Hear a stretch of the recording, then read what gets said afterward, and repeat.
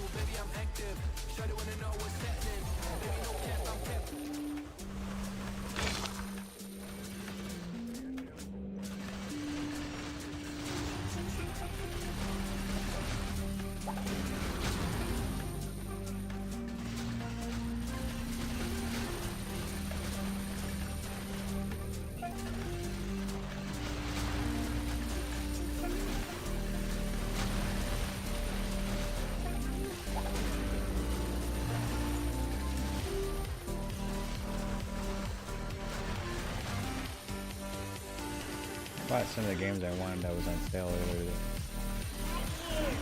I spent like $40. What did I get? I don't know. One's a weird turn-based game. Is pixel? They're all like pixelated.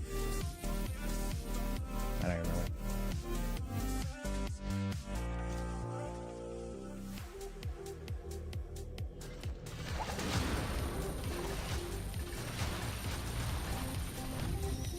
Nobody really playing right now. I could drop to Angelic, no GGs in the chat.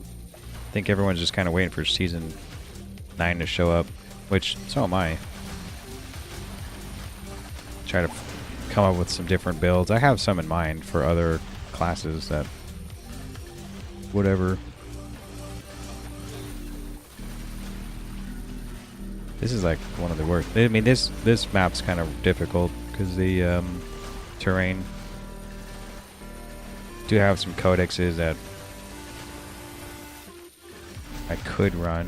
Well, probably gonna if the zones are kind of bad.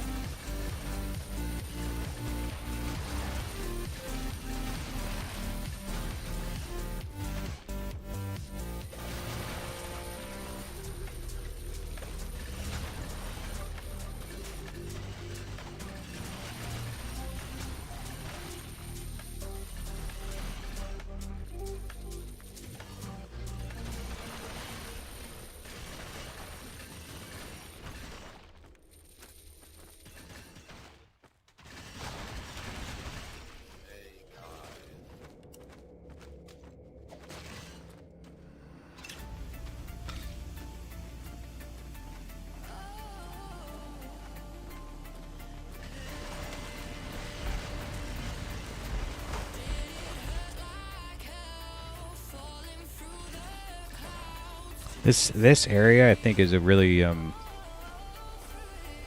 think it's I came in here the other day trying out like a different talent I chose on the build, and then I dropped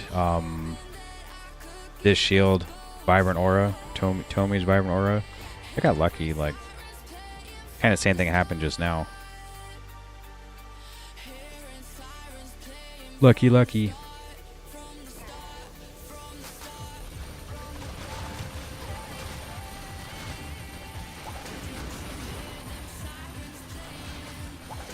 The only thing is I'm running Thoth's Agony, and there's a chance when you kill a mob, it's like 8% that they'll explode, which you can see it sometimes with the red explosion. I don't have opacity on. So if you see any red explosions, that's it. But because it's calculating like if it wants to explode or not, there is a lot of stuttering, which I think they're going to fix next season with the, I don't know, I think they made it like more stable or something. Because the game's going to PS5.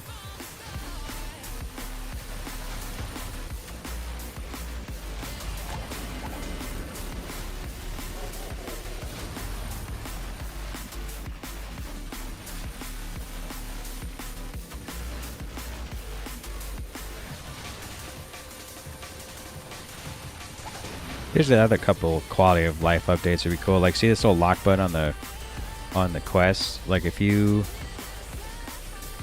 lock it now, then restart the game, or just reset the whatever, I think it actually unlocks itself again. So you have to kind of do it every time. I think that kind of quality of life thing would be nice. Also, my mouse doesn't stay within the game. If I like scroll upward, it just goes to my other screen. And even if I have the video at full screen, it doesn't lock my mouse to the screen. So sometimes I'm pointing upward and I'll slide up, and if I click, it will close the screen.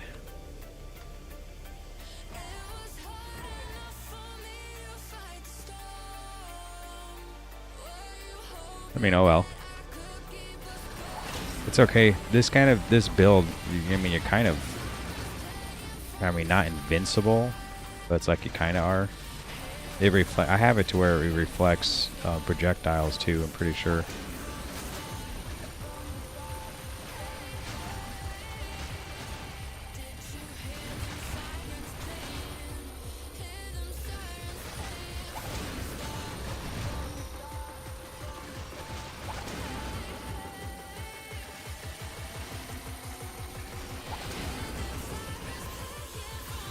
I think one of the main thing about my playstyle is every single person likes to play either a meta build and that includes running a teleport, and it probably is the fastest way and the only way to be gaming and farming and speeding through like speed farming. But I try my best to just not play that style, and this is basically the fastest I could possibly go.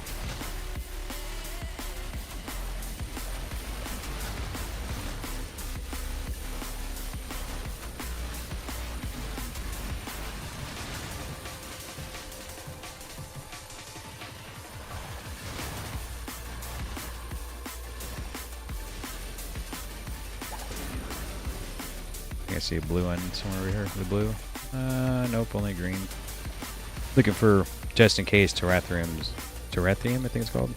Drop somewhere, like right here. I didn't see anything though. There's a codex way back by that siege. I could try to go back and get it.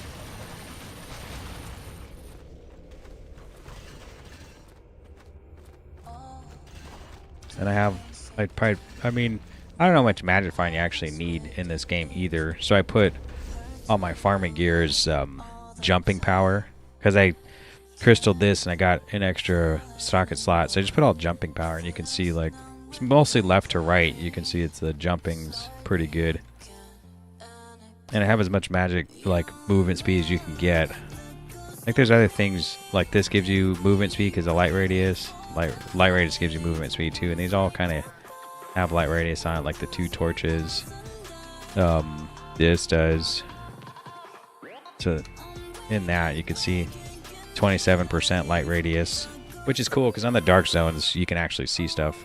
So my movement speed's 304. This is basically the max without sacrificing damage or magic find.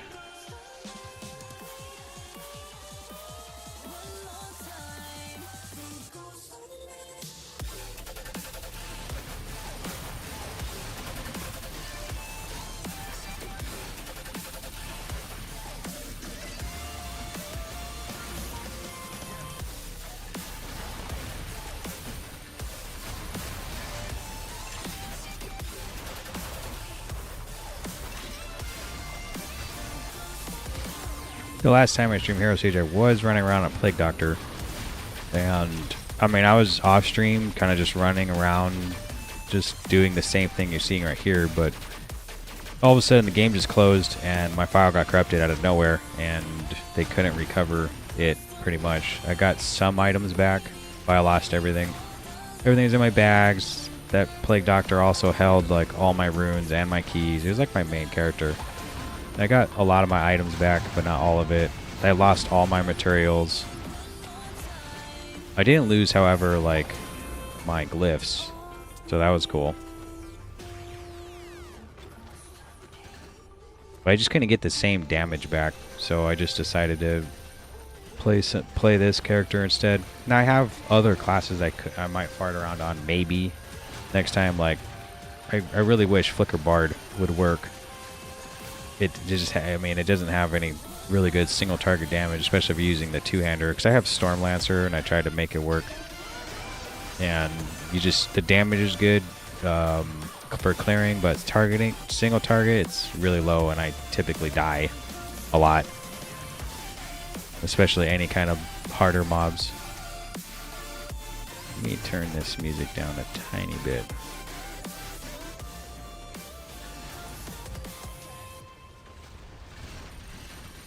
Reset again.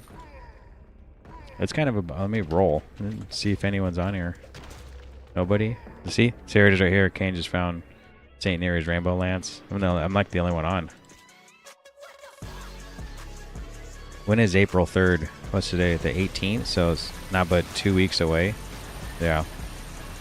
Well, I think there's other things out too, like, right? Like maybe some PoE thing is out. Well, I don't really play PoE.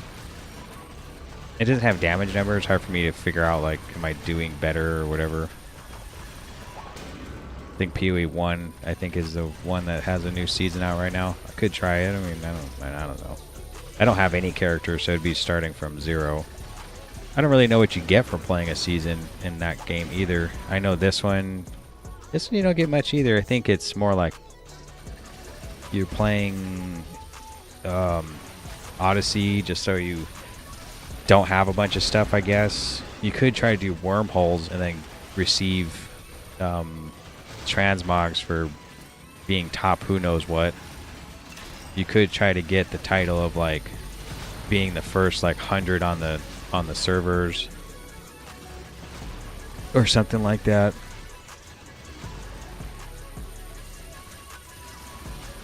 There's also a new class coming out in 2 weeks too. The Prophet. And that's cool. They did a lot of stuff that was cool that I thought when I'm watching the shorts and stuff about the class. Like, they seem like there could be more than likely more than just one style to farm in, because I feel like some of the other classes there's only one style. Like if you play Plague Doctor, I think the only style is the physical build. I don't think there's even another build. Like you could try poison. You could try the leeches, you could try the rats, which rats aren't bad, but the movement speed's kind of slow. Or the spread. And you could try the summoning style with Randy the Rancid Rat. You could try a whole bunch of things, but I feel like the most efficient one that people would probably gravitate to would just be the physical one. So I think hopefully next season with the Incarnation Tree, which I don't know, there's like 1,200 nodes, and I have no idea what they even are. I haven't looked into it. They also, like last time, released some official patch notes, like official ones, and I went through and saw all the new items and went over it all. But this one, like, there really isn't that going on.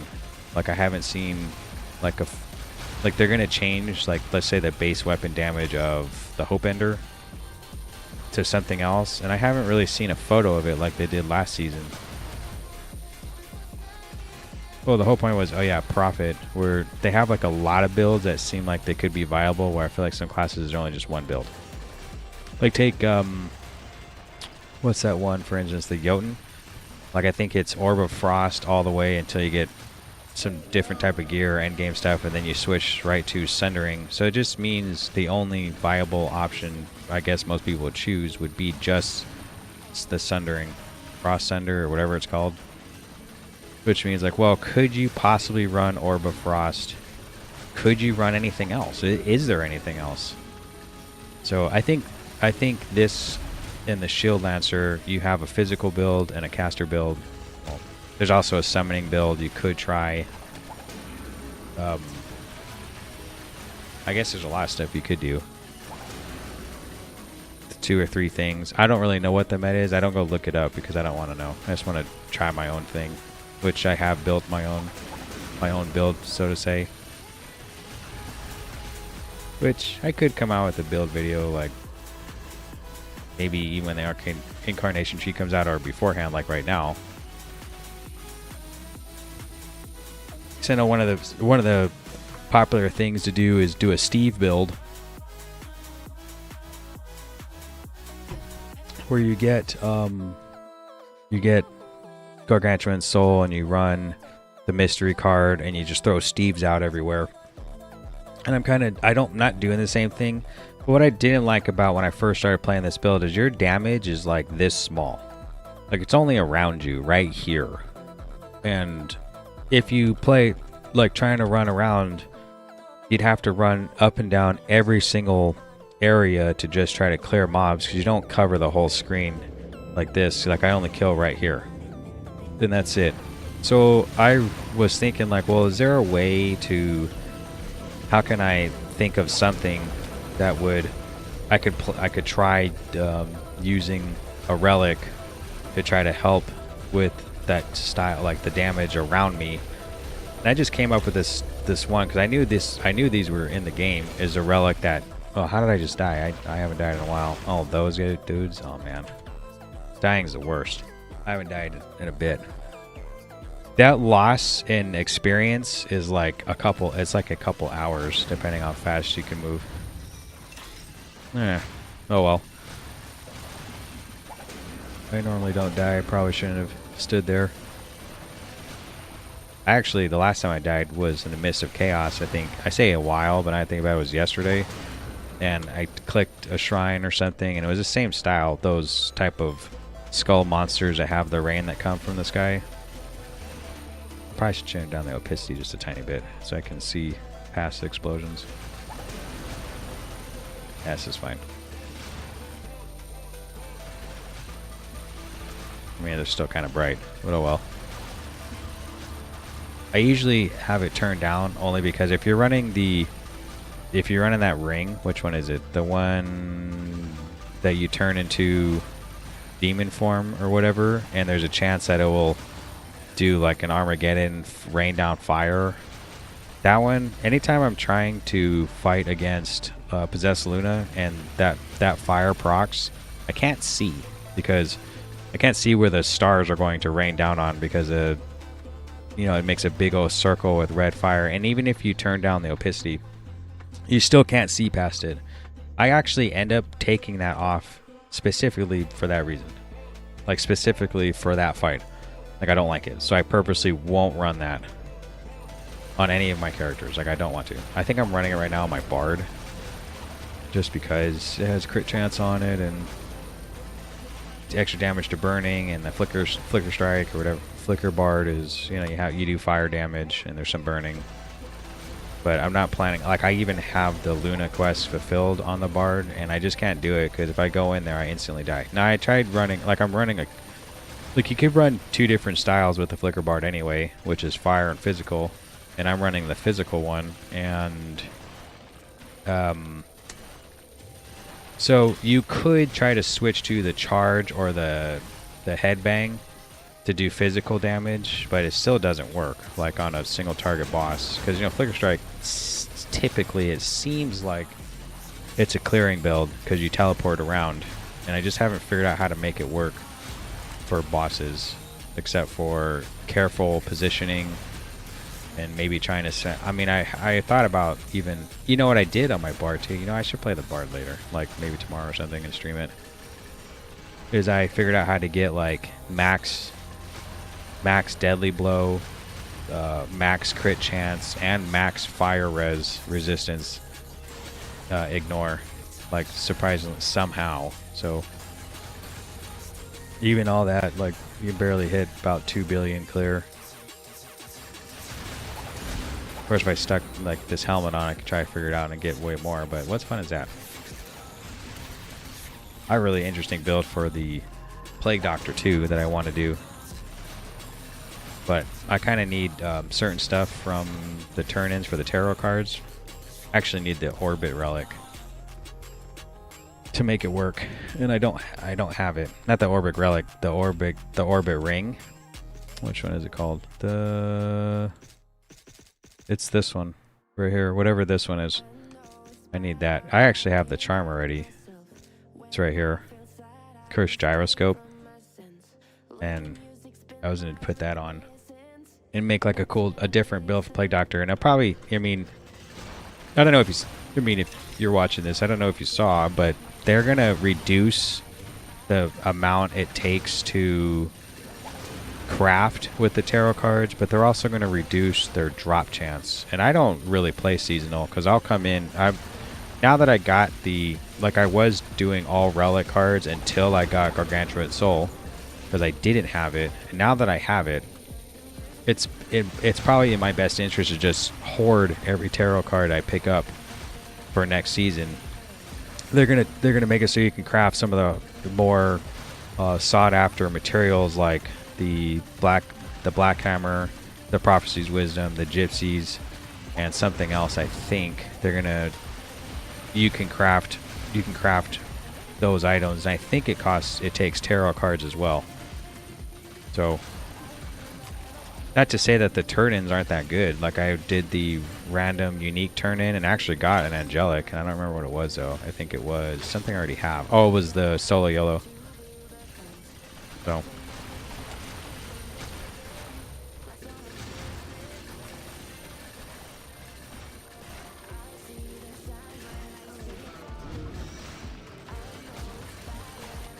But I think it's just best to wait. I don't necessarily need anything. I didn't know. I mean, I was running Steve Charm and Steve Necklace, and I didn't think that I could try to even get even more damage out of this.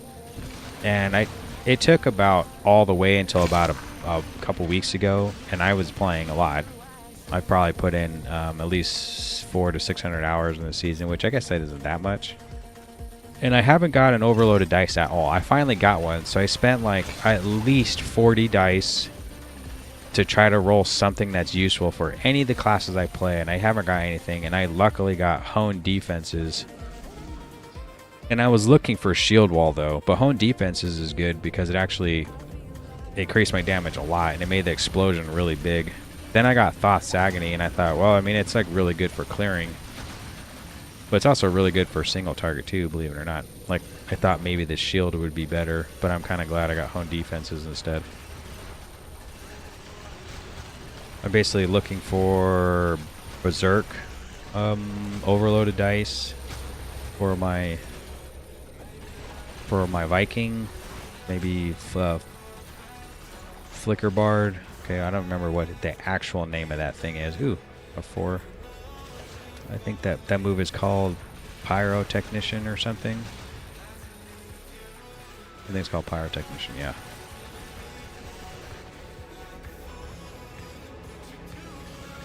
So, and then what's the other ones I play? I kind of have a Marauder that I was liking the missile. That was kind of cool. Movement speed's really slow though. I did actually roll some pretty good ones. I gave up on like Anchor Swing, whatever one's a Storm Reaver. I don't even have a Storm Reaver, and I will not play it since everybody plays that class. Like everyone's playing it. I think that's the only one that everyone plays because it's so fast or something. It's because it has a built-in teleport instead of having to either wear the helmet that has it, or there's a chest piece or boots that you can craft that have it, the rune word. Or I would think you could just get Mayo's Pipe, the relic, and then have it too. But some people say like, oh, it's not good to waste a relic spot on that. But I disagree. I think that'd be fine if you needed it. Because there's other things in the game you have to consider, like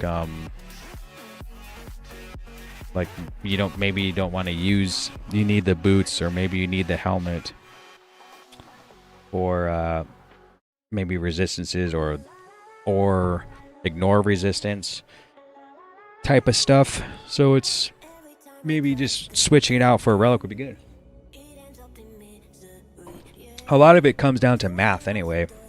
Where you're like, well, you know, if I have the helmet with teleport, I lose out on some things, so I need to get resistances from other places. You can get the resistance relic instead. If you get a good helmet and then you put the resistance orb on for the relic, then you know it's like kind of an either or. Get the teleport resistance, you put this on for resistance, but then get the Mayo pipe for teleport. Rune rolls, that's not bad. Event Horizon. What I've been trying to do actually is get some of these done. Oh, we got one done. Let's open it up. What do we even get? It's Rathering Ore and some other stuff. How do we even get that done? I don't even... No, I don't have...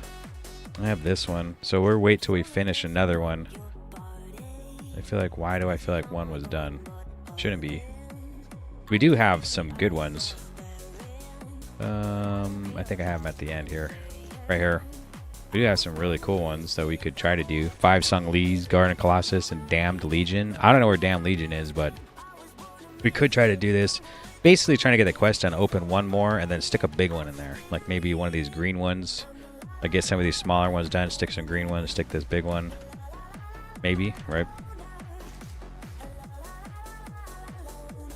The other thing that's really cool about playing something like this Shield Wall Lancer is that the ability itself is physical and arcane. So at one point I was running the Arcane Pumpkin and the Earth Melon, which was really cool. The only problem is you can do physical damage and you can do arcane damage, but the arcane damage seems to scale better. Like my physical damage is 1,000,000 right now, and like 1.3 or something. I don't know what it is with my DPS gear on. This is my clearing build, like my single target stuff. I don't know. It could be like 1.3, 1.4, which kind of reminds me of. It reminds me of the Plague Doctor, where that's where like my knives were sitting at, even with Lucy's crown on. And you could try to run Deadly Blow. You could try to run Crit Chance, but then I just kind of feel like I'm playing the same class. You know, it's something that goes around me like a blender, and I'm just running around. So I purposely am playing this style. Not only that, if you run with Celestial's Authority, like increases arcane damage, these hooks that I shoot out are also arcane damage. And then I also have Broken Wings on for attack damage equals cast rate. So all that combined is like it's not necessarily beneficial to try to run a physical build, especially when I'm casting these things out. They like cast fast anyway, like pretty fast. You know, I think one of the most underrated methods of farming is the Chaos Tower. Like if you're lucky and you get Legion in the first floor, the best thing to do is not turn up the difficulty. So if you get Legion in the first like 2 floors, like don't pick the thing of like monster increase by 25%. You should try to fix monster fixes, maybe the Death Rattle one and the 15% one, but don't do the monster level and Legion. I die every time, even on this character with the shields being like super defensive, like every time. It's kind of best just not do that. If you don't get it within the first 2 pulls of Legion, then it's best to not pick it. If you get like floor 5, like don't pick it. The mobs are going to hit way too hard, like way hard. So unless you, I say don't pick it, but I'm kind of like in a melee range style where they will get me. If you have like really good range, like I don't know, maybe you're playing the Paladin, maybe you're playing with Steve's where you can just stand in the middle of the room, like yeah, that probably will benefit you. But playing, I feel like melee is really hard in this game to stay alive. Like it really is. Even when I run my Viking, I must have like a ton of lifesteal just in case, because you die so much. Well, you get like up in the face and they smack you. if you're not running a shield, like your defenses are really low. I like some things like the. Oh, I thought that was me. Let's just grats this dude. This guy's on all the time. Got a sentry blaster.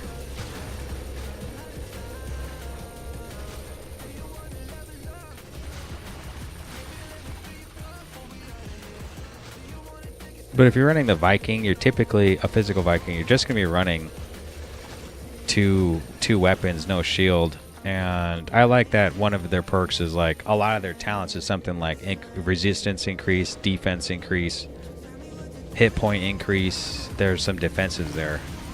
Something like the Bard though, that if you play Flicker Bard or whatever, like you could dual wield, or you could use a two-hander or one hand and a shield.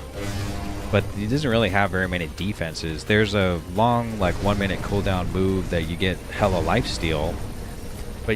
But something like the Plague Doctor, it's like already built into the talents where you have lifesteal automatically at like 200%.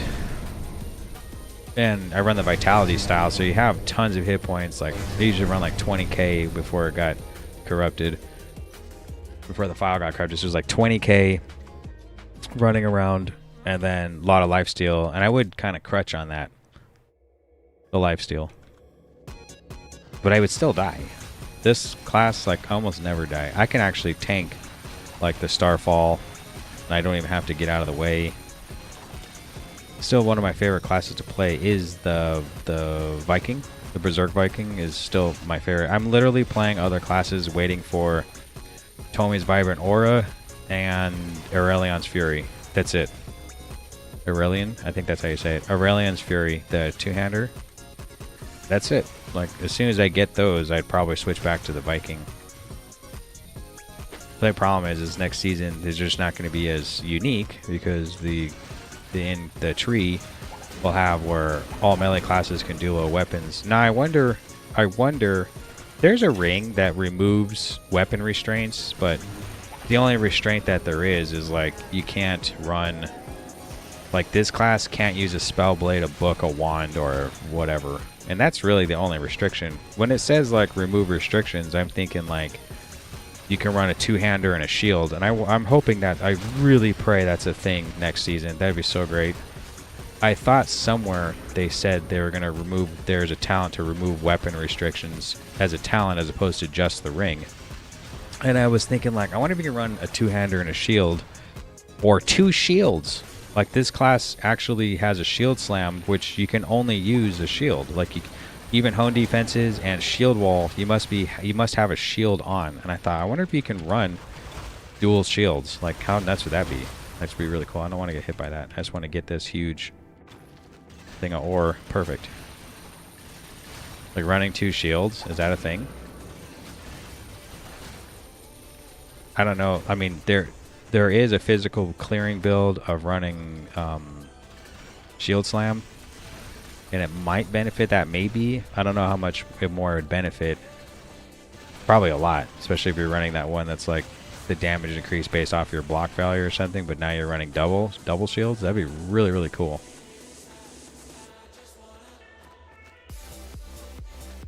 I don't know if that also means, I think it says melee characters can dual wield or something, which means a caster can't dual wield two staffs or anything, which kind of, I mean, if you're looking for serious build versatility, this should be able to, the melee to do it too.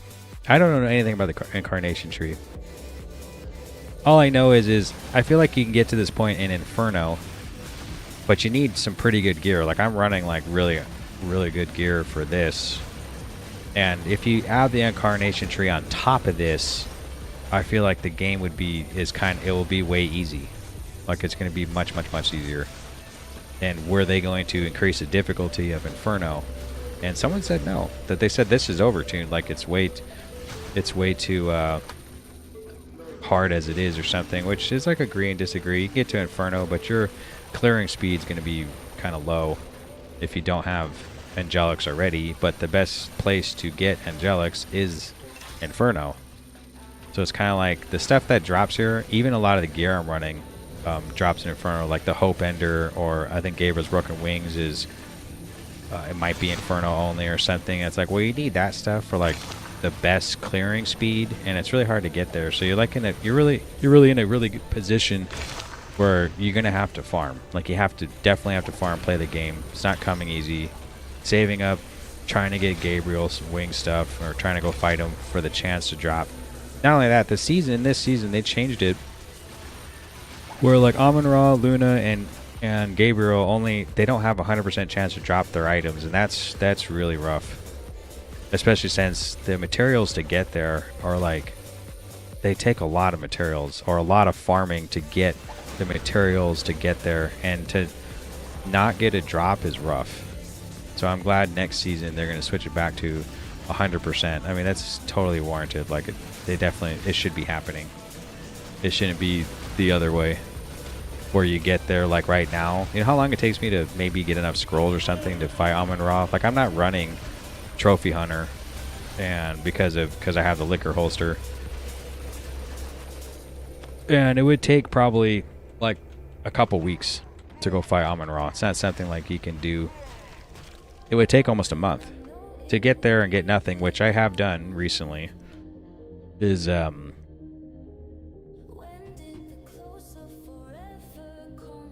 stinks. It feels unrewarding. Now it definitely feels rewarding if you get there and get something,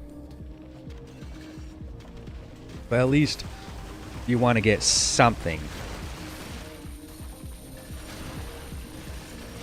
I think it was as they increased the angelic drop chance from those bosses is why they had like, it's not like 100% drop chance to get the boss drops.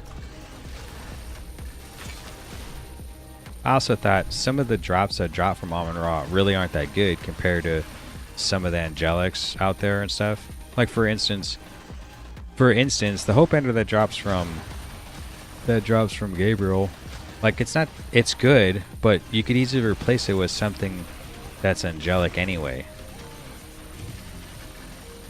And maybe you're not running like that much Magifying to hopefully get an angelic two-hander.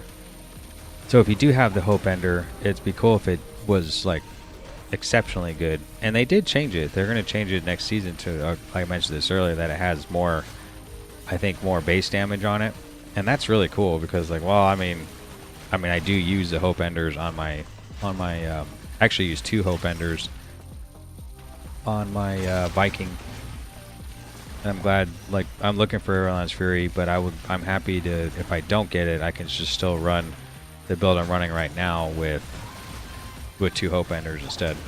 Yeah, I know everyone might say like, oh, you need, like, the typical build is to run Feral Claws plus Aeron's Fury, but if it was up to me, I'd run 2 Aeron's Fury just fine. The weird thing is that if you do like every class can run 2 two-handed weapons, it says your attack speed is decreased by 20%. Now I'm pretty sure there's already a 35% swing reduction on the Viking or something of running dual-wielding two-handers. So is it better to put that talent on so you only lose 20% instead of 35? I thought it was like hidden minus 35%. Like, it doesn't say it, but I know it's there. I'm pretty sure it's 35%.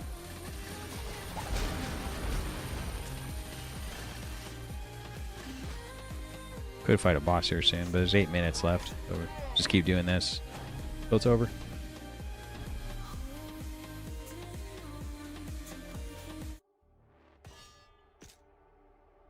Then I have 2 tarot card. I have one. One of these is for Outskirts of Enoia. Oh, I didn't reset. One of them's for Outskirts, and I actually have an Essence Vault there. So we'll go just farm that for tarot cards and get it done. Try to get the Essence Vault done. Make some room. Now I've seen the quest that's after this one, and it's actually kind of nuts. You have to run like another 25 Essence Vaults. And I don't necessarily need anything. I don't feel like I'm not target farming Angelics, so to say. I'm not like purposely running Angelic Codexes. I've done that so many times, and I think I think out of all the angelics I've received, not a single one of them was from a codex that I put together, like ever. Just running the angelic zone, I've gotten stuff on my way to Anubis to farm Anubis. I've gotten angelics. I don't typically get one from the thing you think like you're gonna run an angelic zone of codex that you put together. So the best thing I thought to do is actually just I farm tarot cards, or I farm now I'm just something to do in the game is just to try to do some essence vaults. I think is good. Something to do. Try to get it done, open up another one. They do drop some good stuff. I think I got like a couple prophecies out of one. I got some golden dice out of one, the angelic dice. That, I mean, it's cool, but I don't really need them right now. I think some of the real questions to be had at this point in the game is like, when Season 9 comes out, do we try a seasonal character and have nothing? Or I probably won't do that. I have like too many classes that I want to do and try to figure builds out for.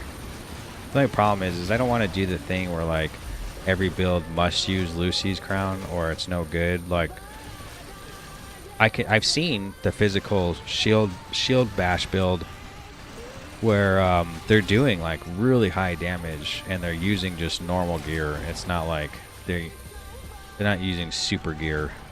Even they say, I thought I saw that they're going to nerf how much damage Lucy's crown actually gives you, which is totally fine. I do enough damage. I don't need like more damage or anything. Well, I'm more looking for. It's cool to have a lot of damage, especially for clearing. Not clearing bosses. Like clearing's fine. Like you hardly, if you're doing like 3 billion clearing, you're good. I mean, so it's more about like range of your abilities and movement speed, I would think. And if you could hit 3 billion, it's kind of best to maybe start switching out Magic Find. I think the only thing that would help me out right now is if I found the gold inlaid potion. I think would be the best thing for me. Because right now I'm running, I'm actually running Rad Bull because it has movement speed, and I have the liquor holster, which I got from a Chaos Tower, believe it or not. Liquor holster. So I'm running Rad Bull because that attack speed and the movement speed's good, it's 125%. Then the attack speed also counts as casting speed because of the Gabriel's chest piece. Demon wings or whatever they're called. What's it called? Broken wings, not demon wings. Broken wings.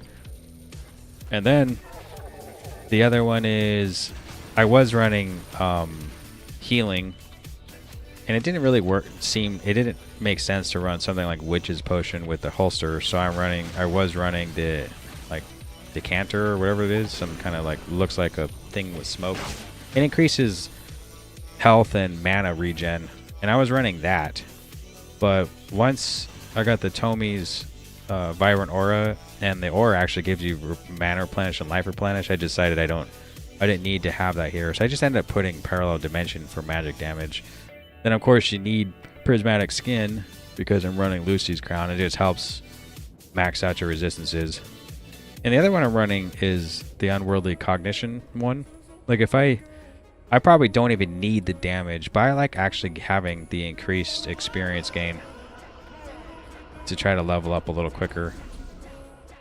Because I switch around classes so much that, like, you know, I'll hit 50 something on this class and 50 something on that class. I had 80 on my Plague Doctor, and now I'm like trying to get up even higher on this class to at least 80, 90 something maybe. So I like running the experience one. So there's a chance the only time if I wasn't to get Inlaid Potion, I'd probably switch out either the experience one or I could take off the magic damage one. Because those are the only two I could switch out, really. I want the movement speed from Rad Bull, so I'm not going to switch it out. But I could do without the experience. But boy, does it help to try to catch up and level stuff. Now, somebody said, like, when we get the Incarnation Tree, like, I guess level 70 is, like, a good spot you could be in. Now, if there's, like, 1,200 nodes, I don't know if that means, like, every level we get 5 points to put somewhere, or something. I kind of don't mind the hero tree like it is now. It's cool. You have to really choose like what you want. You want an extra charm slot, or so a lot of times I just go straight up into experience first on the hero tree, as opposed to like get the charm slot or whatever, or even a glyph. I mean, you can get the first glyph just going straight up into the top of the tree. You don't even need to like try to get the glyph spot. Like basically you'll unlock a glyph spot by just going any direction you want to go, which is cool. And I don't really have any problems with it. Like, I feel like that's a good system in a way. I think the only thing I don't like about it is if you play Diablo 3 and you play a seasonal character, you start off with 0, sure, but when the season's over and they move that character to non-seasonal, all that experience you gain for like doing the paragons and stuff just gets applied to your non-seasonal characters. So even playing non-seasonal, your characters then gain experience too. So like even if you hit like 200 or 300 paragon seasonal, you get moved to non-seasonal, and that experience is added on. So like your non-seasonal paragons could be like 1200 and so on and so forth. The only thing I don't like is like, you know, when I tried to play non-seasonal, I didn't really have a reason to like play non-seasonal. I kind of like looking at what they're going to give you in Diablo as a season. Like, you know, they usually give something like tier set bonus, and if I wanted to try it out or I don't have it yet, like on a monk or something, I'd go and play the seasonal for something to do. Plus they give you transmogs for beating it, and they give you gear, and it's cool. Now I kind of wish the seasons were like that in this game, where you get to a point they give you stuff for a reason to do the seasonal. I even thought at some point like they give a quest, and maybe toward the end, like I don't know what the prerequisites are, big long quest line during seasonal, and maybe you're given one random angelic or something for doing it. I guess the only problem is if it's only redeemable one time on one character, you technically could just restart the characters over and over and over, and that's how you're farming angelics. As long as you get to 100, get the quest done, get a random angelic. So I guess that would be a problem, because then no one would really be caring about magic find stuff. It would just be experience gaining, how quick you can level up. I'm sure if you're playing trade, the thing that would skyrocket in value would be something like the level 1 gear, like the liquor holsters level 1, as long as you don't put like high-end gems in it. Then there's things like the compass, I think, or it's actually this stuff right here, the traveler's gear, which is level 1. You stick it on. I also have the leveling gear, which is it's like boots and a necklace for experience, for gaining levels quicker. I don't know if you can hear me past the music, so let me know if it's too loud. Jump around, jump around, jump around. Yeah, I forgot to do is check to make sure chat is working. The chance it's not working.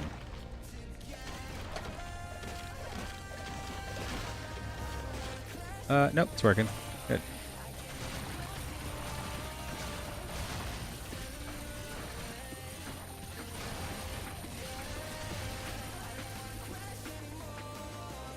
Transmatters are cool, but you have to do the wormhole, and I don't even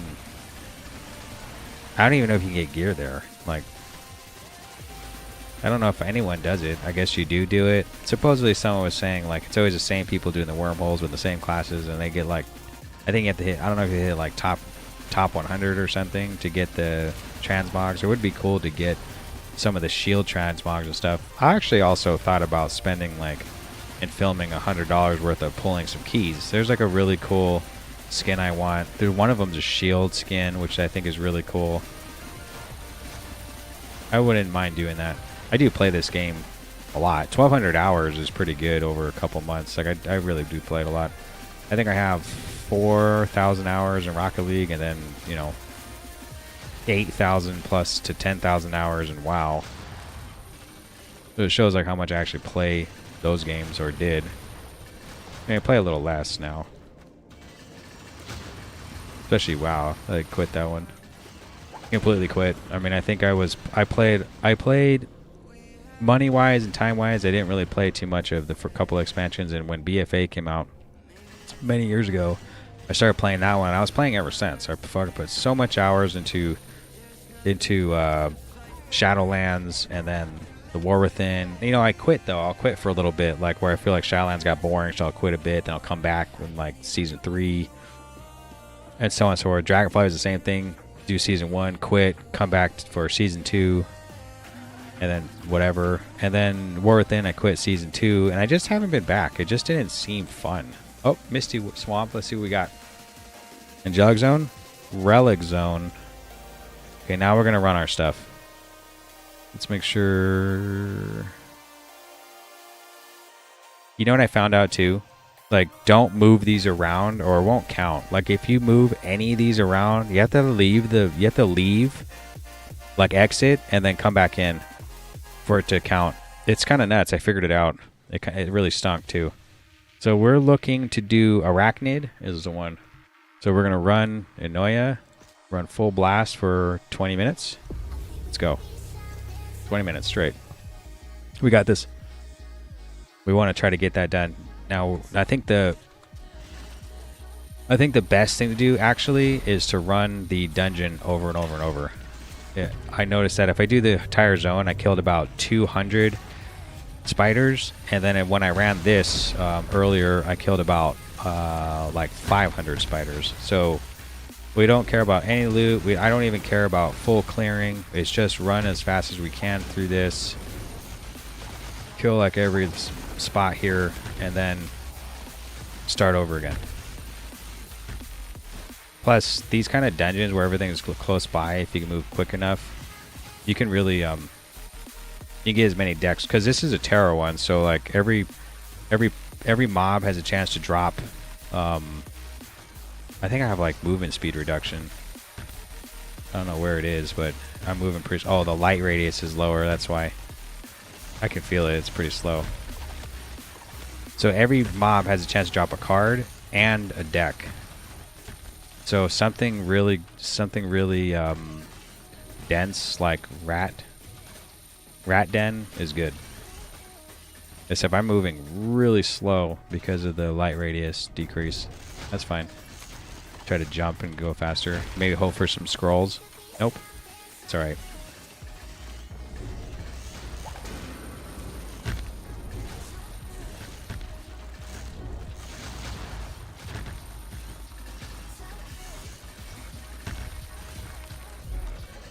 Like I said, we don't even care about like getting the chest at the end. Now I did get Stofers off a chest once, but if I come here and it doesn't open, it's fine. We leave. The best thing to do is just leave. It's a long load time. Hold on, I gotta move. Sometimes this doesn't work. Give him the piece of cheese. Get in there.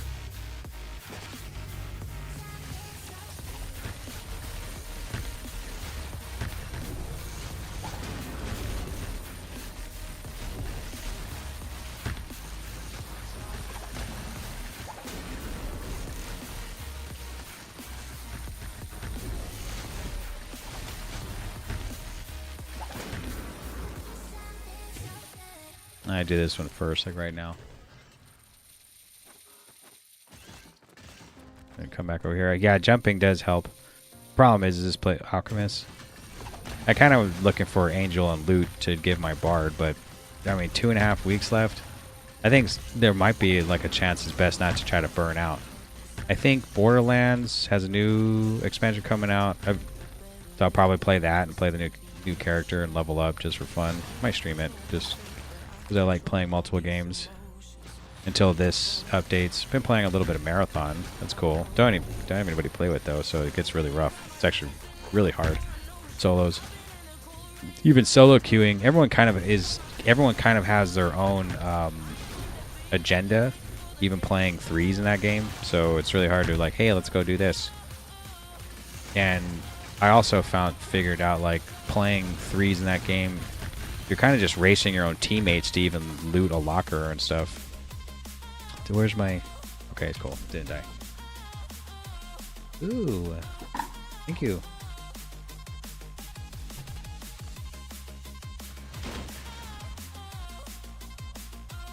Come on.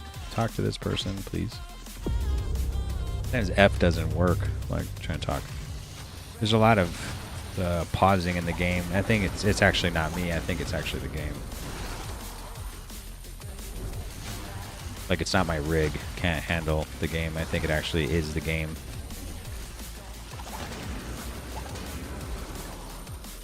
Hold on. Pick these up. Pick those up.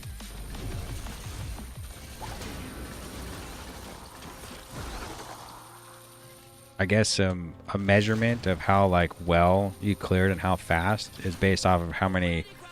I feel like it's based off of how many decks you have at the end, because it's like a 0.2% chance to drop a deck. So it means like what, 100% chance every 500 mobs. That's like the average, right? That's, I mean, it's not true. You could think of it that way. Every 500 mobs.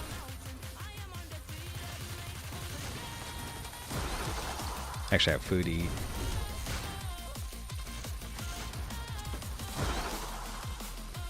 Jump, jump, jump, jump, jump.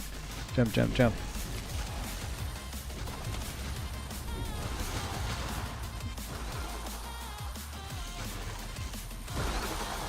Oh, some more scrolls. It's cool that this place has 2 or 3 shrines. Let's get some scrolls, maybe. Playing Devoneur's Sanctum. We just pick it up. Fun. That's 1 Arachne weed. There we go. Wasn't necessary. Nope, still didn't do it. There's always. I think I have Legion on. And what happens is I'll leave and then they'll spawn back. They'll spawn up as a Legion, and I'm not there. Come on, talk to this person. Talk to this person. Talk to this person. I probably should talk to him without turning the shield on. I think it's making it harder for me to talk to him.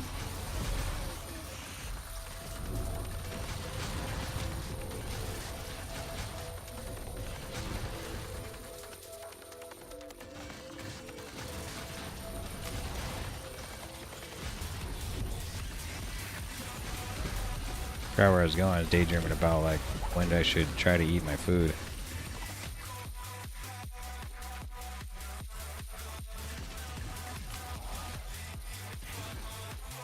Like, I don't want to finish this up and then go to eat it because it'll be cold probably. How much time? 15 minutes? Yeah, I'll be cold by then. So I'm probably gonna have to leave and come back in and finish. Take a small break.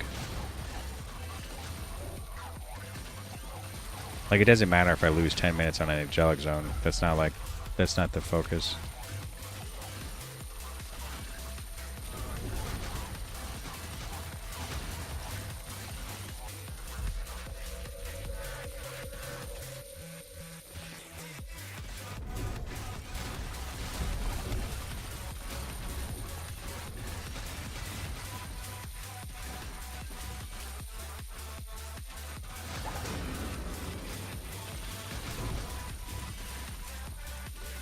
Pick up some goop. Yellow goop. Leave. How long is this taking? Let's see what the clear time is. 1 minute there. Okay, so don't turn on shields. Still won't let me talk. So 14 minutes. Let's see. As quick as we can do it. Without backtracking or picking shit up. Which there's nothing to pick up. But whatever.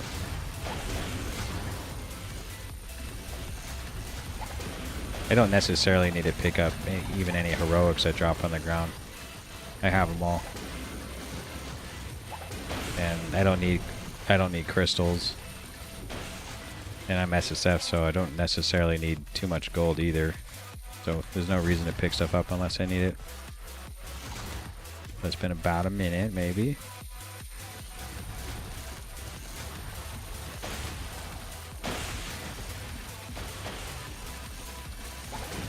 I think the only thing I did like about I Plague Doctor the most was my clear speed was down to about a minute to do without teleport.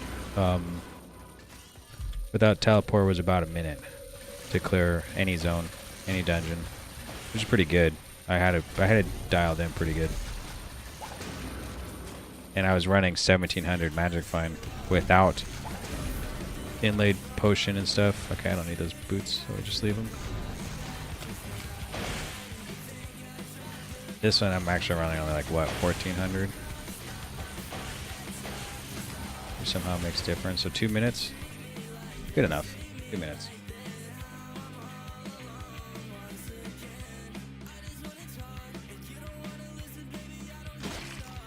Okay, we exit really quick.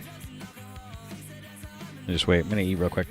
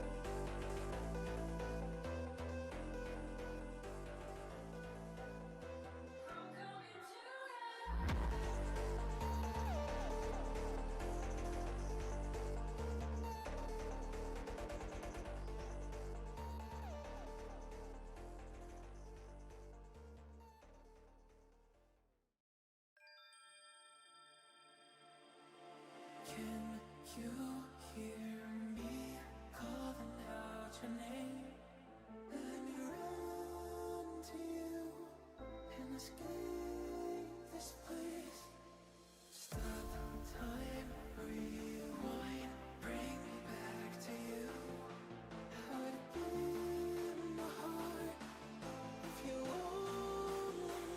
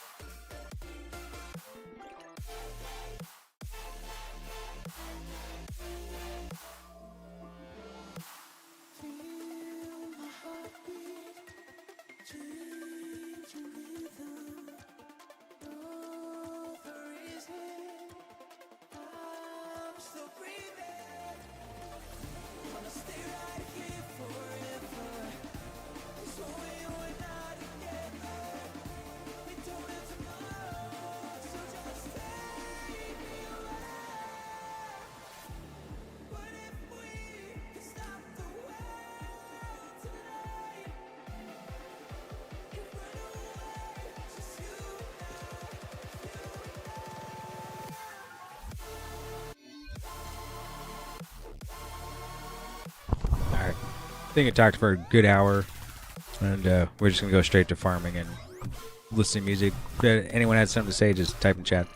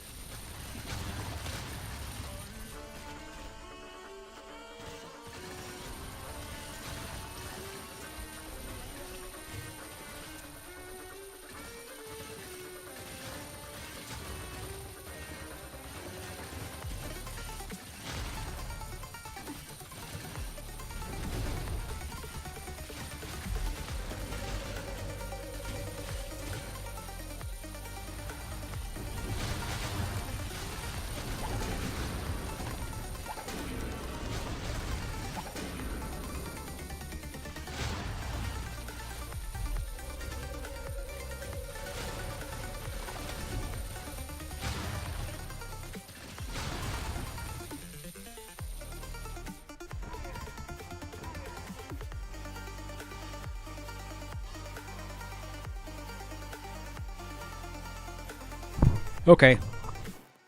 It ended. It's like perfect timing to actually leave and come back in and see what the next zone is. Like perfect timing. Let's see. Come back in. Then we'll see how many decks we actually got if we got the Essence Vault done. Glacial Trail.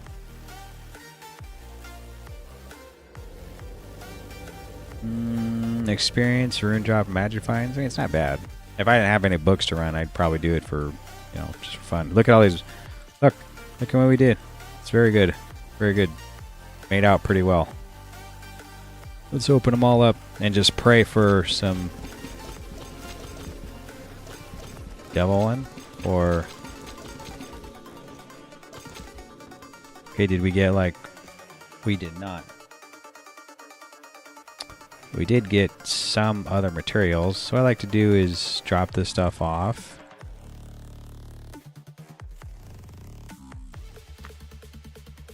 The rarest thing in the game, I swear, these. We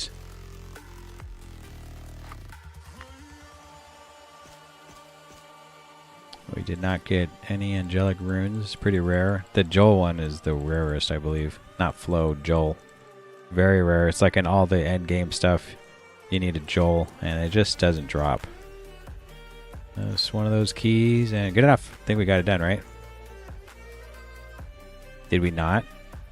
There's no way we killed... Oh, wait, you know what it was? It's because there was like... No, we did a good job, because it was 7,000. I think it was at 7,000. So I was like, oh, we didn't finish it, but 7,000 is a lot. No, I don't know if we need anything in... What is this? Steam Train? We probably don't need anything from this. Is going to drop there. So we could farm it for the tarot cards. Or we could try to find another Enoya one. What I do is I've been keeping all my books for this very reason, like this. We come here, do one more Outskirts. I have this one here too. Magic Find Enoya. Okay. The best thing to do, let me see this, in S tier items, ancient monster packs, increase pack size. What I like to do is use the runes that we don't typically, like these are the ones I always use. Like this one's for relics, I don't use it much, but this one is just mimic one, and this one is the tarot card one. And if I have these 3 slots, I'll put something like, I mean, I don't even care about drops or whatever. I put movement speed is good, 21 minutes. That's perfect. Because when it's over, we can just come back and... If I have faster movement speed, I'd probably just go right back into the dungeon. I think I have enough keys. Like, how many cheese do I have? 53? That's good enough. Just have to find the dungeon.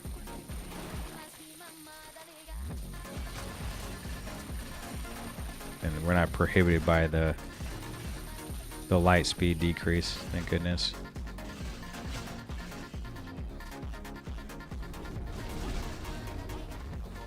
There it is. I guess we'll do this for another 20 minutes.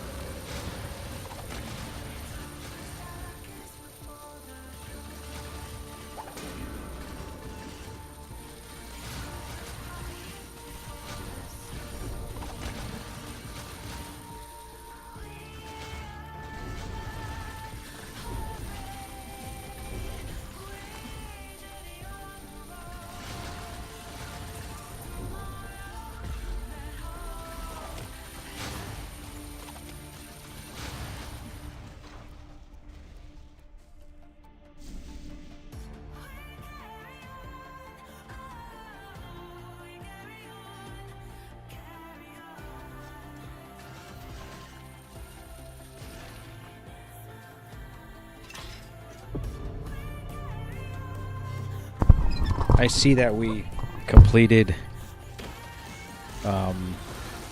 Possess Luna quest, but we have 8 minutes on this. So I'm going to quickly do this. It's no big deal if we don't. We go over a little bit.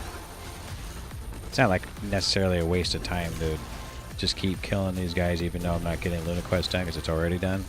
It would take a lot of time to complete the Luna quest, and then we're gonna run some keys to try to get another Luna. I don't necessarily need it. I still haven't got. You know how many times I've killed Luna and I still haven't got Rimskin Assassins.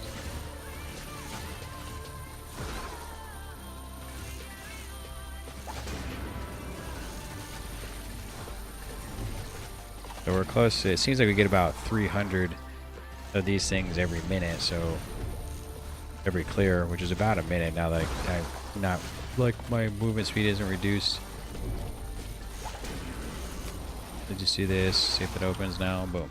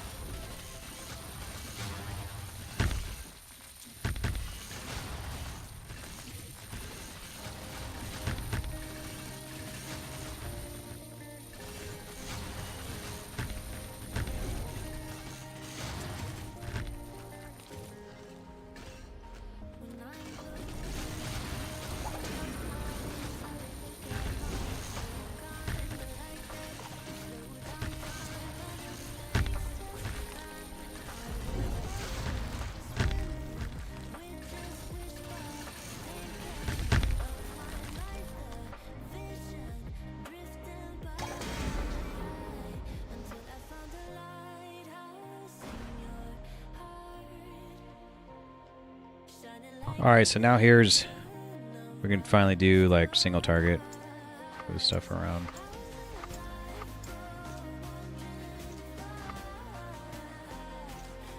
Put that there. Put single target damage on. And pray for rim skin assassins. Which is just some gloves. That, you know, still haven't gotten.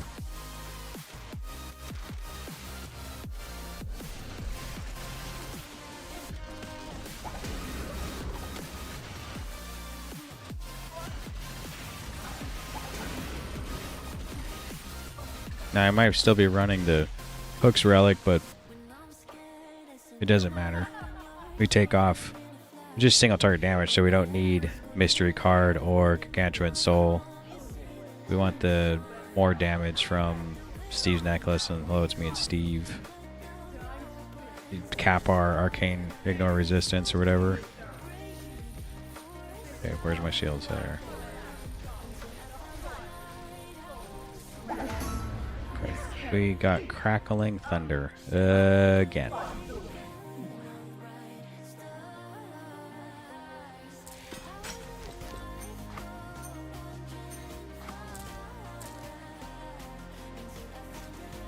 Let's run over here and see how many it takes to get... Oh, first try. Never mind. Perfect. Yeah, so lucky. New zone starts in 3 minutes. If it's not that good, we're going to run... see what we want to target for... like what our next target for Essence Vault is. If I don't have something, I mean, I'm gonna look it up right now. Actually, so go over here, leave. Let's look it up. Okay, so the next one, the quickest one to probably get done would be one of these. So it's Crypt Doll is in Black Tower and it takes forever. Sleeping Horror or Fungus Monster. Let's see which one's the closest one. They're all about a couple thousand. It would be Sleeping Horror, but I don't remember where this is from. There wasn't much of them. Let's see.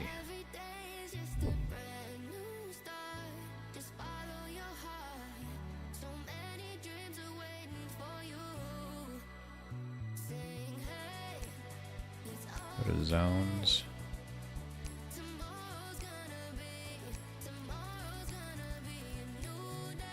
Okay, Glacial Trail, 2-5, huh? That's it?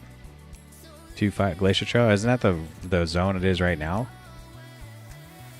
It is. So we just ran this for 2 minutes.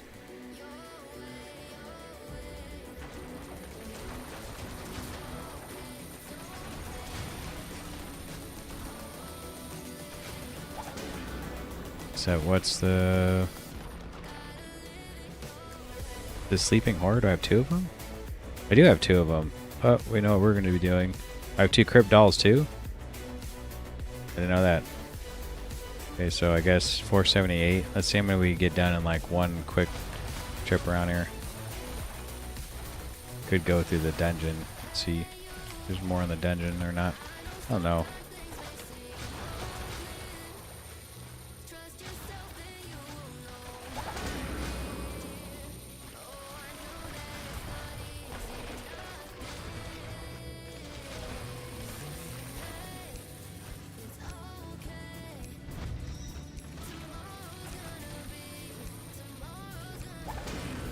I think it's a fungus tree, isn't it? No, they're like orcs. That they're trees. Oh, there's some trees. Come back. Sometimes I think if you don't stand there and kill them all right then, that they leave. Or if you leave and let them all spawn, they come back and kill them all in one swift strike. They don't drop any cards, I feel like. 4721. Where's the dungeon? There it is. 4721.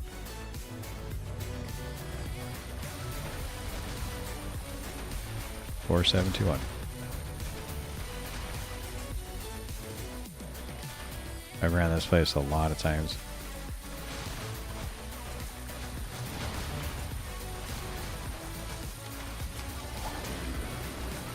I'm sure everyone that plays this game has run areas many, many times.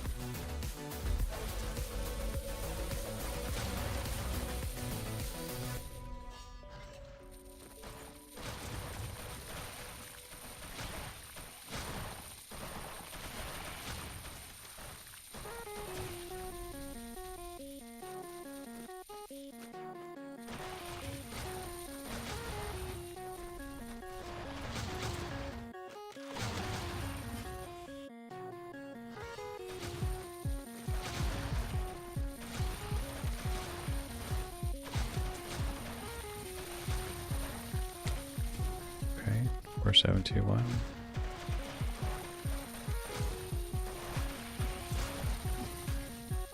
It's not really about like trying to increase your magic fine or anything like that. We just want to kill the mobs and leave. But yeah, I could circle back and pick up that yellow goop. Like pick this up, but it's not really a reason. Okay, so 4721. Still the same. You know what it is? I need to exit the game and come back. Because I moved some stuff around, so it doesn't work, remember? Well, I'm saying remember, but I'm the one that forgot. Devil's Breach.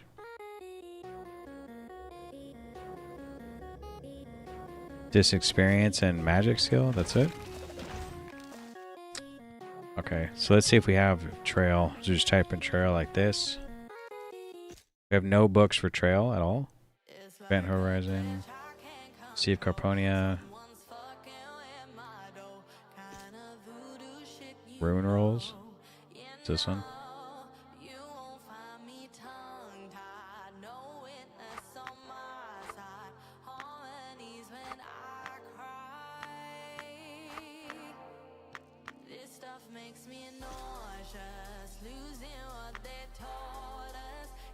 High quality materials. I like high quality materials, pretty good. Let's I think that's all we've gotten, right? No, we have some other ones here. Pumpkin patch is cool. What is this? Loot 45% trash. 26% trash. Let's roll this. See what this is. 3, it's alright. Cold skill, life mana. Rainbows and lance. And here's well, let's just stick that right there. I think this is it casting or is it melee? It's melee. And sort tab. Let's roll on this codex here.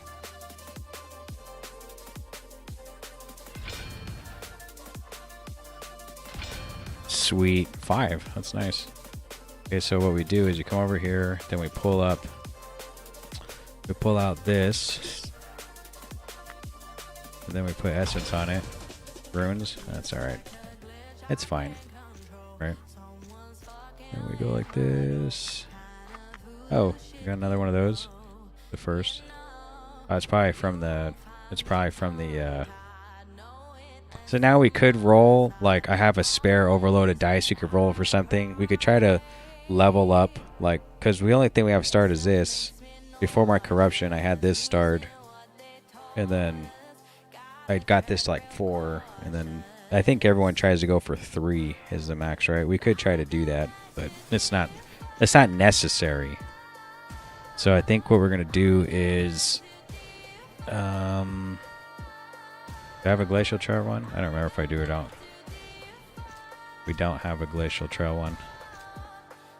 This is Steam Train, which I think it's Devil's Breach.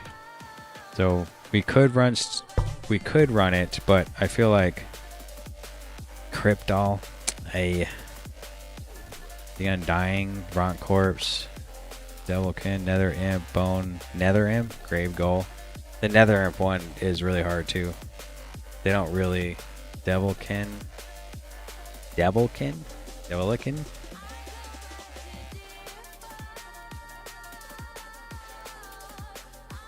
Old Mining Village. That's it, just one. No. Fields of Battle, Woodhill Plains, King's Garden. So it's all the beginning sections, which is fine. But I feel like these ones are going to be easier to get done. So you might as well do Sleeping Horror. The problem is it's not the zone though. Is that the only spot for a sleeping horror? Let's look it up really quick.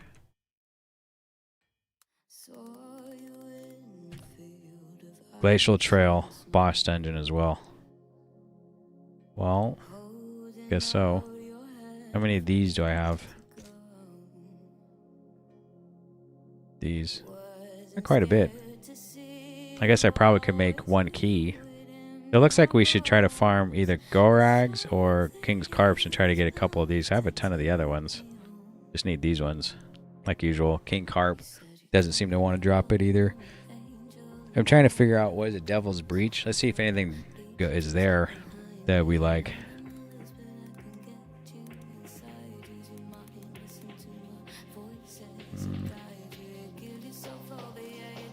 Okay, so 4 or 5 has Cursed Doll. Do we have that? Cursed Dolls? Yeah, we do. We have Crypt Dolls. Yeah, let's try. Let's look again. Hellspawn, Parasites, Frost, Shades, no. Legion Officer, no. The Dungeon, Cursed Dolls, no Crypt Dolls. Stygian Puppet, no. That's the boss dungeon. Disturb, blah blah blah. Dark Shade, Cursed Doll. Too bad we don't have Cursed Dolls. Damien's Mirror. Alright. So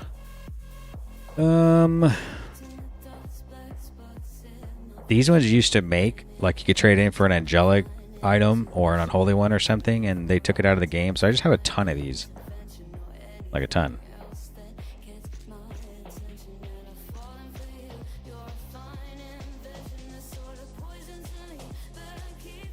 This has 5 random cards. So we don't have Glacial Trail. Do we have, what is it, Black Temple? Is it Woodland Hills? Wood Hills? We have some. Alright, cool. Wood Hill Plains. Essence of Chaos or high quality materials and angelic drops. This is it. We're actually going to run this. And we're going to put in angelics, additional rolls, and high quality materials. So the best thing to do, I think, is to put a Doom in this, right? And we run the dungeon over and over and just pray that we get the Crypt Dolls done. Because I'm pretty sure Woodland Plains has Crypt Dolls. We're going to check one more time. Even though I just... Woodland Plains. Wood Hill Plains has... Oh, I might as well just type in Crypt Doll. Crypt Doll. Right, 1-4, and the key dungeon has Crypt Dolls. And it's always faster for... My build is faster in the dungeon, so we're good. Alright, so let me use the bathroom real quick, then we'll consume the book and start.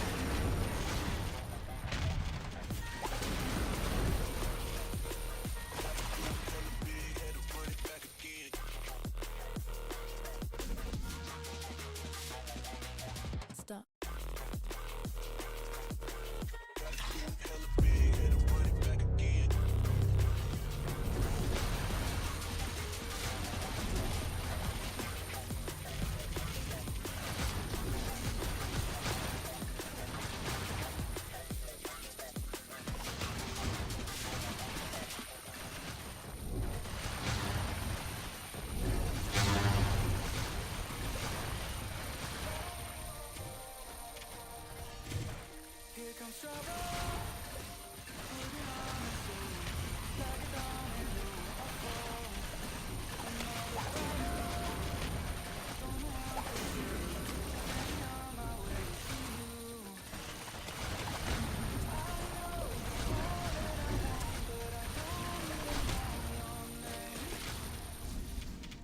don't go, leave me lonely. I'll show you another way. You say it's a one-night thing.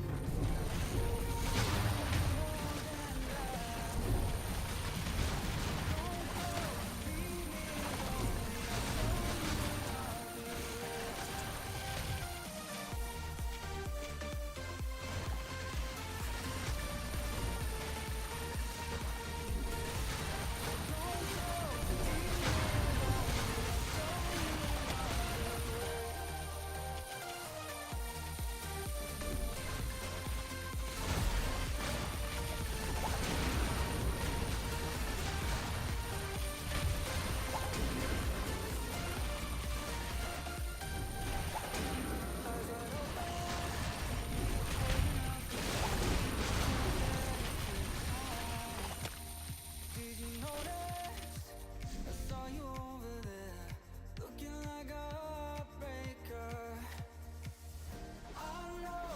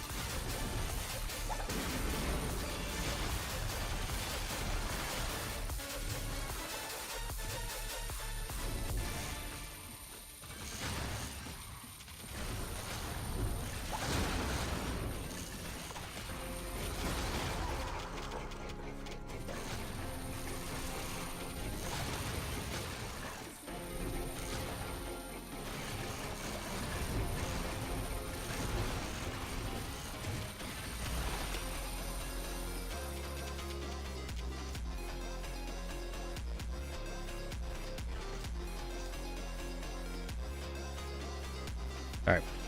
So, we got that done. Let's go in. Let's see what the new zone is. It's Woodhill Plains for me? Or that's the new one? Because if it's the new one... Oh, it's actually not bad. Heroic. So we're just going to go back in the temple then. And see if we got this done or not. We're close. Alright, just going to go back in.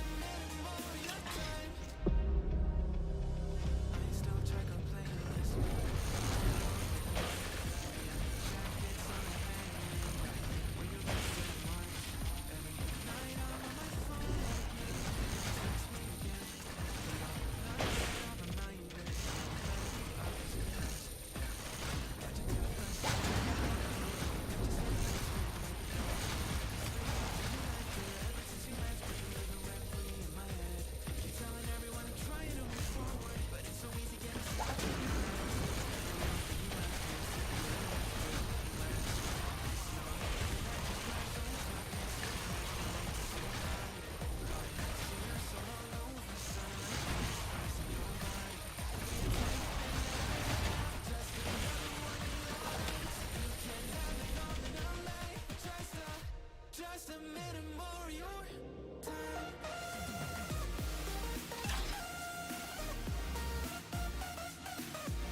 Just a minute more of your time.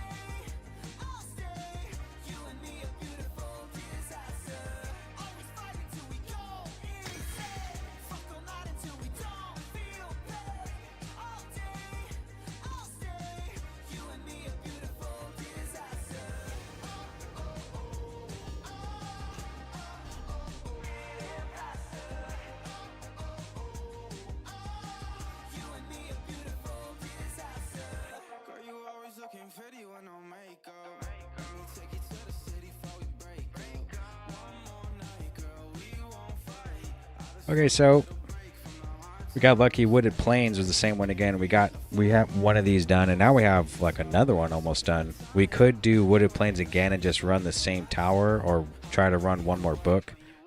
The next place is Snowy Mountains, and I don't think I need anything from Snowy Mountains. I'm not too sure. I could look it up, but these don't look like maybe Cave Scavenger. But we're so close to it. I like to get the ones that are the lowest done first. It looks like Crypt Doll is it. So I think we're actually just going to run another book. Move some stuff over if we got anything. Not too bad of a haul, right?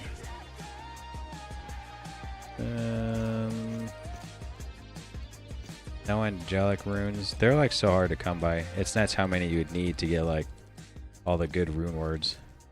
I do like to move my keys because I don't want to accidentally lose all my stuff like that's already happened before. I got a ton of these basic keys. Look at the... Oh, this is a good one. Essence, Chaos, Essence, Mr. Kill. This one's good. See Carponia. Devil's Breach. Devil's Breach, and then we put this one here because it doesn't really have anything special about it. Okay. And then, let's see. Alright, so I guess, what was it? Glacial Trail? Do I have one? No, it was Woodhill Plains. So if I type in plain, I got a couple. Rune Rolls, Infernal Codexes we don't need, and Essence of Chaos actually isn't bad. And it's only 20 minutes. This one has Legion and Rune Rolls. Attack, movement, and projectile speed.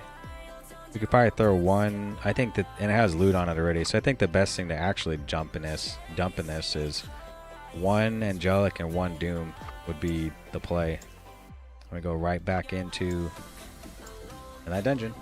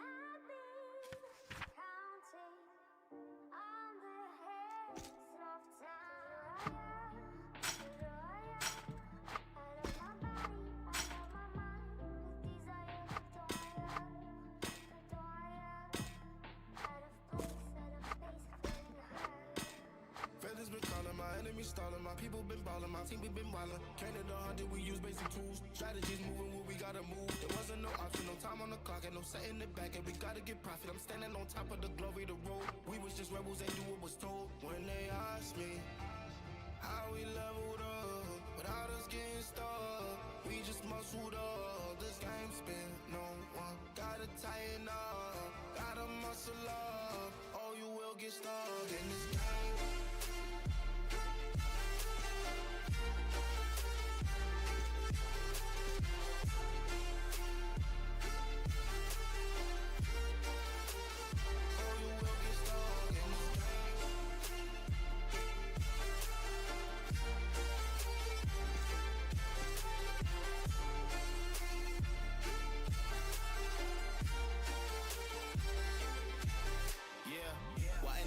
I'm balling on top of that mountain. I'm on and I'm calling my mom and tell her I'm good. I'm surrounded by family like back in the hood. I was falling from grace, I was misunderstood. And the pressure would sit you right down, but I stood up. I mean what I say and I say what I mean. On the balcony screaming, they just let me be. I feel the gravity pull and it keeps me away. I would rather be here, lonely in space. I've made up my mind, I just wanna be free. I live my own life in a new galaxy. I wanna be weightless in the silence of the night sky. I wanna free fall into nothing at all. I'm taking the moment, starting all over. I wanna be free and live my own life in a new galaxy.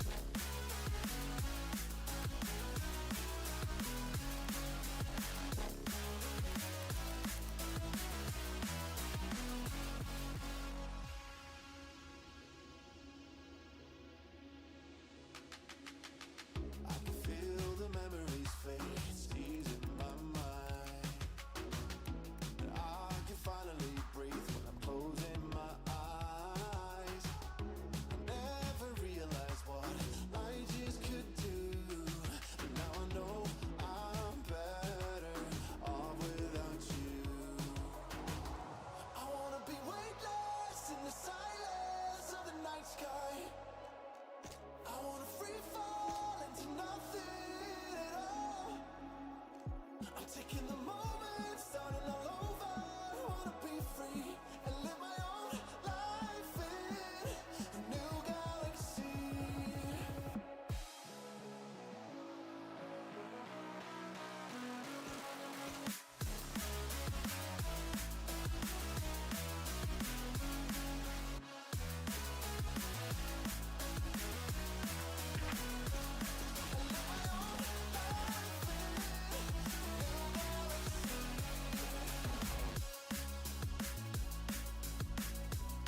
Okay, so we did finally, after all that, we did get now these two done. We got a lot done. Now we only have 10 left. Except I don't have Glacial Trail for Sleeping Horror. I don't have any more books. This one is Snowy Mountains or Crystal Village. This one I can't even find. It's just deleted almost. And then Geoball is Black Hole or something. And I don't know about these ones. These ones are really, really high, so it's not that important to do. Right now, we're just trying to get the crappier ones done first. But I did gain a level, so let's go look at this and see where I want to put 2 points.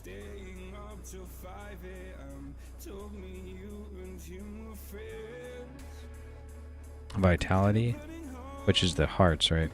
So, like, I think that's the only hearts here. Like, if you put another one, does it do anything? No. Okay, so I actually have this specifically for the build I want. Like, you know, armor gives 8% damage. Dexterity doesn't do anything. So trying to get as much armor and vitality and stuff. This benefits me more than coming here, so it's worth the 2 points. So it's about what to do now. We don't need attack speed, and we don't need crit strike damage because we don't really crit, so I don't need to come this way. The only direction to go actually is to come this way. Intellect's good. That gives me 8% too. So probably the best thing to do is cut right here, actually. This one would be cool.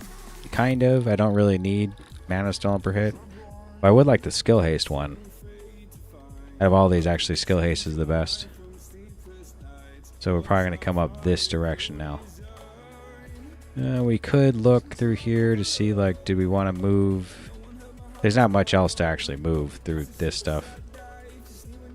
Like, see how this is all dexterity? The only reason why I came over here, because you get 20 armor from this one. Like, this strength and dex doesn't help me at all, but this armor does. That's 400% more damage just from the armor.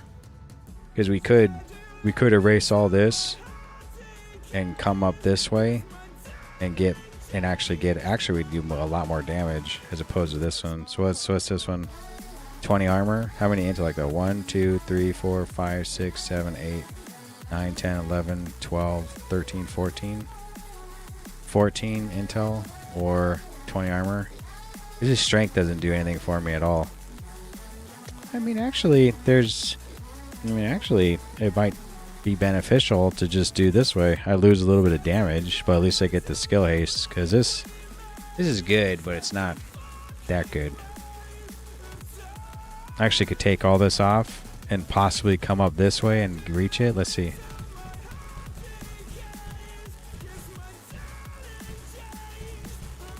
Like this.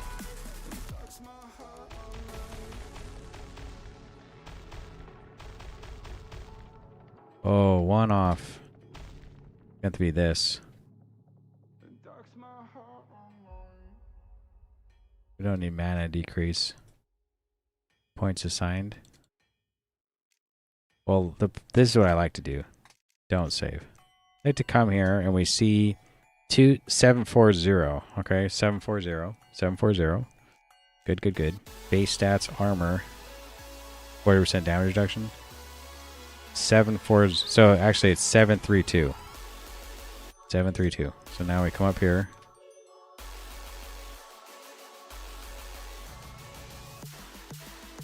Like this one, it took me 2 points to come up here and get these armor ones here.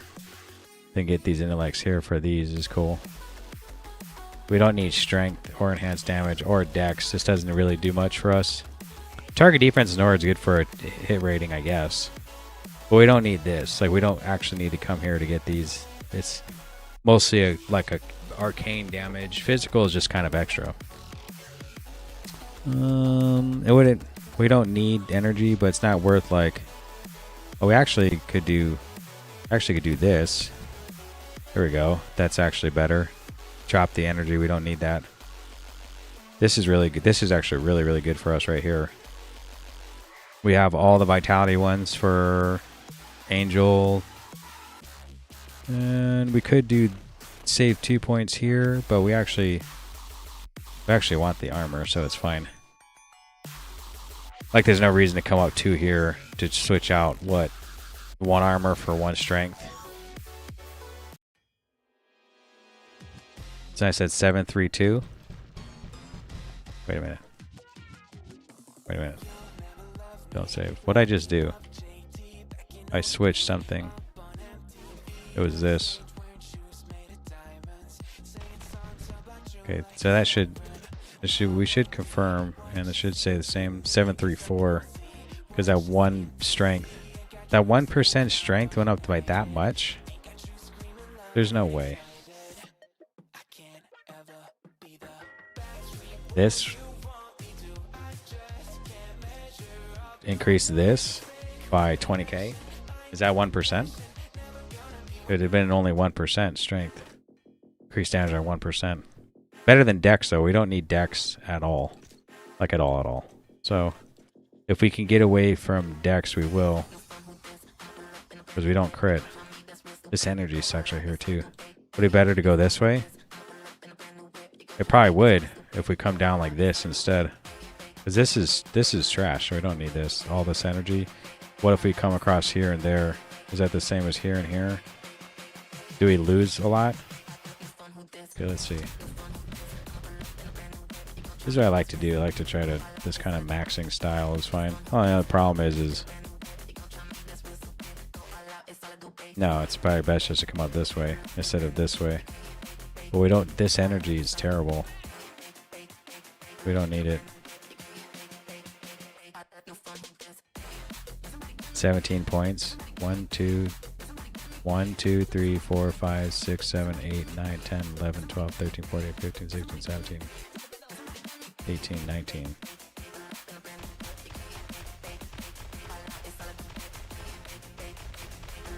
There we go. This charm slot's cool. This is cool, but this is not. Because we actually could save some. We could go over this way. Well, this has energy, but this has dex. So we'd gain, we would lose. Okay, we would lose, actually just lose some armor and gain 1 vitality, to be honest. The rest is kind of whatever. What's this? Oh, it's just a vitality node. So that looks good.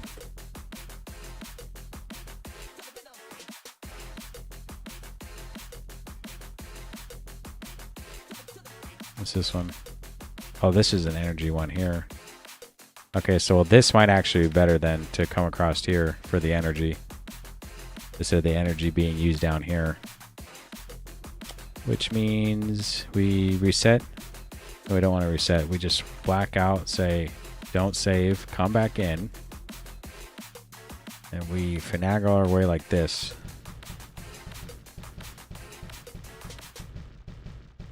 Okay, so we come across here. Take this off. This would probably be better. Like this. Save some stuff. We lose 1 intellect, but that's fine. And then we have 1 spot like this. So we basically lost 1 armor. If I had to say about any of this. 1 armor is not bad. Lost 1 armor.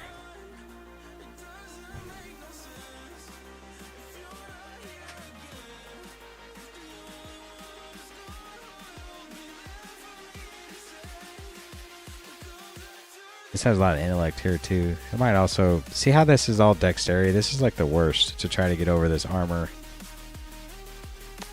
They're really not that good.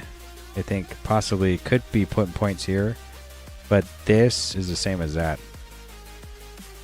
1, 2. This is all energy. So the best thing to do is like the next couple levels we could put here. And then the other thing we do is start. So yeah, I mean, we're probably not going to try to go for this. I think the best thing to do is put points here for this. And maybe here. After that, we could maybe put points. If we even get that many levels, more damage would be here, here, there. Here, like anywhere in here would be fine too. I think only 8 nodes benefit this as well. Like even if I wanted to, I could take these off to get more armor like this, actually. Yeah, we could. And we did. Good. Good.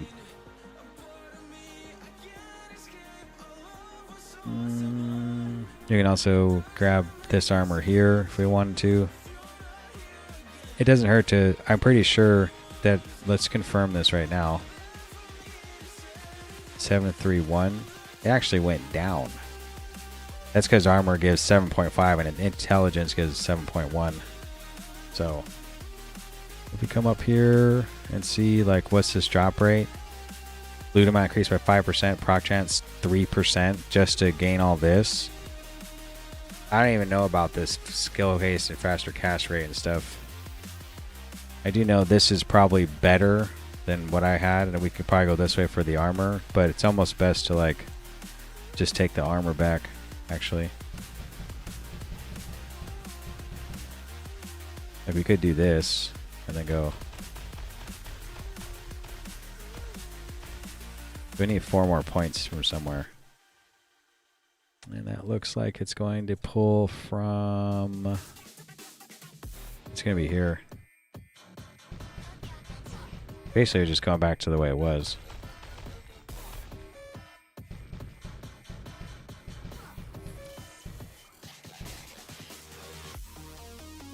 This. And I guess we don't need skill haste or faster cast rate, really. So the goal, I guess, now would just to be fill in the random armor spots around. This could help enhance damage, so we'd gain 15% more strength by just putting 15% more damage, but it would take like how many nodes, though?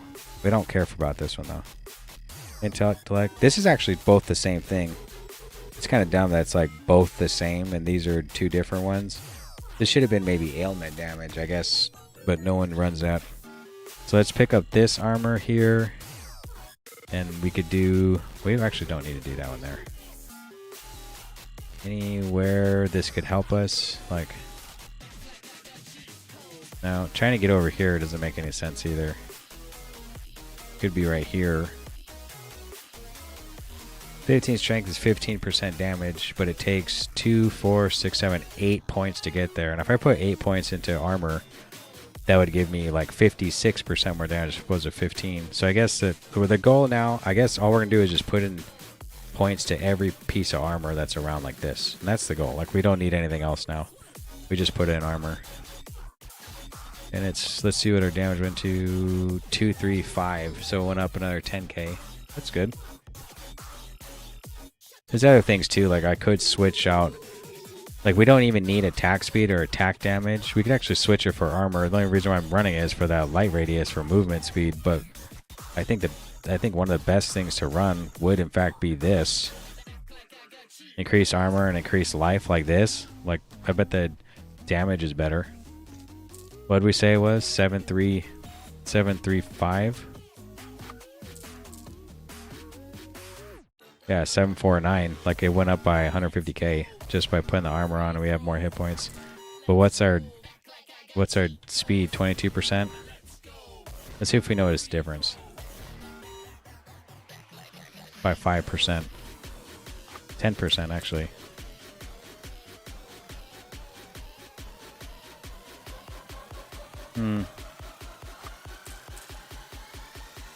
No, I don't see a difference. I think we're even like movement capped anyway. Yeah. Maybe, maybe not. Let's try that out. It's kind of dumb that we don't actually have an armor potion. We have one for defense, but not armor. Let's put this back here like this. And then the only actually armor, the only thing that gives us armor is this hardened steel defender. It'd be kind of cool if we could use something else, but nothing gives armor. We could actually use this for armor. But we have this, works well, this, and then we need this or this. We actually need this with the Steve's necklace on our single target build because of resistances. That's really the only thing that gives armor. Nothing else gives armor. This is actually kind of, it's okay, but to 2 skills and cast rates, no big deal. We don't need the mana, and we're really just running it for the resistances. If we got a better one, that'd be better. It would be better to get something else.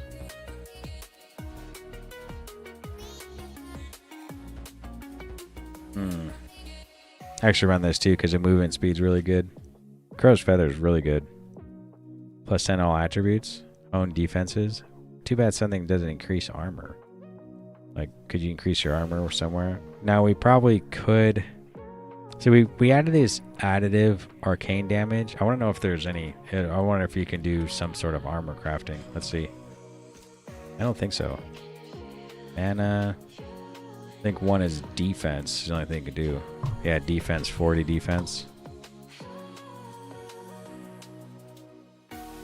That's probably why I just run all stats. The all stats gem, elemental gem. You get 1 vitality, which is 5 hit points, 1 armor, and 1 intellect. So it's like a total of 14% damage increase. So it's 140% for every gem. $2 resistances. All damage taken by 2%. Eh. So there isn't an armor gem for it to craft or buy. Like if we go here, there's not one to craft or one to use. I don't think there's any armor here either. Can't be frozen. Life increase. There's life, mana, deadly blow, magic. If you look at the crappy ones, these old ones. Enhanced damage. Skill haste. There's skill haste here? Nope. No armor. So the best thing to do is in fact the skill gems, which I am running. I could have put, oh, I was wondering why I didn't put a +1 all skills here. That's because these are prismatic, same as this one, so there's no reason, but these aren't prismatic, so it's fine.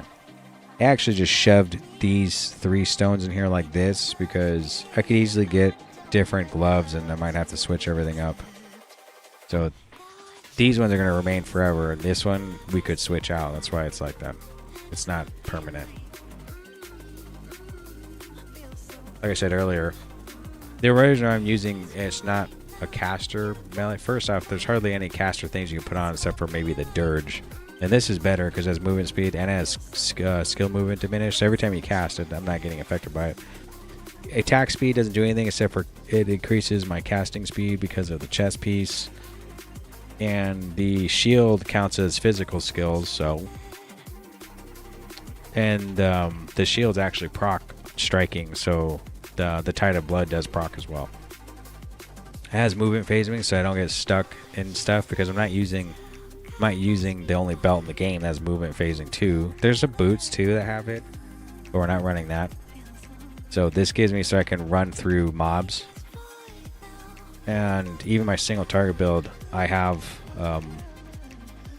I think these are prismatic as well. So I have 2 elemental gems in it.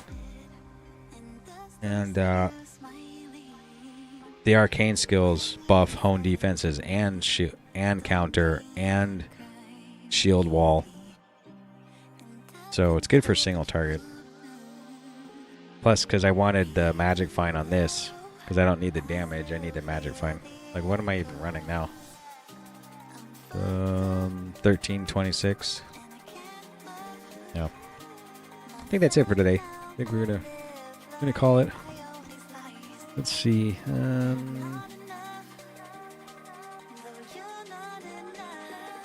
Unless one of these kind of crappier books have.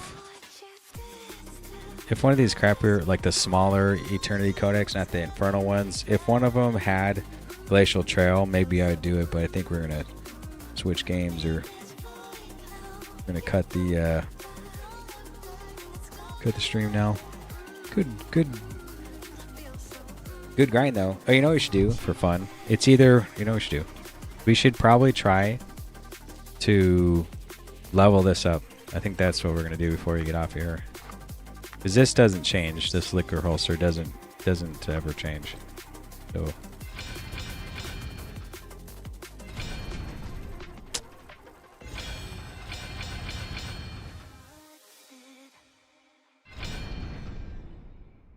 cool. Like, come on now.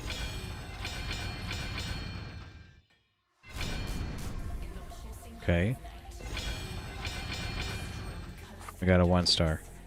Now we come over here, we grab this and dice. Let's try to, let's see if we can roll something good. I think this is gonna be fun. Cool. Not over. Corrupted instantly. Corrupted again instantly. Corrupted again instantly. Headbanger? Nah. Corrupted. Headbringer twice. Scimitar? I don't even know what that is. Throw?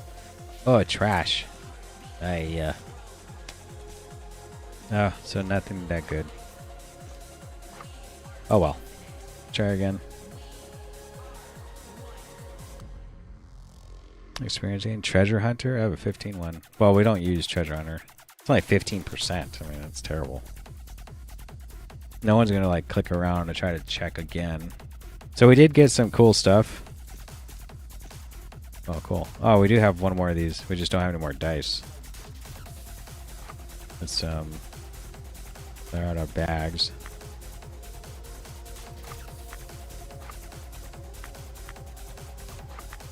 Lesser unstable dust. Let's do this. Oh, we somehow got another Kirakan key.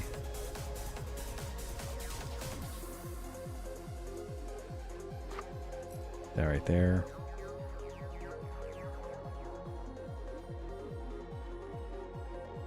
I don't know, 18 of these. I wonder if we should do a stream where we just fight that boss 100 times in a row, see if anything drops. These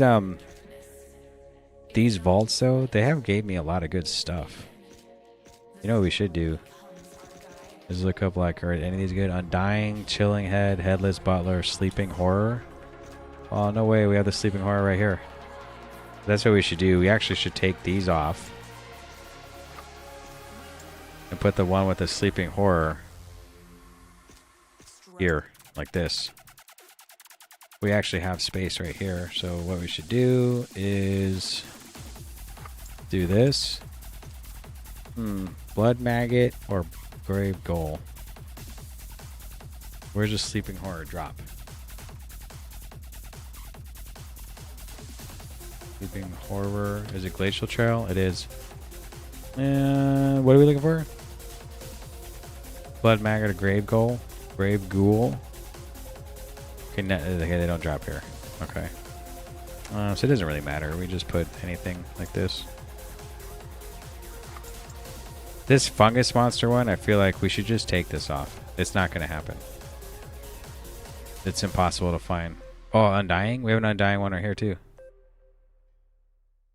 And then the Headless Butler. I thought I seen that somewhere. Okay, so let's take this back off. Sleeping Horror, Sleeping Horror, Sleeping Horror. Actually, should do something like this. If we can get rid of one more that we're probably not going to do. Because this Undying one can also go here.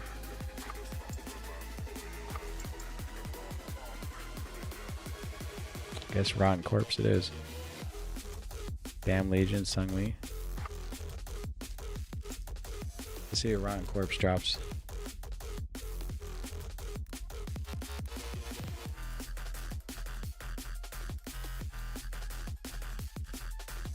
$3.5. Yeah, it's not that bad. Tundra Yeti, Undying. These nether endpoints are actually really bad. They should probably do something like this. Makes it easier. Bone Champion. Grave Scavenger. Cave Scavenger. Armor Knight. Devilkin. Devilkin.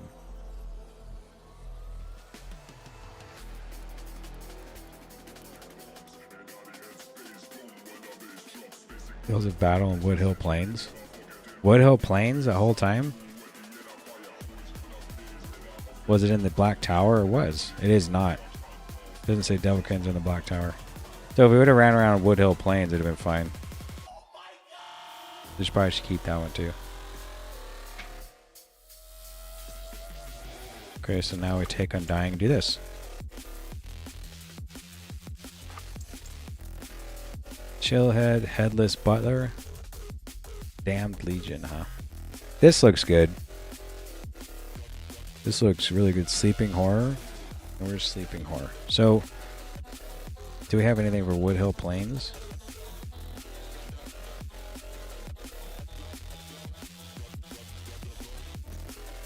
We do. We got this one. This one. Infernal Codex. So we want to put this here because we want to do this. Steam Train, Forest of the Slain Woodhill Plains. And what's the other one? Sleeping Horror?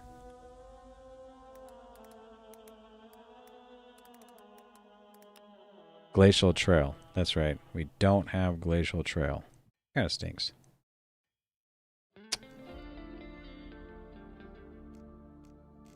Nope, not a single book for Glacial Trail. So instead of in front Essence of Chaos, you know what we should do? We'll go plain. And we do this one because it has a chance to drop. Oh, that's Flooded Plains. It's not Woodhill Plains. You know, we can also do too is find ones that have 4 sockets. No. We can do this. Do this. Ah. Any of the 4 socket ones we could run for a rift.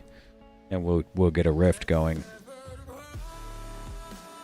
It would be kind of cool if we re-rolled one into a 4. Something we need. Temple of Zamjo, Island Graveyard, Sea of Carponia again, Arctic Tundra, Temple, Steam Train, Event Horizon. Oh, where's Geoball drop?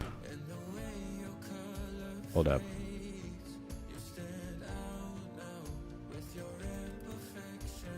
Black Hole.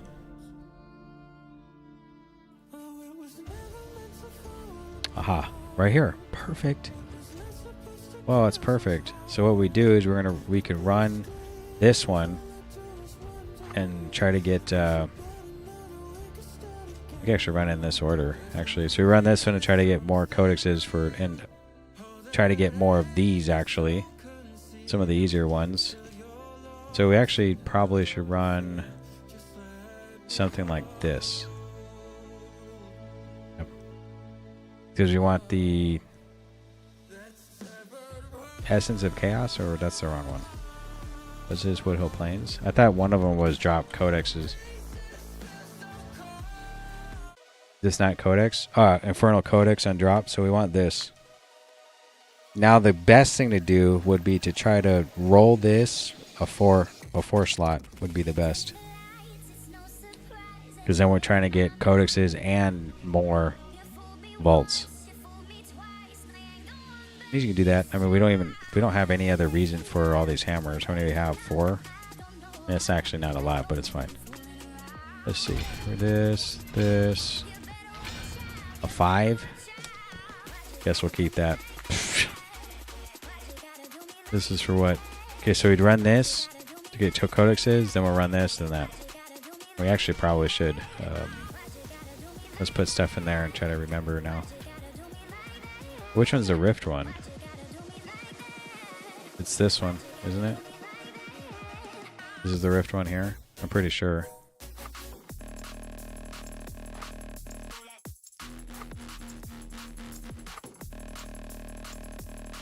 Yep. Unstable Rift Dust. We don't care about that.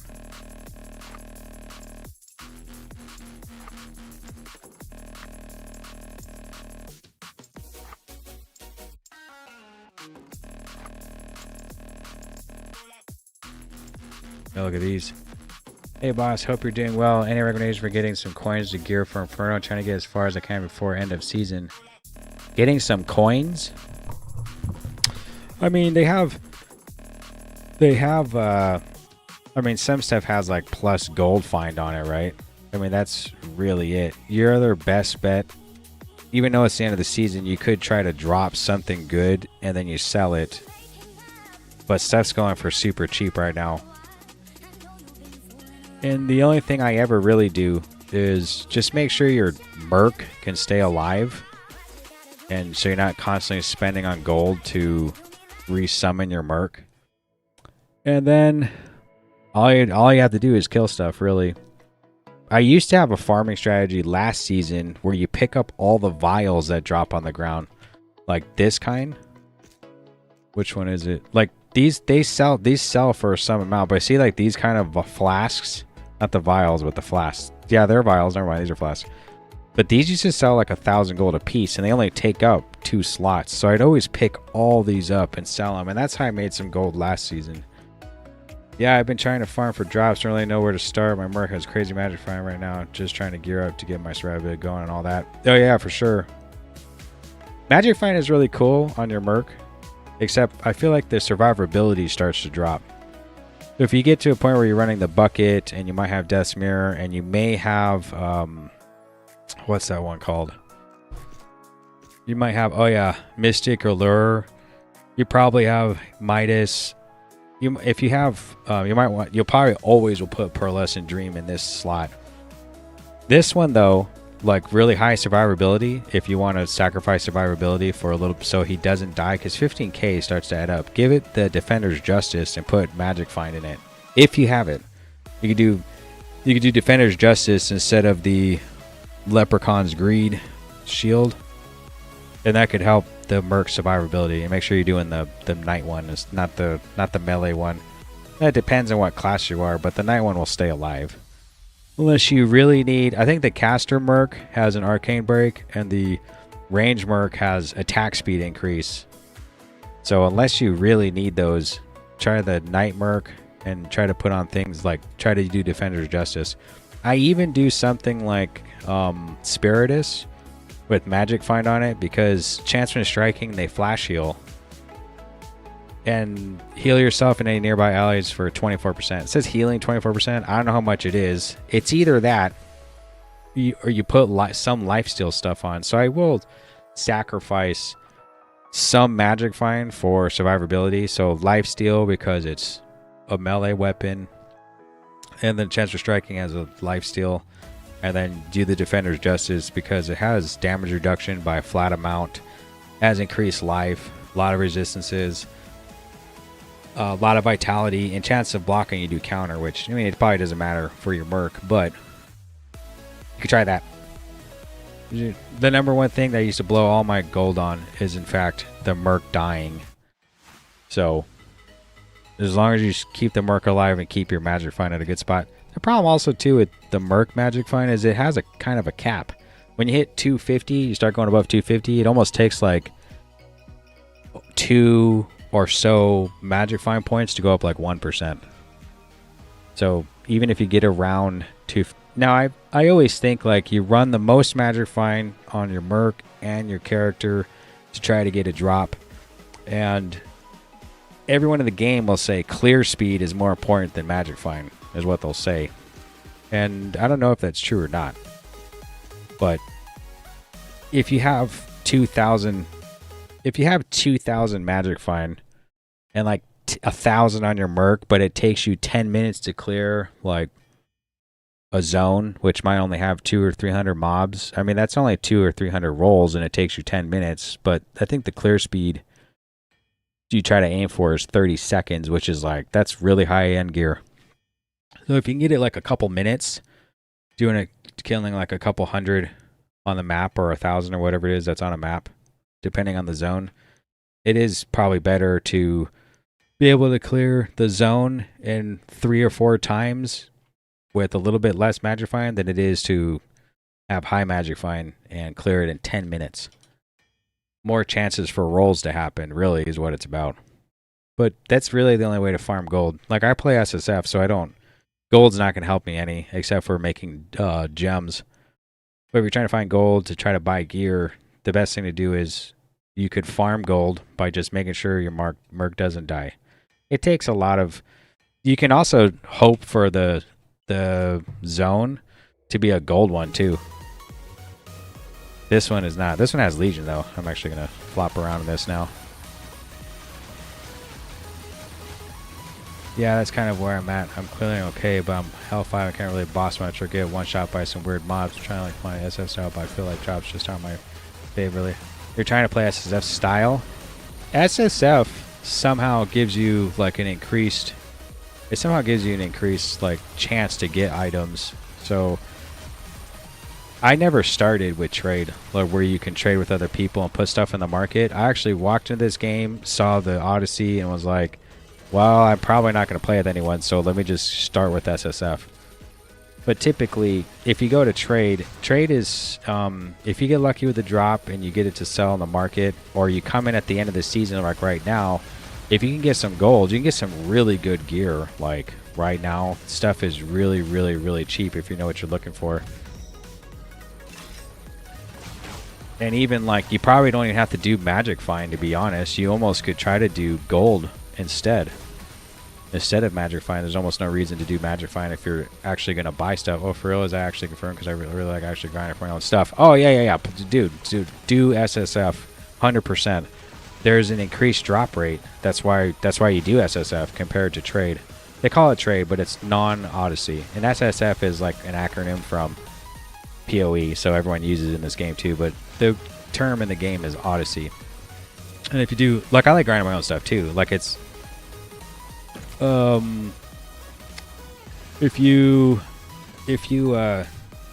get a drop, it feels really good. And then I'll see people will start linking the same. Some people link the same drop, but you know, if you're playing trade, it's an easy buy at the end of a season. It's not as earned as much, I guess. But yeah, you should start over. I mean, the season starts in 2 weeks. I mean, you basically could wait to that point and see what you want to play, and then when it opens up, like, you can even start it now. It only just depends really if you like playing a season. Now the season only gets you, I guess, if you do it, you have to do wormholes, and then you can get some what is it called, like transmogs, I think, for your shield, your shield, a sword, something along those lines. So if you don't want to do that, like you don't want to play seasonal, like these characters transfer over anyway. Like this is a non-seasonal SSF. I started this character this season, but I played 2 seasons ago, and like all the crap I've gotten, like, I don't know. I didn't really find a reason to play the season because you lose all this stuff. Like all this stuff you have access to here disappears when you go to do seasonal. Now, when you go from seasonal to non-seasonal, you lose everything. Everything that's in any of these tabs except for your personal tab. So if you find anything cool, it has to go in this tiny little spot here. I think the unique tab comes over, but everything else is lost. So you can either destroy it, but if you're looking to save stuff, you want to put it like in your personal one. So even if you're going to do SSF right now, I would think you do non-seasonal. Oh, not only that, another one that I learned, if you do seasonal and you start working on your jewel crafting and your, where's it, jewel crafting, I think it's under right here, mining and jewel crafting, this also doesn't transfer over to non-seasonal. It will be 0. So if you're not really, pretty much, if you're just not interested in getting a transmog from wormholes, you might want to do non-seasonal SSF start now. Work on your mining and jewel crafting. There's little things you could do to get your jewel crafting up, but you know, if you're in chat, you can ask, like in the game chat. And when the new season starts, it's totally up to you if you want to do a seasonal SSF for fun, but you could just keep playing like your non-seasonal Odyssey character, so you don't lose some of that stuff. Because I actually researched like months ago when I first started the game, like, what's the difference and what happens, and they said that you wouldn't take things also like your gold won't go. The stuff that's in these bags actually go over, like come with you, and you're like your keys and stuff, that those will come, but like your gold won't go. That wasn't true. It actually went for me. The gold did go. So if you like to play by yourself, I recommend doing SSF. If you don't care about transmog, I recommend doing a non-seasonal SSF. So here's what happens, okay? If you're brand new in the game, you do seasonal SSF next season. You make 100, you make 20 characters. You start moving gear around because, you have to buy all these extra tabs and the extra stash spots. You have to buy a majority of these. I probably do seasonal SSF just for the fun of it. It's my first week or two of playing her. Season, I'm low-key having a blast. So I'm already pretty vet coming from Diablo and PoE. Diablo, I haven't played Diablo 1 or 2 or Resurrected or like play that new Warlock class, but I did play Diablo 3 a lot. And I did play Diablo 3 a lot. And I played that solo too, and I think that game typically is personal loot anyway when stuff drops. So unless you're playing with a friend, it's really hard to like transfer. Like people could drop the gear for if you wanted, Then I never played like buying the gear for money. I wouldn't play at that time. Definitely going to play a different class though. Tired of feeling like I'm getting punished for melee here too. Yeah, Diablo 3 was really good. The only thing I didn't like was like you play a rift. It was just to get greater rift keys to do the greater rift to push like even further. And you can only get so far. I played like the Thorns build. And it was really good single target, really bad AoE. You can only get to like 100 greater rift. And I liked those seasons because they'd give you transmogs and tier sets depending like a specific tier set for the class. So I'd be like, oh, do I want to try that class out for that tier set? I ended up playing Monk. Monk was really good and I got pretty far. But that's all the cycle was like once you get like your build going, then it was like destroy the, I think it was what, get gems to like put an extra stat on your gear and then level it up. It was cool. I liked it a lot. Now PoE I haven't played. I played a little bit of the season with those teal color weapons was really dope. Yeah, teal color. I don't know if I played it then. Diablo 4 I haven't touched. I played a little bit of, actually I played a little bit the trial up to level 25 not but a week ago. PoE I played PoE 1 a little bit, but I don't like that there's no damage numbers. I can't tell if I'm doing any better. I downloaded the beta or early access on PoE 2 on Epic Games. Played that till like the second chapter stuff, but because there's no, they're always, I think they're called, I didn't know they came out on that Diablo 3. I probably would have tried it. And if you're playing melee, melee is very, very rough. I don't know which class you're playing, but you typically almost always have to play with a shield, which kind of stinks for damage depending on the class.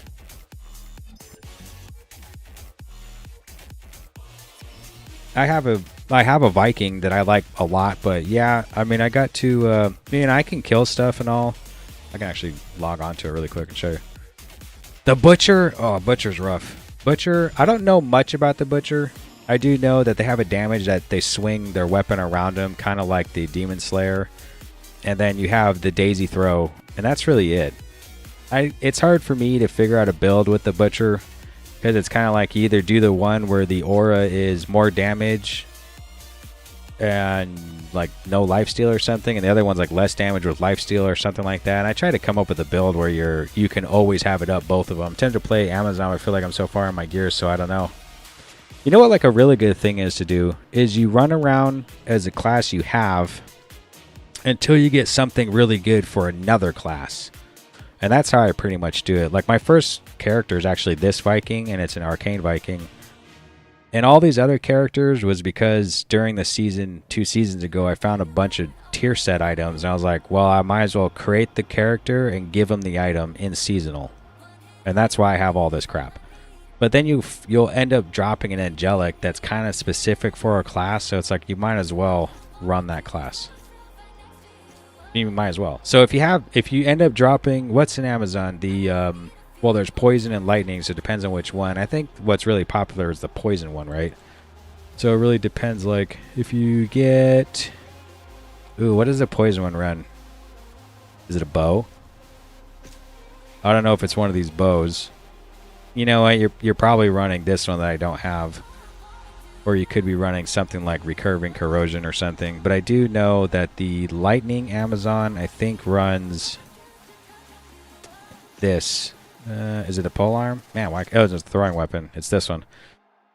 So the Lightning Amazon runs this one. And I don't know if, I think maybe the poison one has better movement or something like that. I'm not really too sure. But if you just so happen to find one of these lying around, it's kind of like you could totally switch to that class. Now, I don't know if the Butcher has good movement speed or not, but that's also something to consider. Melee is hard to choose from because you want something that like I like playing the Viking because you have this charge, and if you have Berserk, which I do, you can see it stacks up to 17 in the corner, and then you have movement speed increase. And as long as you keep it stacked by attacking, it lasts for 5 seconds, and then you come over here and attack again. Like, so that's if I was gonna play a if I was going to play a melee, which this is actually my main, is that Viking, not that Lancer. And it's only because I can't, this gets so hard. I typically can't get past this point and I die a lot. Like trying to clear. But it's fun.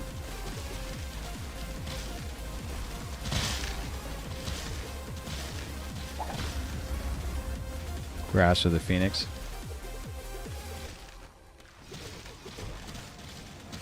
The only problem is when you go, like, this would be really cool if you could swing by one time, but a lot of the mobs, you got to swing by twice.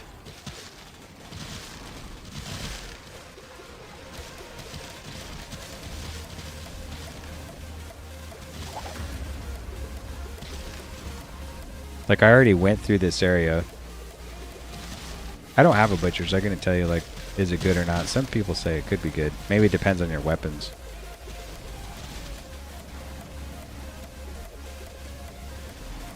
And if you're on a certain map where you get stuck a lot, like I'm doing, it feels like the clear is then, the clear is a little slower. Looking over the patch notes, a Viking going to get a glow up. Is there a new patch notes? Where do you see this? I do know that basically I got Lucy's crown and I wanted to run it on my Viking, but it doesn't work because you typically need a shield. You definitely need a shield for the resistances to make it work. Or you need Tommy's shield, which on your Merc for Season 9. Yeah, the patch notes for Season 9. I haven't seen those. I typically go to like Graxi's, like if he's streaming, type in Season 9 patch notes and go to like the old patch notes, and unless they drop like something new somewhere, I haven't seen it, or in the Discord maybe. Like something confirmed. They buffing the fuck out of Seismic Whirlwind, I believe, to make it start way better and it'll scale better. Oh yeah, I did see that. I did see that. No, Viking's fun. The only reason why I have slow movement speed here is because you don't necessarily need it. Like once you berserk to 17 stacks, you can move pretty quickly. Then there's like a whole different single target build, which is using Shockwave. Which I actually have a whole video on it. And it'll scale better. I thought I did see that. Actually, when I leveled this Viking up, the second you get Whirlwind, I mean, it's almost, I could say it's like game over. I mean, you basically just Whirlwind. How long have you been playing for? Yikes. I mean, this would be my...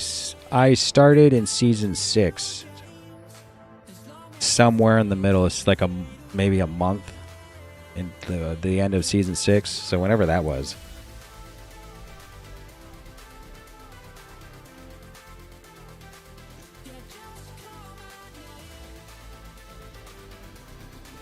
But as soon as I get Aurelion's Fury, like, then I could try out Lucy's Crown with this. Actually, my main as a Plague Doctor got corrupted, and then I couldn't get the damage back to where I wanted it. I have a White Mage with some gear on. I don't even know what the gear is. Can we look at it? You know, I like playing. You know, it is fun, but really hard. Like, you die like a lot. Is if you ever try the Bard, a melee Bard, and play like the Flicker Bard, it's actually not that bad. I mean, you need pretty good gear though, which kind of stinks to make it work. I don't even have this place. Let's get there. The problem is I was using a two-hander and you take a lot of damage and you don't really have very many defenses except for the 1 minute cooldown of lifesteal for craving for another killing. It's like 70 seconds. But it's fun though. Because you spin it, you can fly around. You can fly it around the map pretty quickly.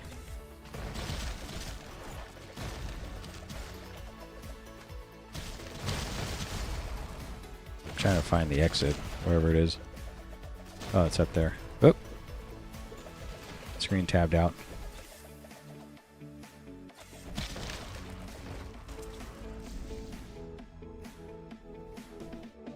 I did see like a preview for season 9. It showed the flicker bar. They call it flicker bar, but it's the pyrotechnician, whatever.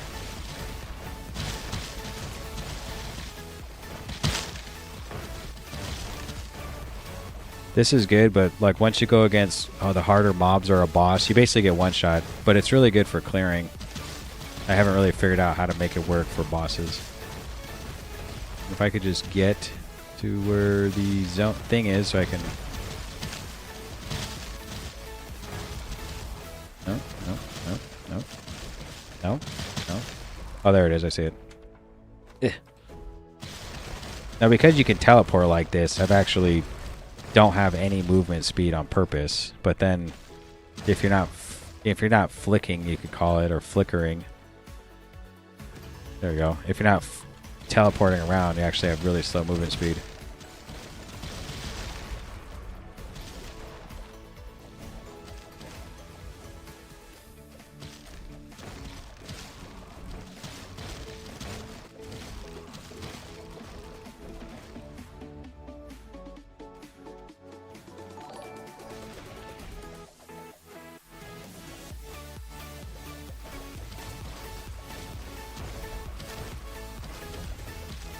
Joseph, hey, thanks for a sub, man. Appreciate that.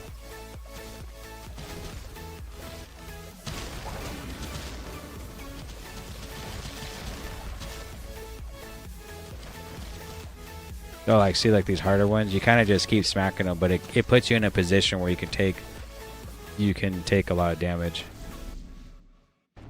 The only other thing is I'm also running this Gladiator's dice, which it gives you a lot of buffs, but there's a chance you roll and you lose 30% of your health. So you need a lot of life steal to make sure you stay alive, or at least some life steal. Which I have some-ish somewhere, but not really.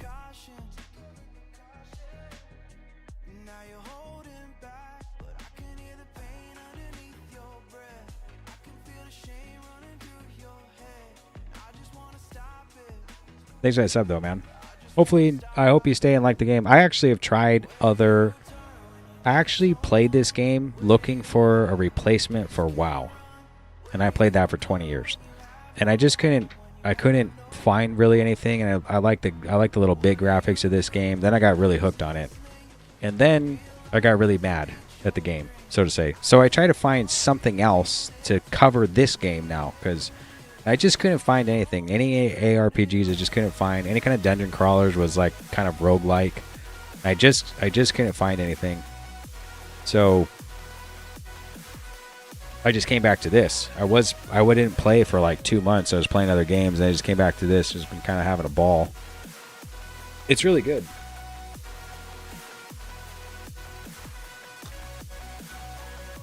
I just farted around the flicker bard for a little bit.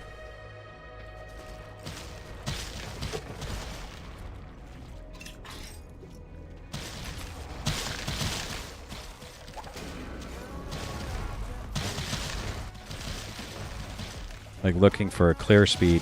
This is pretty good. And I'm just repeating that stuff, but when you play melee, like you move so slow. You move so slow. You don't really want to use the teleport.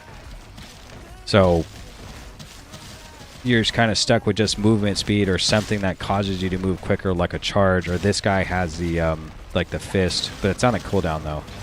Or like Viking has the charge, or maybe like the daisy chain throw with Butcher. Right? But this, you know, because it has a teleport, it's like teleporting as a caster, but you do the melee. Yeah, that's sick and stuff. I'm really hooked. I might be able to recycle all my gear down, so I might just try to power level 1 and give it a shot. Oh, yeah. You should. You should give it a shot. That's a cool thing about this game is you can just totally switch and try something else. Let me go to Amazon really quick. Let's look at it. That was really popular last season. Where's my Lamazon?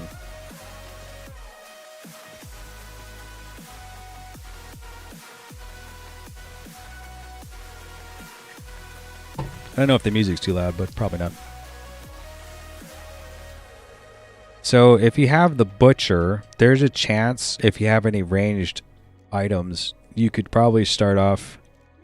You could, you know what I like to do Well, if you had one that was trade, like your butcher's trade, and you're going to start SSF, those don't transfer over. Like the trade and the SSF don't transfer. So you'd literally be starting from scratch. If you weren't going to do, if you were going to start SSF next season, so like seasonal SSF, then yeah, you can totally start a trade Amazon and move your stuff over. I like to try to hold on to things. Like I'd have like a bag slot that has like all D tier stuff. So I start a character, you get here at level 5, and by level 8 you can try to find something like maybe Glimmer Fury and put it on if you have it, if you found it while you're leveling your butcher. But I would say if you're new to the game, and you probably already know this from playing like Diablo, is to hold on to any of these kind of satanics you find for sure, because you might end up playing another class and level it up, and you might want to use these things. That's what it used to be all in here until I bought the unique tab. Unique tab is cool if you're really getting in the game, because you basically like it'll hold one of every item. You can see I have like 95% of the unique items. So like you come in here and just kind of scroll around and take it out like this and put it back when you're done. So if you thought about leveling other characters, you just do something like this. And you really, eventually you'll get to the point where you might find the Traveler's Gear, the double belt, and like the map journal. And these are level 1 items. Oh yeah, my stash is filled with a bunch of stuff from little Loot Goblin. Oh good. You should keep that stuff. You know much. Oh man, I had like, this would be like all D tier, C tier, B, A. I had a bunch of S. Like just a ton of stuff. And I kept it all the way until I bought the unique tab and then shoved it all in there. But eventually, if you do find the Traveler's Gear, those are level 1 requirements. So like you get the attributes and resistances at level 1, and then you get total movement speed if you have the 3 items. So the belt gives you resistances, attributes. Then if you really get into the game and you can craft these things. There is an amulet, which it costs gold and shit, but you can make this and you get experience gain below level 100. And then there's boots too, which is boots. I don't remember which ones they are though. These ones, these arc walkers, you get movement speed and experience gain as well. There's also a ton of items that have experience gain, which I kind of run those too. If you get to the point that you can get the hero bound Soulforge ring that has experience gain on it. What's the other items? These aren't, how hard are they to make? They're not that hard, actually. They just cost a lot of gold is what they are. Because if you go to journal and crafting, you can see they are right. Where are they? Okay, they're at the top somewhere. I don't know why I missed them. Right here. So like this is like 220k, like 220,000 to buy one of these, but you need one of these to make this stone and this stone. And these drop from Terathrium ore. So you're looking at least 600k just for these. And then the amulet's the same. One of those plus these 2 gems also take this sigil.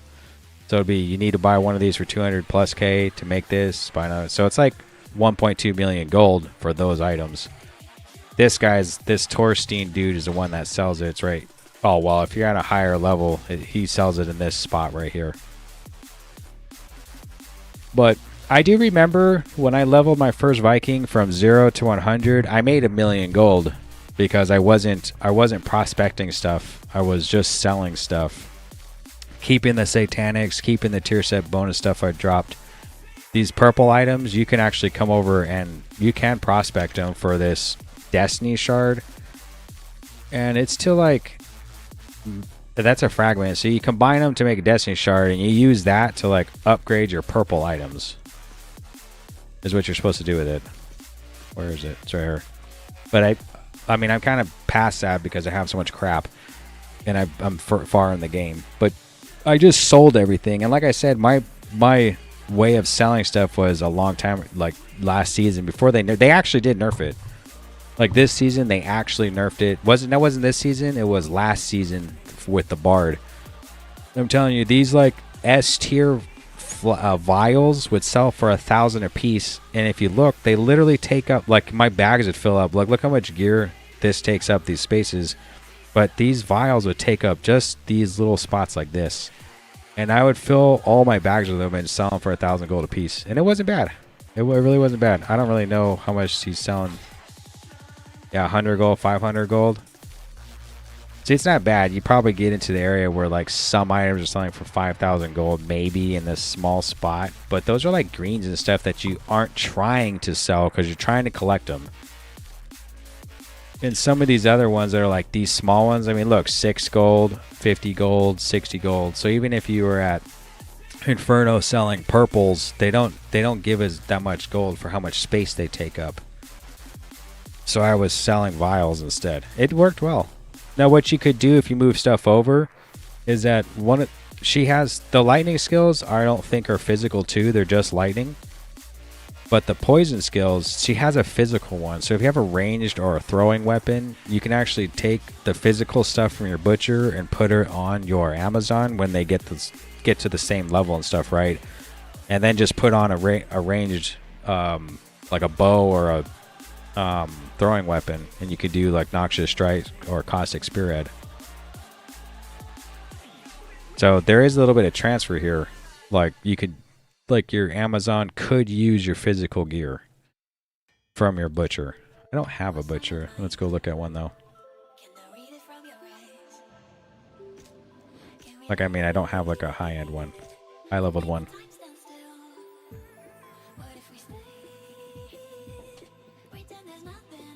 You know what I was trying to do is this Insatiable Hunger. It has a 50-second cooldown and it lasts for 25 seconds. And I thought, because you get the benefits of Unholy and Holy Form, and I thought, what if you put as much skill reduction in it? What's it called? Skill haste. Skill haste. If you get it down, if you get enough skill haste to get it to where like every 25 seconds you could push this button, I would probably play a butcher. Definitely. Because everything else is kind of cool. You know what's cool about the butcher though is that some of these things are like, see how the butcher's hook is a cast and it's orbital and it's also a spell, but it's a physical move, and it's like the only one in the game. Like, I think the samurai has physical knives, so it's like arcane physical knife like around, and then of course the shield lancer has a physical arcane shield wall, but this butcher is the only one that has a cast that's physical. Yeah, with mine you do that, but you can't really go to it 100%. Best bet is alternating between the two auras. Doesn't that get a little, not tedious, but hard? Like, what if you're, I guess it would be. I guess you do some damage, you pay attention to your health, and then you switch back to the other aura to like suck some health. And if you're taking, I mean, I guess if you're tanking too, you would just stay on Holy Form. It makes me want to play one, to be honest. You can't get it? Are you sure you can't get it up to between the 100% uptime? I mean, we could try to look up some gear that's high-end gear that has skill haste. I know. I mean, there's some stuff with skill haste, but it doesn't mean it has good damage. Like this one has magic skill damage, which that one's physical, but it's basically all defense with light radius, but it has skill haste by 40%. There's also like the relic that has skill haste. Yeah, no, you say Unholy for DPS, but if you end up losing too much health in some zones, or because you swap back to Holy, then swap right back. Yeah. Because you get the health back up so fast with Holy. Do you? What's the lifesteal on it? Life replenishment lifesteal? Even at 1, it's 20%.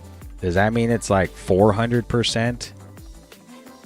No, it's not 10% like that. It's 5% per point. It probably goes, maybe it lessens over time.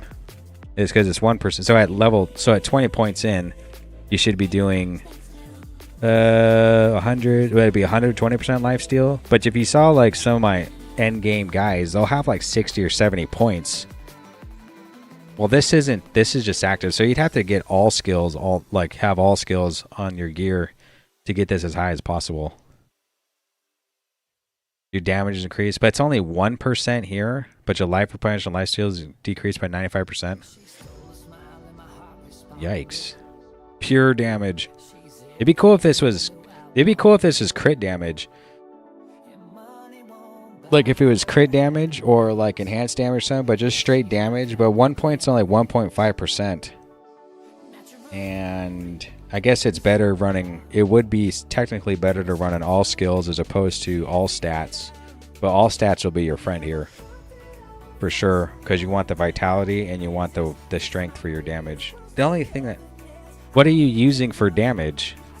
It would be slicing throw. It even slicing throw, it says physical damage, but it doesn't say like strength gives you X% damage increase. Or maybe furious strike. This is so strange. A lot of times we'll say something like if intellect was going to increase damage on it, it will say intellect increases the damage by 1%. I just think it's too many negatives when they already punish you so hard for having to get in their faces. Definitely. The only difference I would see here, not a difference, but you'd have to run a one-hander and a shield, but your damage is like halved. But because you're always so close. Now I thought it says slicing throw, so you actually throw your weapon. So you can stay a little further back like this. Right? Oh yeah, so here's the... So if you throw your weapon and then teleport, I mean that's a way to like get around the map. It's really slow though, so you need a really fast attack speed. Use the size throw for bossing on my second loadout and blender for clear on the first tree. Yeah. So at least you can shoot at ranged, at least. And this, you could use this to move around. Is that what you use, the daisy call?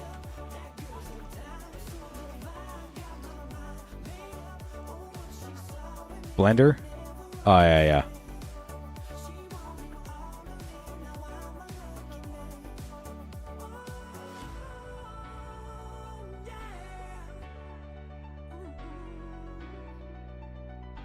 Now, can you use blend? Is blender an activate? It is. It's an orbital. It lasts 5 seconds. 8-second cooldown. So there's 3 seconds you're not be able to use it. Dark.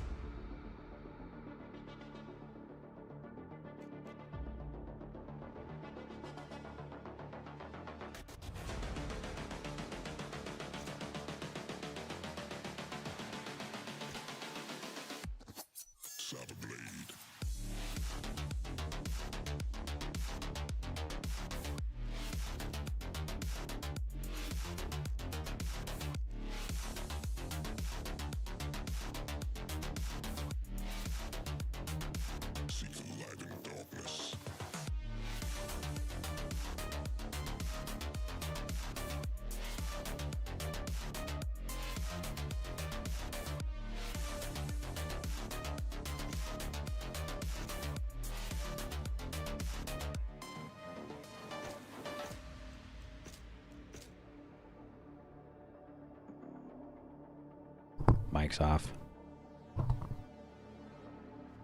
Let's see what the new zone is. Pyramid 1. Heroic.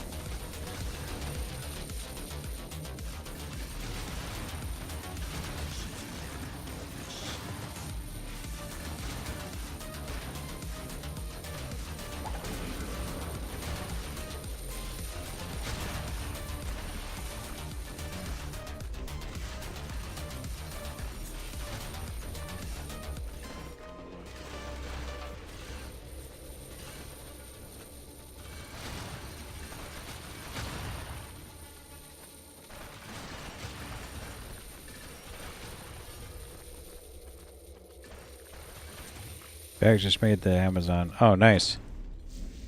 There are some things that have gold on it if you can find it. Like this charm has gold increase. And this, well, this has experience increase, but I think that's the only one that has gold increase. I can't think of any other ones.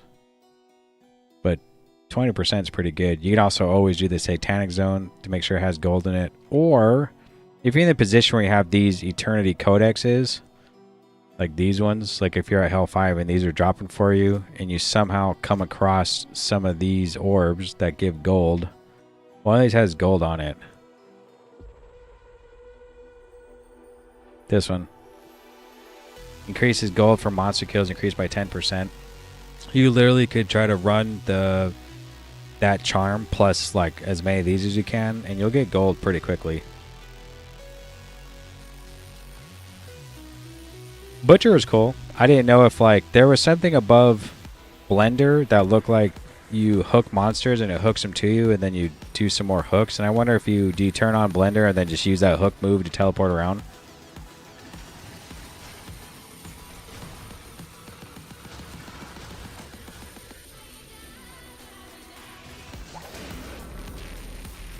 Like I said, Amazon was really popular last season. Or 2 seasons ago. Last season... Oh, why one just dropped just now. It's called the Bag of Unknown Riches. It's funny talking about it and then it drops. I don't really need anything here, but we'll just run around and kill stuff for fun. It's only 10 more minutes. 15 more minutes until the next zone. Demon's Mirror. With Blender, pull a bunch of movement speed because with Slice, so if it hits an enemy, you can't use a teleport. It's really weird. With Blender, build a bunch of movement speed because with Slice and Throw, if it hits an enemy, you can't use a teleport. It's really weird.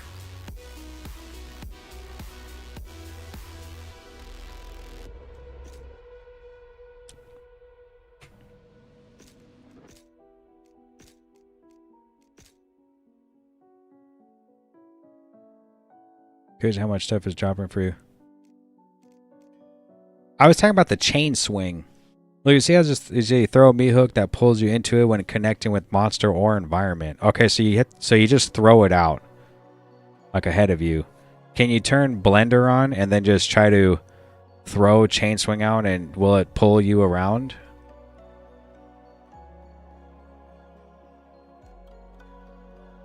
Because it also says additional fires chain to nearby monsters when landing. So as it turn Blender on, it only lasts 5 seconds, but you try to aim a chain swing and it'll pull you to the next mobs. And then it says it'll fire chains when landing. So you just constantly like move around the map with one chain swing? And you just keep tapping Blender when it's up? Yes, it will. Oh, okay. It kind of seems like if it's surrounded enemies, it just pulls you into them. But you have Blender going though, but you can use chain swing to move around. I don't know how fast it moves you though. It also has a 2.5 second cooldown, and this one has a 8 second cooldown. No, it lasts 5 seconds. This last 2.5 seconds, you can build Blender to have basically 100% uptime. Yeah, with a little bit of skill haste, sure. Well, maybe there's skill haste in here. I don't really know because I haven't looked.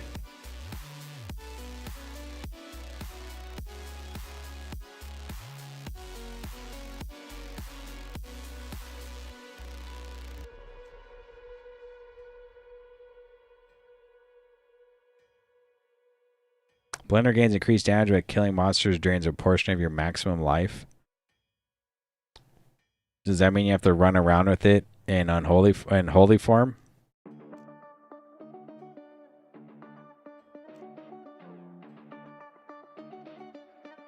Throw a traveling blender? That's kind of cool. A blenderang.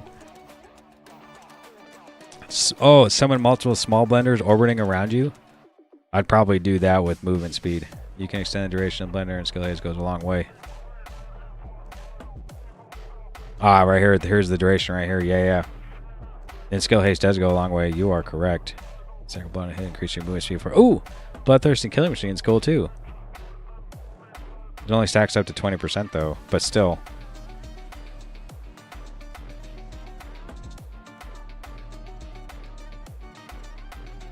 Still cool. Yeah, that's what I use. That's the one on the bottom left. Yeah, the small one. I'm sure. Blender seems cool. Or Butcher does seem pretty cool. Amazon. I would only want to switch to Amazon if I found if I thought there was some sort of movement speed to be had in the talents. That's just me. Like, see how we can figure out a way to move around with the Butcher? Let's see. Jump towards the target location, dealing points damage, knocking up monsters around you. Never mind. Leaping ambush. I wonder what the range is. This is it right here. You just jump around. And that you have increased movement speed right here. They also, I think she has also a charge.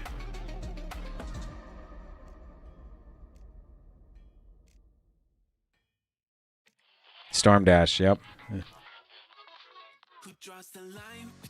So she has a charge move and she has a jump. So at least she can get her on the map.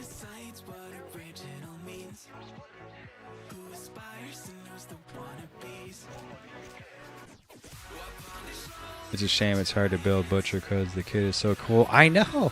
That actually is really cool. I think people have asked, like, how was the Butcher in chat and stuff, and I don't think they've, I'm not too sure, you know, people are biased or whatnot, but I think they'll say it's not good. Pretty much if you ask anyone what's really good, they're going to say Storm Reaver, Jotun, and Marksman would be like the top ones. They'll say just do those ones. They're really good right now. If you have the right gear, of course. I like to play off meta builds for sure. 100%. So Butcher has always like tickled my fancy, and also like the redneck too. Someone said redneck's pretty good too. Like, no one will mention the redneck, but then if you mention it in chat like a month ago, someone will say it's actually pretty good. You give the melee characters some sick kits combos, but it's like you get punted like a football. Unfortunately, I think what they should do is make the melee hit harder, but because you're kind of forced to use defensive stuff. Like, I literally run lifesteal, defenses, a shield if I can. I'm running more defenses than offensives because of that same reason of having, like, your close up. It's not necessarily they're bad, it's just defensive compared to Storm. Yeah, a lot of people play with the trade mindset. Well, sure. I think, yeah, you're right. I mean, I think you can for cheap invest into a Storm Reaver and get a lot out of it. Very true. And I know a guy that streams and he can clear zones in 30 seconds. Now, I don't know what his investment was because he plays SSF. But even SSF, because the clear speed is so fast and the damage is high with the built-in teleport, there's kind of no like lose-lose there. Now, they used to say the Storm Reaver was not good at bossing. But, I mean, I saw him just destroy stuff just fine. Like killing bosses. So. But it's true. On trade, you probably could invest the least and do quite a lot of damage. My thing is, though, you shouldn't get popped like a balloon for having to get in the face of it, as you know. I think E3 melee character is dope, for example. It is very true. It's very true. I typically will start a melee and die a lot. You can build tanky and sure, it may be not be the fastest, but it feels so hard hitting. You can build tanky in this game too, but it isn't hard hitting. Now, I played the what was it? Is it the Paladin? Whatever class. I like classes that use a shield because they look cool in games. And there was a Thorns build that increased like your melee damage or something. So you were really tanky and you could move really quickly. And your single target was good. Just your AoE was bad. But I did like that about. I think the Necromancer also was a tank build. Like you could tank with Thorns or just it was just tanky period as well. I'm not too sure. Now, if you're talking about the Butcher and, you know, I guess you probably have to run a one hand and a shield more than likely, and you just have to be really good with alternating back and forth between holy and unholy. I think that's only your best bet. Now, something like the Plague Doctor just kind of comes in with a really good clear, but it has lifesteal built in. You don't lose any damage. So I think the Butcher should have a really high damage output when you're in an unholy form. But when I saw it, it was only starts at what, 20%, and each point gives you 1.5%. I feel like that's not doing it any justice at all. It should be like, you know, it should be nuts. Because it should hit hard, but have a penalty for using, for not having such lifesteal and stuff. There's a chance they should have made the damage increase per skill point like much higher, like 10%, like something nutty, something nuts. So like the high risk, high reward running a two-handed weapon and the damage is really big, but of course you're gonna die, which is probably why I think maybe people run even for clearing. They're probably running maybe slicing throw anyway to keep that distance. Maybe, but I think the blender is way cooler. So probably if you're going to use slicing throw and you're at range, it's best to use a two-hander. And if you're running the blender, you probably need a one-hand and a shield. Make sure you're capping your resistances. It has some defense. Most shields are defense except said for one, which is the what's its name? It drops from Inferno Luna, I'm pretty sure, so it's not like it's pretty hard to get. Most shields are defense, but this one's offense. We are going to look it up because so at least when you're doing the blender, you have some defense if they come and get you.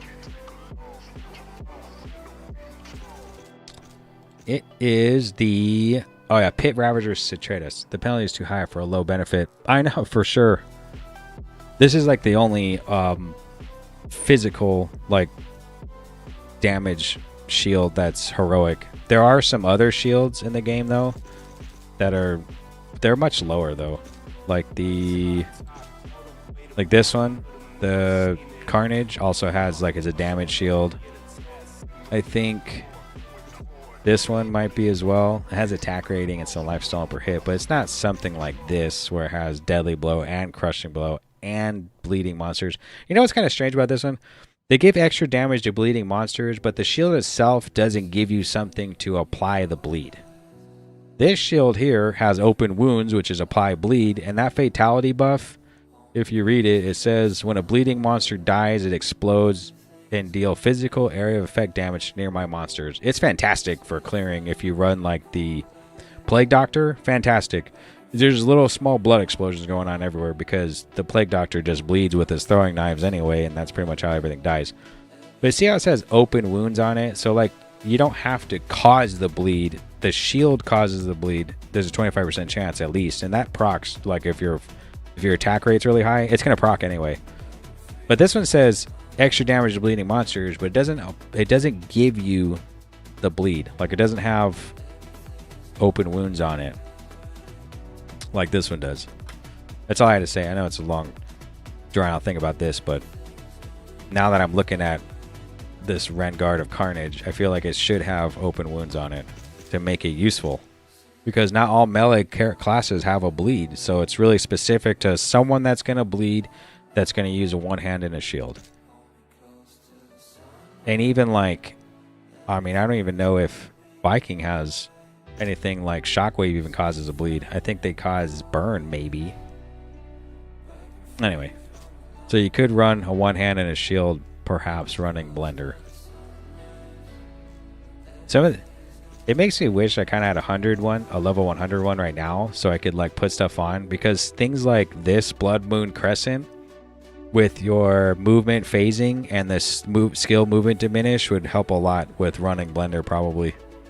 It's kind of like I'm doing right now. I put shield wall and it's like a blender.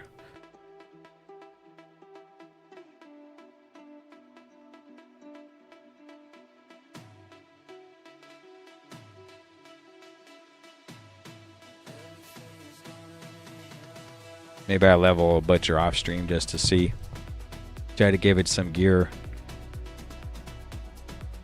But if you ever go back to the Butcher, probably could do one hand and a shield. They have too many good weapons though, like this Gut Ripper that has Bone Storm and Chain Slice. Is that Butcher? Butcher? Chain Slice? I think Bone Storm is actually maybe Demon Spawn or something. Yeah. And then Chain Slice, though, I thought was Butcher. I think it is. Slice of Shadows, I believe, is what's that dude? Demon Slayer. The Slice of Shadows. Okay. Dude, I'd go for a Blood Moon. I know. This weapon's nuts. The attack speed's really good. It actually comes with, it says +8 to physical skills, but that's like a random roll. It can come with any element. Like I actually have one with Arcane on it. I had to roll for it with Satanic Dice to get what I wanted. But you can do a physical one too and dual wield them. But the movement speeds and the attack speed is really good, and the skill diminish. It only is really good if you're constantly like if you were trying to do the one where I think it's slice, is either chain slice or something like that, where you're throwing your weapon. The skill diminish will help a lot, so you're not slowing down while you're throwing your weapon, because every time you swing or cast, it will slow you down. It also comes with life stolen per hit. And in the end game, you really have to, especially with melee, you really have to like balance life steal and mana steal stolen per hit, or you'll run out for sure. If you have hella like really fast attack speed, you'll run out of mana instantly. Some weapons, like if you actually level up your if you actually level up the Amazon and you have a problem with mana and stuff, you could try the Solar YOLO. The best web drop I got is Lucy's. You got a Lucy's? A weapon? A Lucy's crown is a helmet, but I don't know what weapon that is. Oh, you're talking about the bat. Where is it? Okay, I know what it is. It is a mace. This one. The Lucy's Day. The striking throw. It's kind of good for Viking. High damage, low attack speed though. It does open wounds. Helps you with attack hit rating because of defensive ignore. Extra damage to bleeding. Has increased crit chance. I mean, it's not bad.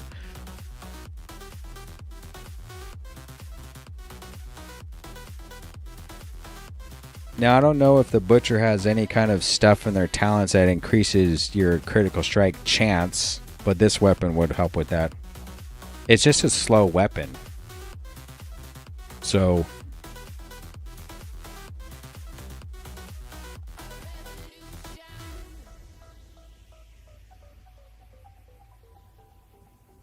a lot of attack speed. Make sure there's a lot of things to do with physical stuff too. Like you have to cap out. If you go to combat, like your crit chance caps at 95%, deadly blow can be 100%, and crushing blow, I mean, at least you have just something. But you technically have to cap those things to do the most damage.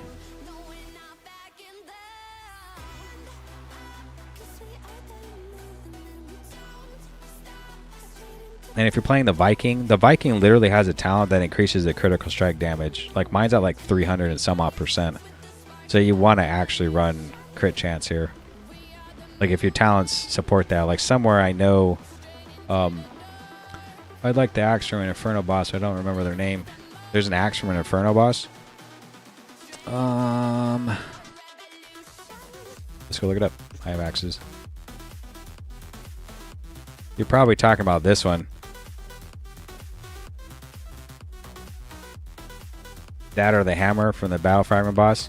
That one's really cool. The only thing I don't like about this one, the Legion Crusher, is that it has minus 75% total attack speed. So like you swing really slow. The only cool thing about having something like the Blender, because it's more like a cast and it has a duration, it's an orbital, so you're not necessarily swinging this hammer, you're just using it as a stat stick. I guess that's what it'd be called, a stat stick. But, you know, if you're running around in melee range, it might be best to run. But if you're using it for your bossing build, the only problem is, like I said, the attack speed is so slow. Now, bosses can't be stunned, so it says extra damage to stun monsters, and that King Rakul's Carnage is actually a stun. So, might be good for clearing, but not good for bossing. I think. You know, the axe you're talking about is Headman's Bloodthirster. Probably drops from Luna. It does drop from Luna, not probably. It's cool, but it has execution. And you probably want that at 5. But this, again, this is also... I would think this is a clearing axe, too, as opposed to a single target axe. So you could try to use it for blending as opposed to bossing. But I feel like... I mean, I actually tried using a two-hander with that Bard with the Flicker Strike. And you just die. Like, you die the second you go up against a Legion or something. It's like instant one-shot. And the only way around it was to use a one-handed shield being in melee range. Even the Plague Doctor used a one-handed shield.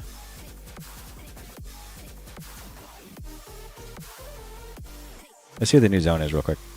Island Mines. Angelic Zone, perhaps? Ooh! This is actually really good. Heroic, Legion, and I'll take the experience too.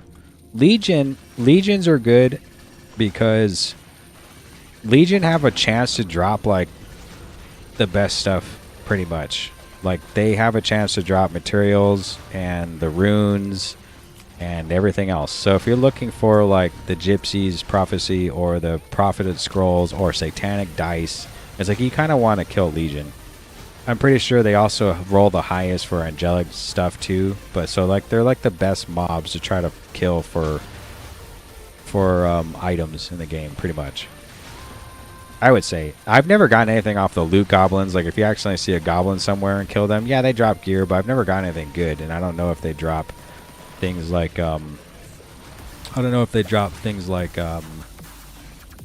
dice and stuff.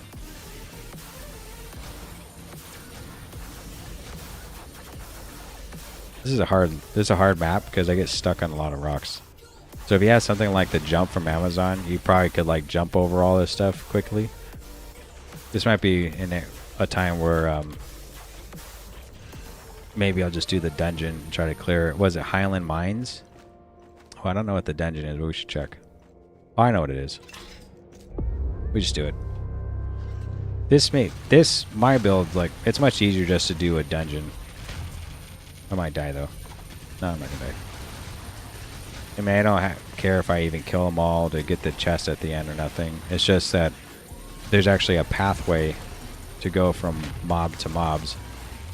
So it's better than going out in the open. It's only really cool if I'm trying to get like the shrines or open up what's the other one? Not the shrines. Shrines and chaos pillars. Or the siege for tarot cards. Yeah, it's good to stay on the surface and whatever, but for movement,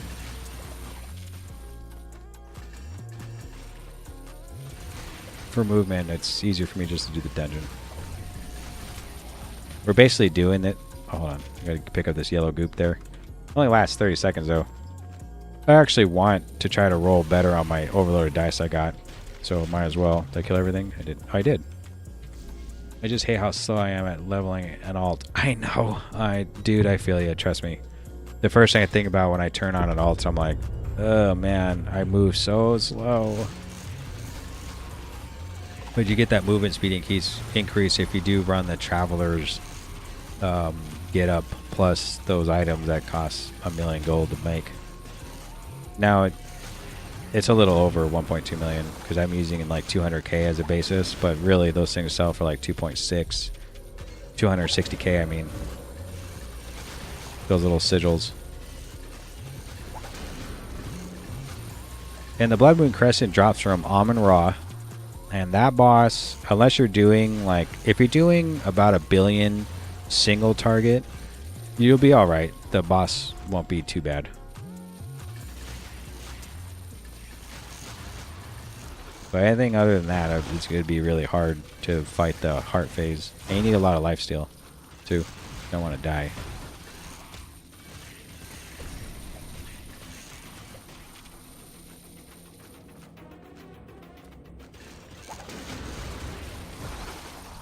They get this? No.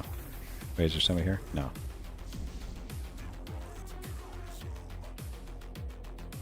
Good thing about leveling that I like is that you can figure out your class. You can like pick the stuff that works. You get a little bit of gear.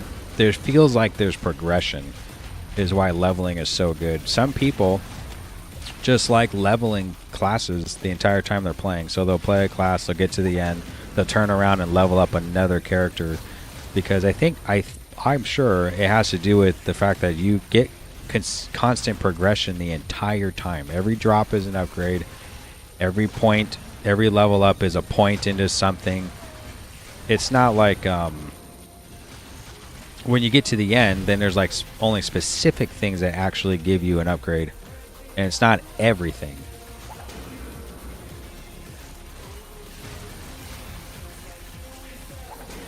And it doesn't take, I mean, I have the stuff to not even, it won't take that long to upgrade to level up stuff. You know what I do know, though, is if you level up a class and then get to Hell 5 and then do the quest it gives you, all those quests drops tarot cards.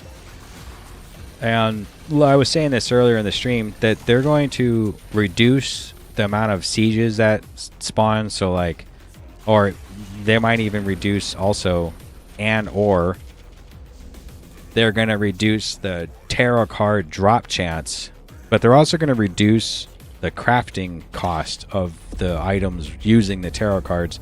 So right now, if you're playing the game at a rate like I'm doing or something, one of your best things to do could be, in fact, is to save all your tarot cards. Now, if you're playing seasonal SSF next season, then it doesn't really matter. You don't have to do that, because you're going to start over anyway.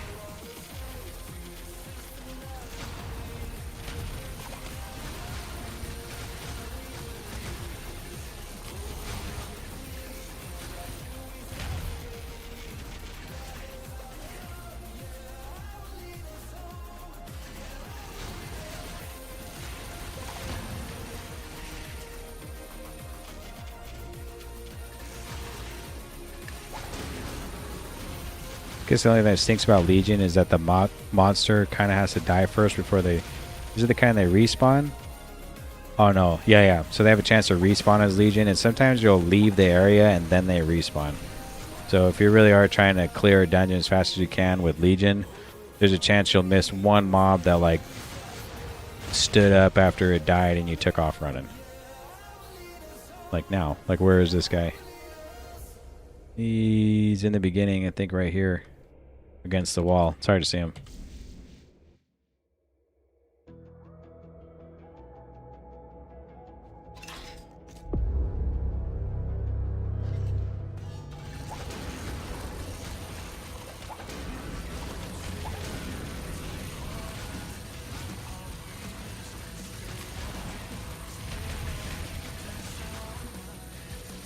Sometimes Magic Find doesn't even matter. Did you know, like, my last 3... I don't know if... I'm not going to say Magic Find, but one of the, like, end game things to do is to get a Codex, an Angelic one, or whatever, and you run that for drops. Like, hoping you'll get a drop in that 20-minute window. And the Codexes have, like, the rune word that you put together, and it will increase, like, Angelic drops and blah, blah, blah. I've never gotten anything from an Angelic Codex. I've gotten all my stuff by running the Angelic Zone or just doing something. Like, I got 2 Angelics from running to kill Anubis to try to farm the gems, which I didn't get. And then, I mean, the last 3, I literally go in a zone to try out something of a build or whatever, and the first mob I killed drops an Angelic. I mean, it's not even an Angelic Zone. This is like the only free music I can find that's like free to stream, and it won't give me a strike on YouTube. Except I feel like the music's too fast. Something a little slower.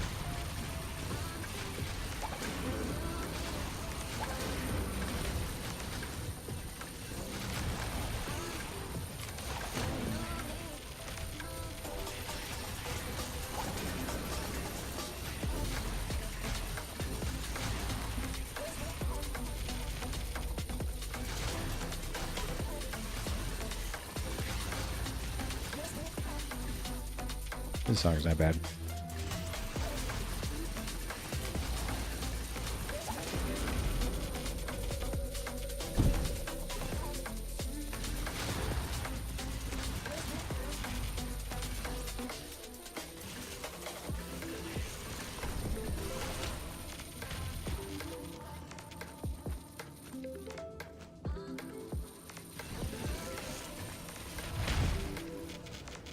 Nope.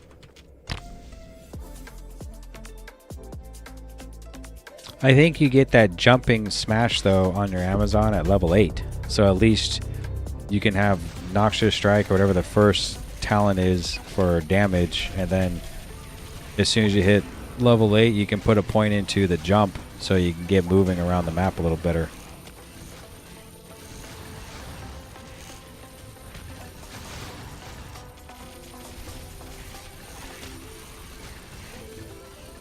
PoE too, you were talking about PoE. That one's, I mean, it's not that it's hard to follow, but I feel like the PoE 1 is a little intimidating. Let's try to figure out what to do. PoE 2 I think might be, I mean I could be wrong about this, but I feel like it's a little more streamlined and like beginner friendly. I didn't get that far into it because like I said, I couldn't tell like if I was doing actually better.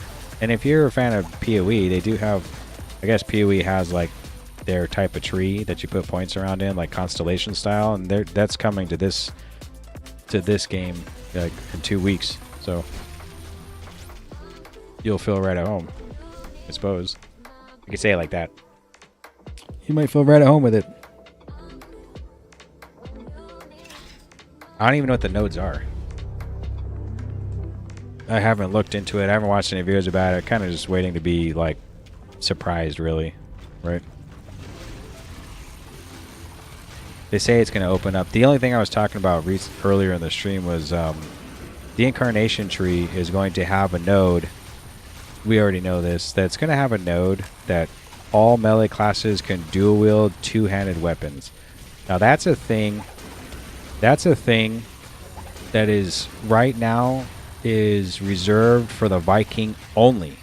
Only the Viking can do two-handed weapons. Okay, two-handed weapons. So there's two things that I had a question about. Like I have questions about. Number one, that kind of makes the Viking super unique because it's the only class that can do it. But now everyone can do it. Number two, the talent. It is. I have roughly 2k hours of PoE 2. Oh, nice. Yeah, I got like not that far, but I did enjoy it at the time. It was just slow, so slow paced. But I got like the gist of like breaking down certain items for the, you know, you get items out of it and then you combine 5 of those to do something to an item to like increase its blah blah and blah blah blah. Like I got that part, like I felt it was nice. I just didn't continue on. It was too slow paced, kind of like most games are slow paced, and then like I just don't want to put the time into getting it to where it's fast paced. But I like numbers. And like there wasn't a way to get the numbers on the screen like they did on purpose where they didn't want that. And I don't know if I read like you could put either there was a simming site or you could put a modifier on that will like calculate the damage for you, but there wasn't any way to turn on numbers, I thought. And that's okay. Even if there was a way right this second, I really like this ARPG.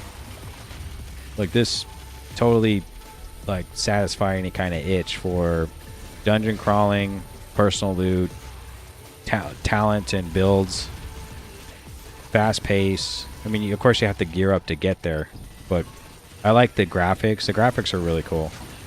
I mean, I kind of like the 16-bit graphics to begin with. They've sped it up a good bit. There's a sprint now, more drops throughout the campaign, so you get stuck. Don't get stuck and it feels faster. Act 4 was awesome. I think I made it to about Act 2. And that was it. Oh, shit. Someone just shot something. St. Gabriel's Retribution is a sword. What was I saying? Something about... Oh, yeah, the Viking. Now, if you look at the talent of the Incarnation Tree, it says if you're a melee class, you basically can dual wield two-handed weapons now. And the penalty is minus 20% attack speed.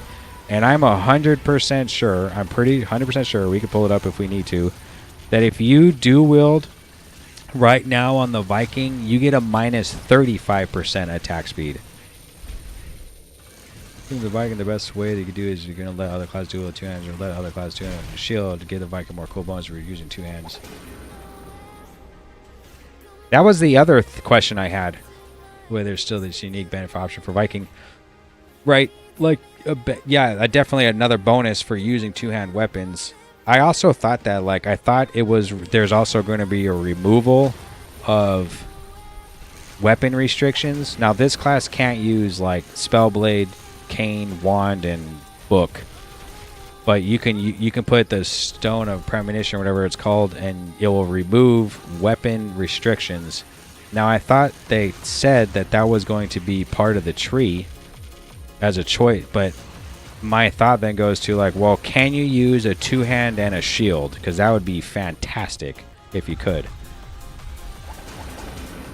But like I said, the thing about the Viking was that I'm pretty sure you lose 35% attack speed by doing that on the Viking.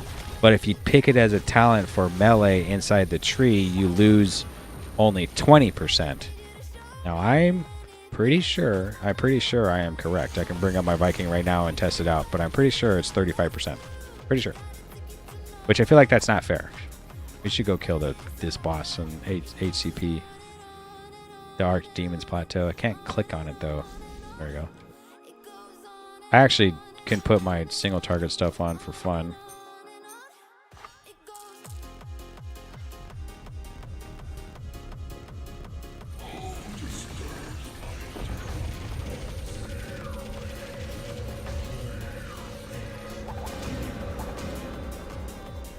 I don't need that. I don't even need anything. It's just for fun. I mean, they can drop some stuff sometimes.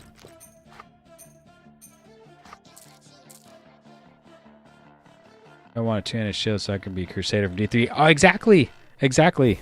The Crusader, that's it. It's not a Paladin, it's a Crusader. That's what I played too. Played a Crusader for a while before I switched to Monk.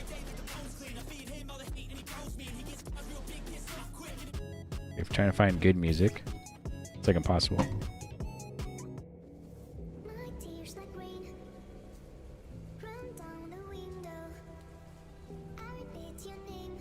Start from the beginning. Hold on.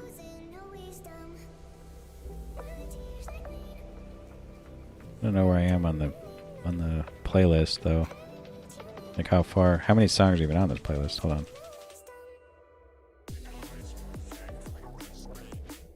$3,000 songs. All right, it's cool. I don't think it's really fair if you on the Viking that is the original two-hand double wielding whatever, and you lose 35% attack speed. But if you're someone like a Shield Lancer and you want to dual wield two Hope Enders, you just lose 20% of your attack speed. I think that's not good. I'm pretty sure they need to revert this change on the Viking for sure. I don't think that's very fair.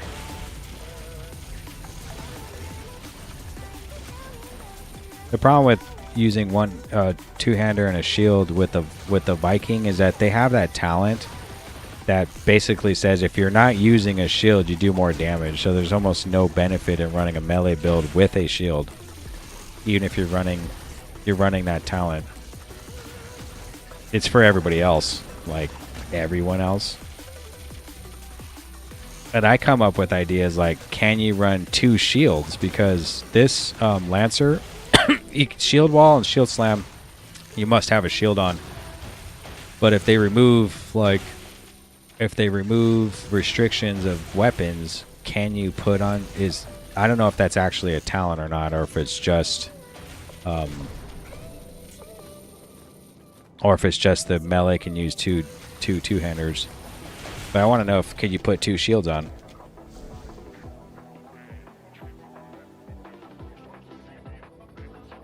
Or can, and I think it says melee classes only, so they'll probably have a tag somewhere that says melee. Because what if a caster could run two staffs? Or maybe they could run two shields. Because they just cast, they don't even use the weapon. You could run two shields and like cast anyway.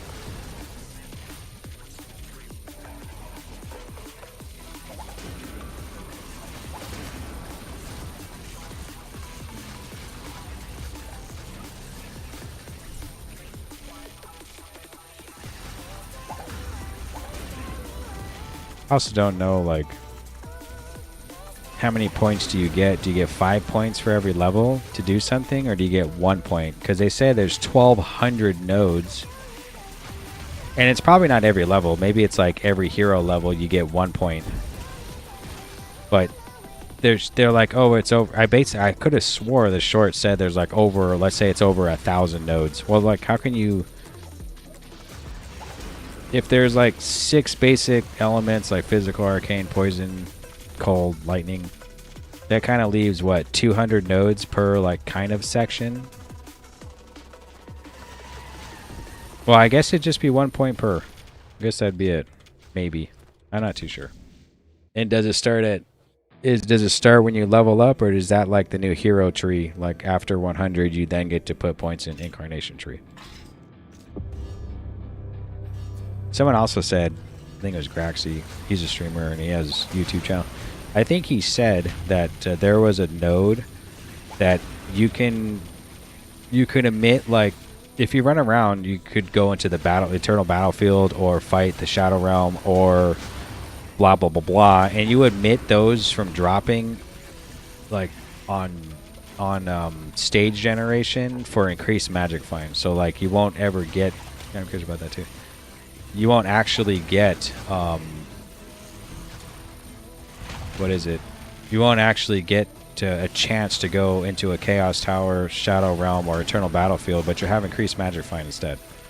I like that it's more of the tree, but you got to make sure it's balanced enough for the leveling to feel good and powerful for the new tree, you know? Yeah, for sure. And when I thought about the tree, I was telling my wife something like, you know, if you get it to put points in it at level 1 and so on, which it probably isn't. It probably is hero style. That I would technically have the first points, like movement speed. This is the stuff you need, especially as melee and casting. You need mana, you need health, and you need movement speed. You don't even need damage. So like if it was me and I made the tree and you get to put points in at level 1, which I think you get to do that in PoE, the first ones I'd want to be heading toward is something like that.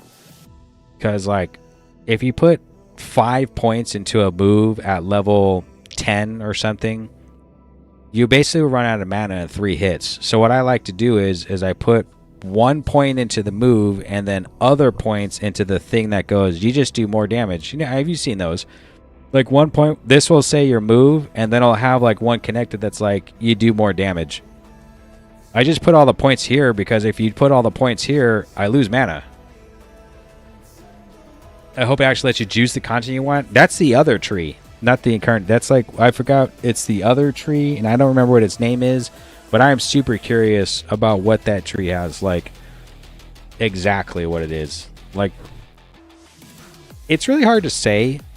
Like, who would really want to put a ton of points into trying to fight Uber Reaper, let's just say. So, like, let's just say some part of the tree is Uber Reaper, and you put points there, and is it going to increase the amount of items the boss drops? Is it going to increase the chances of it to spawn in the zone and make it 100%? Is it going to increase the shards you need to actually go into fight Uber Reaper? Like, you know, like, is it going to do it to where you can just kill any mob? If you go into the Shadow Realm, does it have it increase to the crystals that drop? Like, those are my questions. Like, when you go, I'm going to put a bunch of points in that second tree into fighting Uber Reaper only. Like, I'm going to cater to my experience. This is the experience I want. I want to fight Shadow Reaper or Uber Reaper because I want an item. So, what exactly, like, is it going to cost gold to respec that, or can you willy-nilly just move the stuff around depending on what you want to do? Is that tree coming out with it too? It is. It's 2 trees. It's called the Incarnation Tree, which is the hero level 1. There's another tree, like a separate tree coming out that lets you tailor like what you want to do in the game. And I think some of them have, I've seen symbols, like a quick photo of it that have symbols, like I think sections that are I think there are sections that are aimed towards certain things in the game. Like maybe one side's gonna be Amon-Ra, one's gonna be Gabriel, one's gonna be Battlefield, one's gonna be Shadow Realm, one's gonna be Luna, one's gonna be Chaos Tower, one's gonna be Bifrost, one. Maybe one's gonna be Pillars, one's gonna be something. Like they're on the edges of the constellation, you could say. Like you're gonna path over there to do something. And I just kind of wonder, like, you don't really need that much stuff from Uber Reaper. Uber Reaper drops like this torch. You might have to farm Uber Reaper a lot because this torch you want to get the one for your class, maybe, right? So is it like you're like, okay, I'm gonna start farming Uber Reaper, so I'm gonna put all my points there, farm it until I get everything, and then you just take those points away and put it somewhere else and just farm it one by one?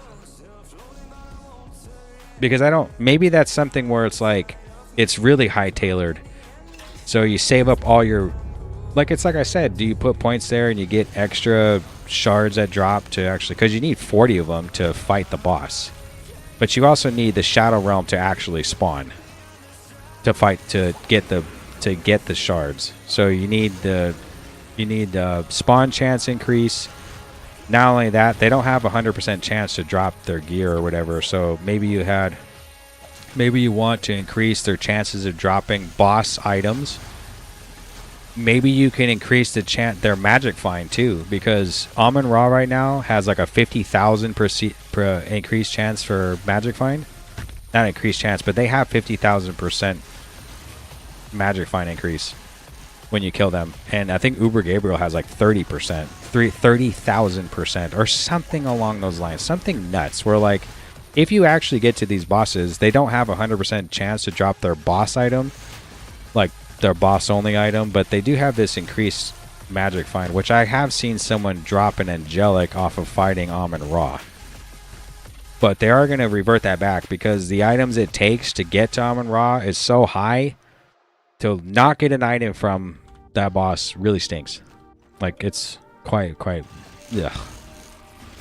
It wasn't like that last season. Last season, if you fought the boss on Hell 5, you got one item. If you fought the boss on Inferno, you get 2 items, and you have a chance to roll like the Inferno only item. Like, is that what the trees have too? Like the Inferno only item has an increased chance to drop? I mean, that would be really cool. It would make farming a little faster.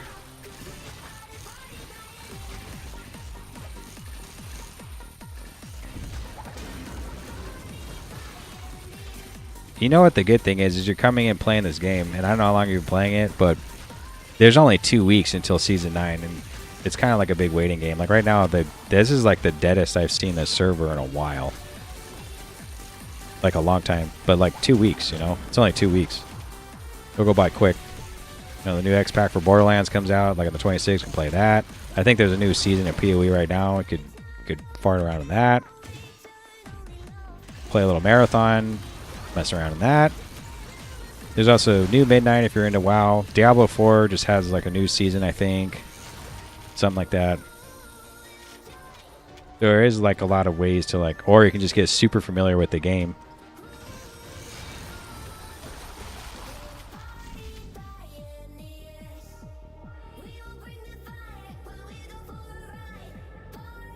Not feeling this song. Just skip. Like I said, some of the songs are just a little too quick. Like the BPM was just a little slower, it'd be alright. A little more chill.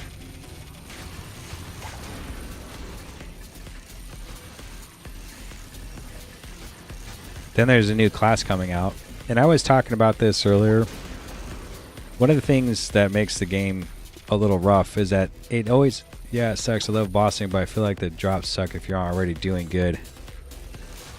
Yes, bosses are really cool, and to me, they were very, very, very, very satisfying last season. Because when you fought a boss, you knew you were getting something. 100% drop Hell 5, 100% drop. You're going to get there, you're going to get something. Now, you're not going to get the Inferno only drop, but who cares? You will get a boss drop. 100%. When they removed that, I felt like that was so painful to get to these bosses and then you don't get anything. It's like, ugh, especially like Luna and stuff, so bad. Oh, I'm about to fight Luna right now, actually, in 5 kills. There she is. Let's go in there. If you want to see Luna, here it is. I don't know if you've ever been here. It's my first time playing this game. I heard about it from my friend who was a big player back in the day. Oh, I'm sure the game has changed quite a bit depending on which season. I think the like sub nodes, those didn't even come out till like season 6. I'm hooked to this, and that's the problem. Yeah, no problem. You get super familiar. Start, if you are going to play a non-seasonal SSF, start banking some of your currencies for boss summons. I call them currency, you know, like shards, fragments, blah blah blah. She's going to die pretty quickly, but it's pretty rough. You already get him automatically minus 150% arcane resistance. And there is some mechanics here that you basically just dodge stuff. You dodge like balls coming out of the sky. You dodge a shower of stuff, and there's black holes. There's a whole bunch of shit, but I'm going to kill her before she does anything. There's a shower. Ooh, a gemstone. Mana hungers. All right. We know what we really want to do. We want to cross our fingers and just hope this identifies as something really, really, really good. Crit damage, armor, poison resistance. Armor? Oh, crit strike armor. Now, armor is actually really good for me. Poison resistance means I'll gain 62% more damage because of Lucy's crown. Armor means I'll gain, what is it? 250% or so more damage from the armor. And then the critical strike chance is negligible. So it's like, do I want to switch with this one? But I'll lose the 14 resistance. I don't need the cast rate and I don't need the mana. Well, I'll lose the 14 resistance, and I got to put that somewhere now. All right, so let's move our gear around and see if there's actually a difference. The best thing to do is do this. You go like this. 1, 2, 6, 7, 8, 4, 0, 7. 1, 2, 2. It's actually less. I only do 200 million right now, so I'm working on it. Oh, you'll get there. Trust me.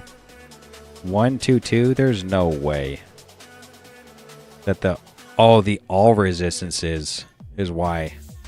I'd have to replace those. That's why it's because that's what 5% times 14. That's only 70%. I should be doing. This armor is supposed to give about 200%, so it's kind of weird that 116. It still says 116. Okay, so this stinks. So what we have to do is we have to reset, then look at the numbers. 126. Okay. Then you switch out like this. 122. So I actually lose 400k damage, which is kind of strange. I don't think I should be with that armor coming in, but somehow the all resistances make a difference. So the only thing I could possibly do is redo my gear to get. I need 14 resistance somewhere, which is 2 resistance, which I could. It's like 2 resistance stones. I mean, perhaps it's not worth it.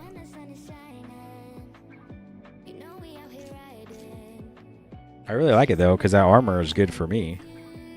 Poison resistance, armor, and crit chance.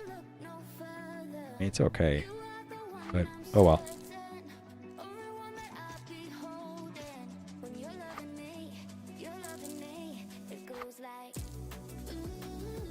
I think I have one for the Amazon. I do, right here. Okay, what were we doing? Killed. Oh, so we need to put my deep cleared crap back on. Go and pull out some keys, which is this. I think I already have keys though. Do I only have 7? No way. I do only have 7. So we have 7 chances to try to get Luna again. Luna is the only way to get there is 2 ways. One, you're killing sieges and it'll drop a portal to Vanaheim, or you come here and run Bifrost keys. I think there's a small chance an unstable rift can take you there, but it's pretty small. I think. I'm not too sure. And what you do is you talk to her, and then she gives you a quest to kill X amount of mobs, and she'll give you the item. She says, "Why is this?" There we go. Say it's not procking, not going. No shields. But then you have to beat her to get the item, is what it is. And if you lose, oh man, you didn't play last season, but I'm talking about these 100% drop chances and blah blah blah blah. Just picture this. You get a 100% drop chance on the items last season, but you only get one try. If you lose on a boss this season, a portal shows up and you get 5 more tries. That was not the case all the way up until this season. Every single boss that you did, you get 1 try. 1. And if you lose or disconnect or anything, you're shed of luck. If you disconnect, it's done already. Like, they won't spawn the portal even now. But if you died to something dumb, you don't know the mechanics right now, you get the 1 shot and that's it. This whole thing of like you get to go back in there and you get 5 tries is so good. So good. I actually had Amun-Ra isn't a cheap fight either. It's actually quite expensive and hard to, and it takes a lot of materials, and I had to fight Amun-Ra 3 times before I beat her, before I figured out what to do. So that's basically minus 2 tries on the drops. So that was a very big plus. You lose to Sung Lee right now, no big deal.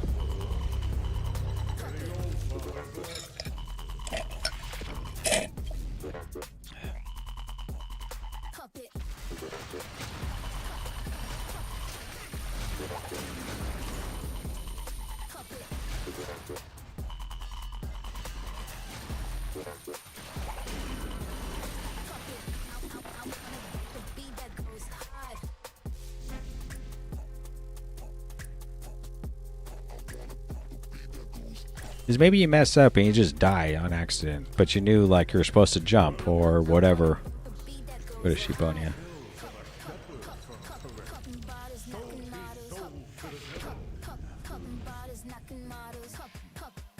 So do you have the 5 tries now or no? Yeah, now you do.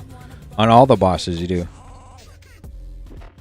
So Amun-Ra, yeah, you get your 5 tries. Luna's 5, Gabriel's 5, everybody's 5. You lose, you can go back. You have 5 tries. Was not the case last season. It was brutal. So that is one change they made that's really good. Brutal, man. Brutal. Very brutal. I mean like if you're like doing really good, you know, like she doesn't typically die that fast, Luna. That's like, you know, I'm pretty geared and this is typical at this level or whatever. I mean, if you're trying to get there and get something from her, typically you're not doing that much damage. Maybe you're doing like 1 billion to 3 billion. She doesn't die that quickly. You have to actually do the mechanics, and you just picture doing like really well. You didn't really get hit by much. You messed up a little bit, and I don't know if she has a stacking debuff if you get hit by any of her like falling fortune balls or whatever, but just imagine you're doing good. She's like, you know, 30% something, and you just kind of step wrong, you know, and then you die, and that's it. Like, you were so close. Because I've never felt like I have 5 attempts. Maybe I just haven't done the Uber bosses yet. Oh yeah, the Uber bosses, yeah, not the regular, not the non-Uber ones. So like, it should be like Sung Lee, Uber Reaper, well, not even Sung Lee, because I think, can you do Sung Lee in like Hell 5?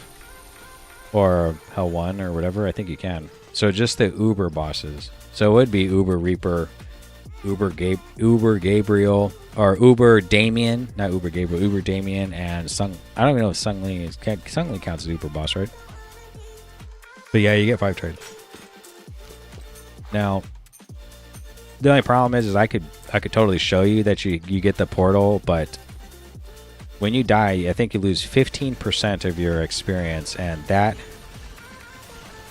that's even worse than not getting a boss drop, let me tell you. Because when you're like super close to leveling and then die and you lose that bar and a half, like, whoa, man, that sucks. Now, if you're playing with someone like a melee character, run back into the same zone and die again, really bad. And it really depends on like the levels you're at, right? Like I'm 85, so that experience is really high. When you're below, I think if you're below from 0 to 30, you get like 0 to 30 hero levels. You get there pretty quickly. 30 to 50 is a little slower. Where do I use the battle fragments at? Battle fragments? They're used on eternal battlefields. I could try to find one. I can go in there. I can show you the boss too if you like, which he will die kind of quickly, but I could tell you his mechanics if you want. I can actually kill him kind of slower so you can see the mechanics. Actually, I'm not going to die even if I stand there. I literally can tank his damage. I won't die. So here's the Shadow Realm. You've probably already seen this one. But let's see if we can find battlefields spawn like all the time. The cool thing is when they spawn, you can get battlefields on the outside. And they made this change this season where you can get battlefields you can get battle fragments on the inside too. It used to be just on the outside of the portal. Once you go in, you go to a land that kind of is similar to the Eternal Battlefield in like Act 1. Not the Eternal Battlefield, but the Fields of Battle in Act 1. It's very similar to that, and you just fought your way to the boss, really. They changed it to where you can actually get battle fragments in that zone too, so thank goodness, because sometimes it would take a while to get fragments. There's also a boss. I don't know if you've done any Chaos Towers, but if you clear all 10, you only get to do 10 floors, right? And you'll get these. Are you talking about that battle fragment, or are you talking about... No, you're talking about these. Because there's other ones called Colosseum fragments. So if you do a Chaos Tower, you get Colosseum fragments. And you only get to do 10 floors, and you might get a couple doing the 10 floors. You have to save up to 50 and fight that boss at the end of another Chaos Tower level, like 10th floor. You use the Colosseum fragments to fight that boss. If you lose, because you don't, and I died like so many times last season because I didn't know the mechanics or whatever. I just didn't move out of the way quick enough, or who cares on my damn Viking dying or my Plague Doctor. There was no second chance, and it takes a while to get those fragments. So it's really cool that, like, if you go to that boss, you'll get the portal if you die. This one actually is one of the hardest to, like, get. You have to, like, come in here and kill all the mobs for a chance to get the fragments or the crystals or whatever they are. So I always do it. Then there's this guy that sells stuff, and somebody bought, like, a really good item recently. And it's like, oh, it was being sold by whoever.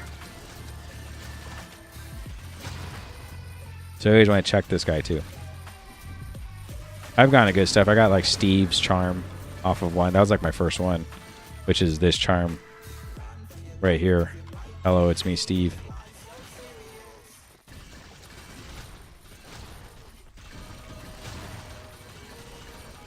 Have you not fought any of the Uber bosses? Or I can show you the Reaper if I have enough shards too. Pretty simple, straightforward fight. Comes down, shoots some stuff at you, then jumps in the air. And they actually decreased the time she's in the air. So it's actually a really fast cast and she goes up. It's a fast cast and you got to move out of the way. If you don't, you probably get one shot.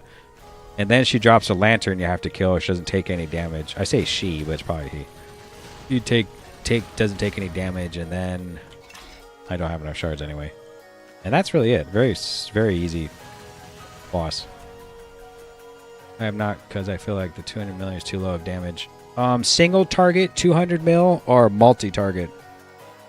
Single target 200 million on Hell 5 probably isn't enough. No. Maybe. I think 1 billion single target would be like you'd be comfortable. 200 million might be good for the lower ones, but I'm not really too sure. Actually, 200 million isn't even that good because I can hit 200 million.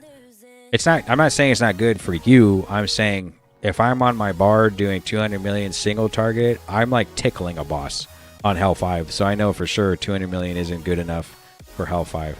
Probably maybe the lower hells, like 3 or something.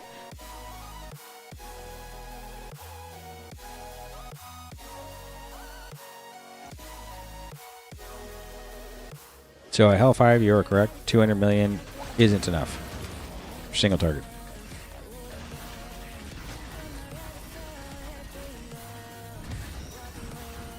Cool thing is you can just hold on to your shards. You don't even have to do it. Like you can do chaos. You can do the chaos tower if you have enough damage, but don't do the boss. Just hold on to it. Save up all your Bifrost keys. You don't have to do Vanaheim if you don't want to, like kill the boss or anything. You could save up all your battle fragments. I remember, like, I wish I could hit one bill. One day you will, trust me, man.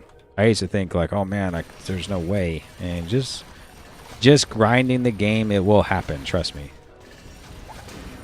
I think I was running on my Viking and I was playing an Arcane Viking because the AoE was okay. Single bosses. My single target, and I was on Hell 5, my single target was like 20 million. And I was on Hell 5 and I go to fight the dragon boss from Ruby Gardens. It was a 45-minute fight, man. It took for frickin' ever. These bosses would take, I think Sung Lee was 25 minutes. 25 minutes, like trying not to die, and that's all I'm doing is 20 million single target. I just know it's bottlenecking my damage. It probably is little things. I don't know what level you are and what damage you're running, like what gear you're running, but there's lots of little things. Like I said, for combat, you want to get this to 95%, and you want to, or melee, you want to get deadly blow to 100%, and you want crushing blow kind of high, but not really, because if your attack speed's high, crushing blow stacks up very quickly. And that really makes the damage. Deadly blow increases your damage by 30% at like 100% chance to proc. And then of course crit damage, if you have your crit chance pretty high, you do 100% more damage. And that's like the only thing. The other thing might be if you're not running any hit rating, that makes a difference too. So there's a lot of gear I could like point at that has stuff, but those are heroic pieces. I'm not very, very familiar with the satanic pieces that give stuff, but I do know like some Elven Ring has some crit chance on it.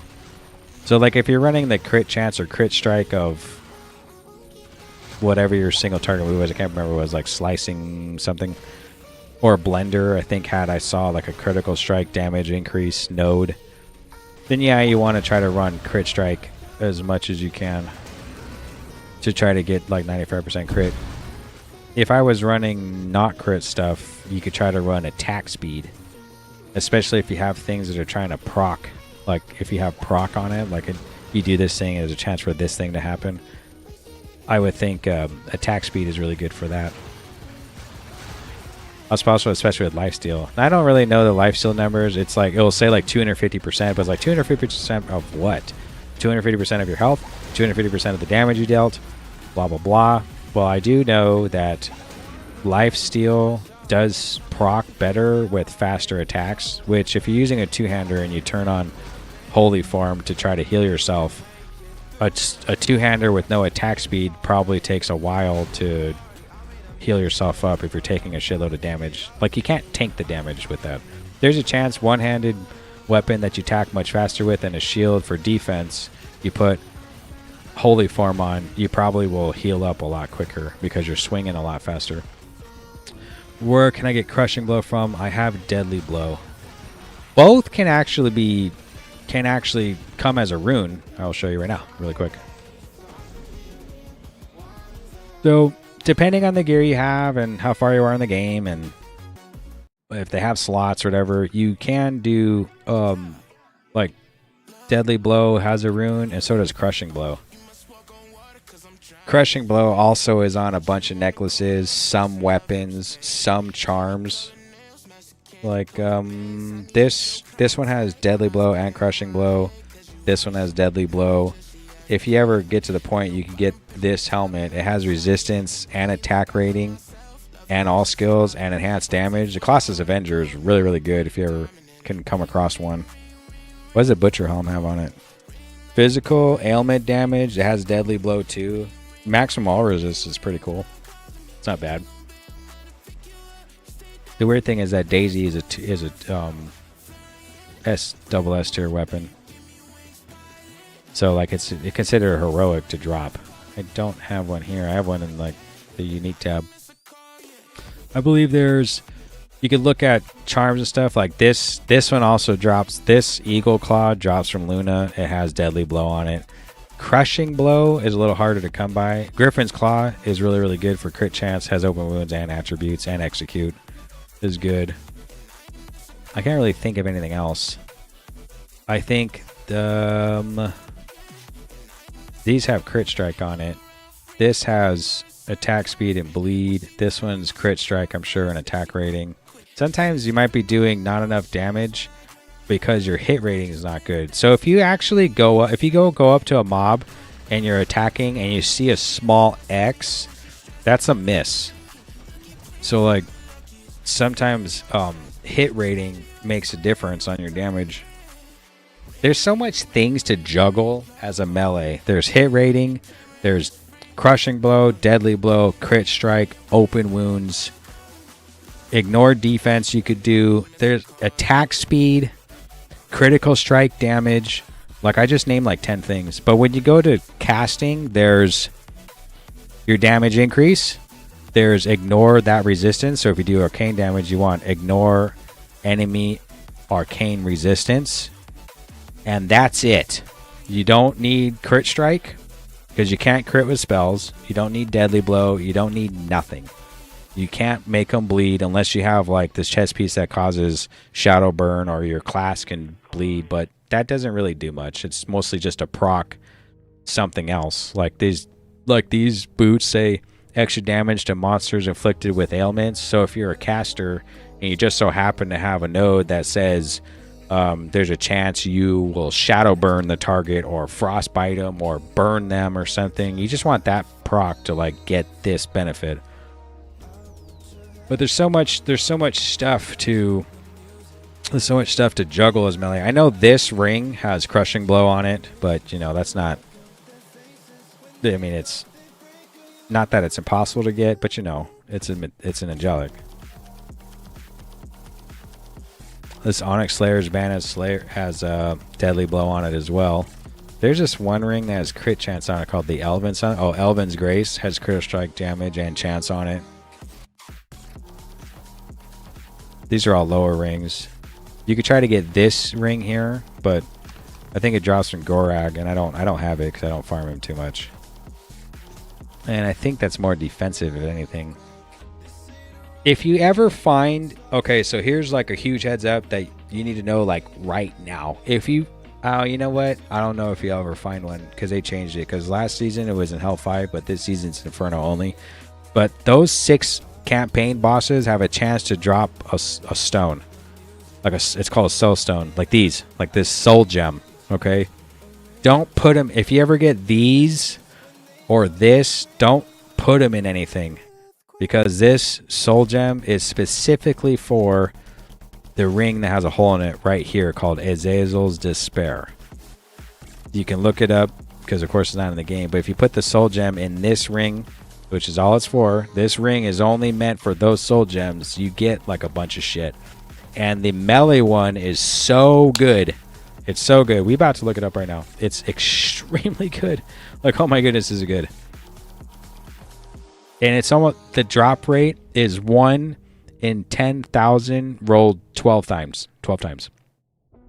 Is it 1 in 10,000 rolled 12 times? So I think that means you get 12 chances for it to drop, but it's like 1 in 1,000 chance. I'm pretty sure that's the actual numbers. Okay, so that is Azazel's Despair with Anubis' Soul Gem in it. Gives you between 1 and 3 all skills, 20% increased attack speed, 20% crit strike chance, 5% crushing blow, 25% increased attack rating, 35% increased crit strike damage, 25 strength, and attack damage increased by 25%. This ring is like every melee drools over this ring. You want this ring. Do you know, people, there's this guy, his name is Gorilla. I haven't seen him on in a bit, probably because everyone's taking a break because the season's ending or whatever. He must have fought Anubis over 3,000 times till he got his gem. I'm pretty sure I actually, like, here's one right here that I have a couple of Zazel's Despair, so I can just stick a soul gem in it, and I'm going to use it on my Plague Doctor. But this is like what you get if you put one of the other soul gems. So like energy is whatever, but intellect's cool because if you're a poison caster, but poison skill damage 40%, enemy resistance, and the poison resistance is just whatever. But very good. I mean, that's a drool over that ring. My goodness. But if you ever run across, the best thing to say is if you ever run across the crushing blow rune, you could just hold on to it. And it's just it stacks up 5 times and reduces, like, it's kind of like an armor kind of ignore. There's also other things too, like your Merc has an armor break. Right here. This passive. Like, each monster attack generates a stack of rage, and when it gets to a certain stack, it does an AoE that breaks monster armor. That armor break isn't the same as your armor break from crushing blow. And even if you have talents that say ignore, like, has armor break, those are two different things. Like the crushing blow armor, like, ignore plus armor break are two separate. So you can have both. You can have a skill that does armor break, and then you can have crushing blow as well. It just increases physical damage taking. So see how it says crushing blow breaks enemy armor? It is not the same as armor break. Just in case you're going to play a physical class. What was I doing? I think we're just looking at gear, right? Let's see what new zone it is. Still Highland Mines. Maybe I can find... they're supposed to reset and then try to find Eternal Battlefield to show you the boss. Oh, it's Glacial Trail now. Oh, good. I need Glacial Trail really bad. Perfect. And it... Ooh! Legion. Perfect. I needed to get these Essence Vaults done. Yay!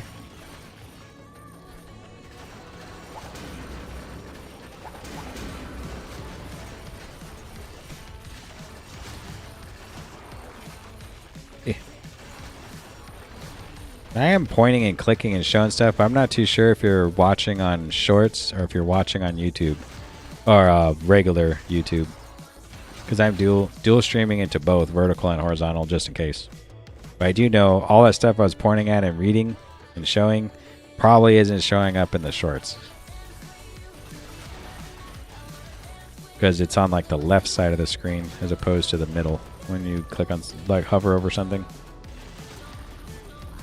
Okay, so it's Sleeping Horror. I'm sure I'm trying to be doing, right? 4480 4695.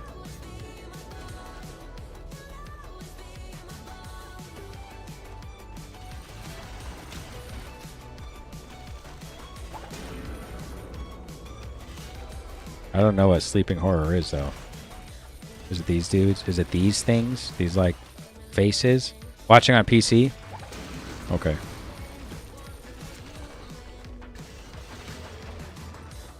Drool Fest, man. That ring is nuts. Really good. It's hard to cap 95% crit unless you want to just, like... There's also crit gems, though. I say all that, but there's crit gems that are really cheap to craft. Like, they don't require much material, and you get 5% per gem. That's pretty good. 44595. Okay, so 466. So was it 469? Okay, we want to see, like... Okay, 4663. Okay, let's see what we have at the end of the dungeon run. So if it's better to run out in the wild, or is it better to run in the dungeon for an hour?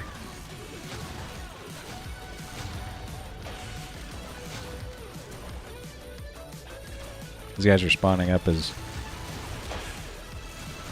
Oh, hold on. Goop.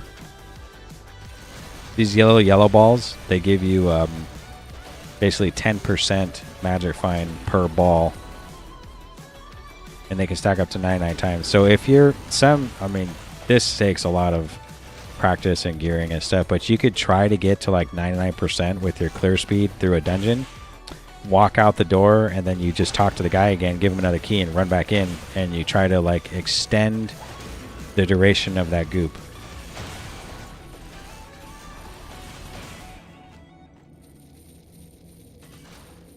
Now some guys are really good and they'll get 99% on the surface world. I call it the surface because like a dungeon, I feel like you're inside something.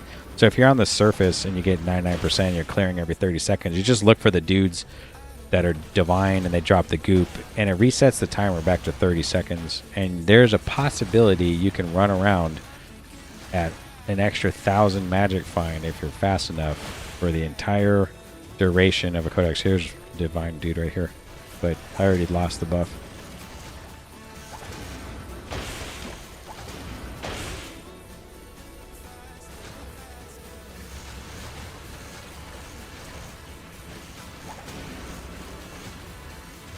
I think crit chance is probably one of the probably the most, like, that's probably like the number one thing you'd probably want to try to cap when you're playing melee because of the 100% damage increase.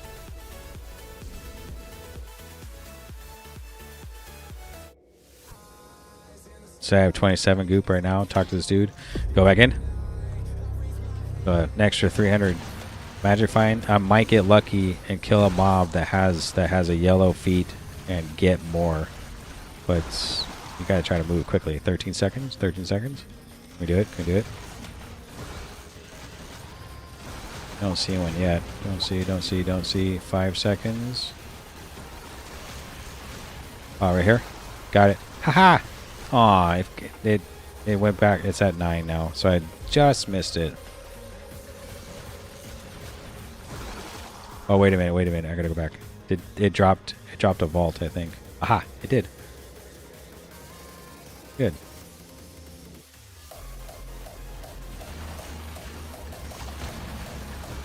This music sounds so old. It's probably like, this style of music was like at least 20 years ago, 10 years ago, at least, too. About 10, not 20. Goop. I don't clear fast enough to like try to keep the stacks. I don't try to pay attention to it too much.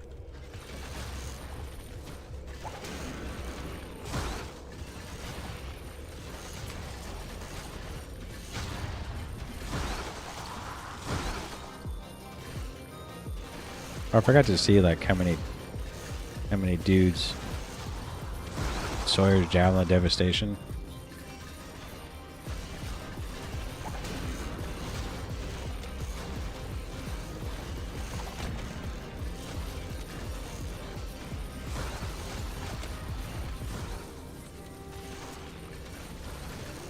This boss that's kind of in the dungeon always drops. He usually drops yellow goop. Who am I missing? Oh, he's way over there. Back with it. All right. 4663.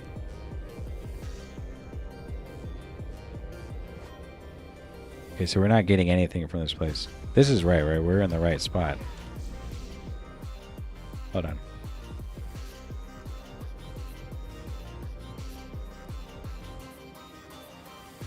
Zones. Sleeping Horror. Glacial Trail. Oh, he does not spawn in the dungeon. Only on the surface. Okay, cool. So we don't have to do the dungeon. It's not going to spawn.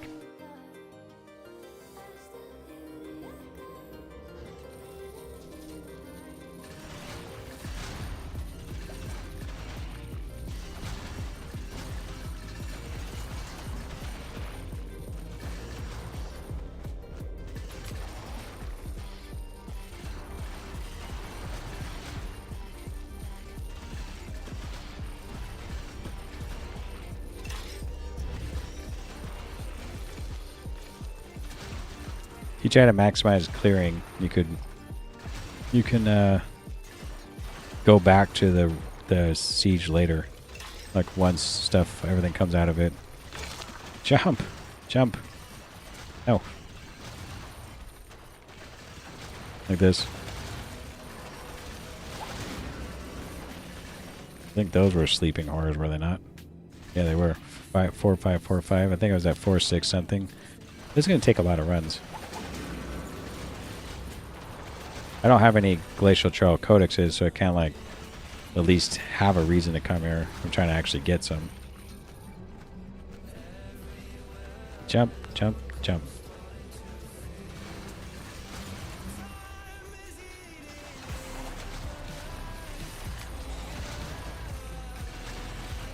I don't know how you got Eternal Battlefield fragments, but you didn't. Well, technically the fragments are to get into the Eternal Battlefield itself. You just need 50.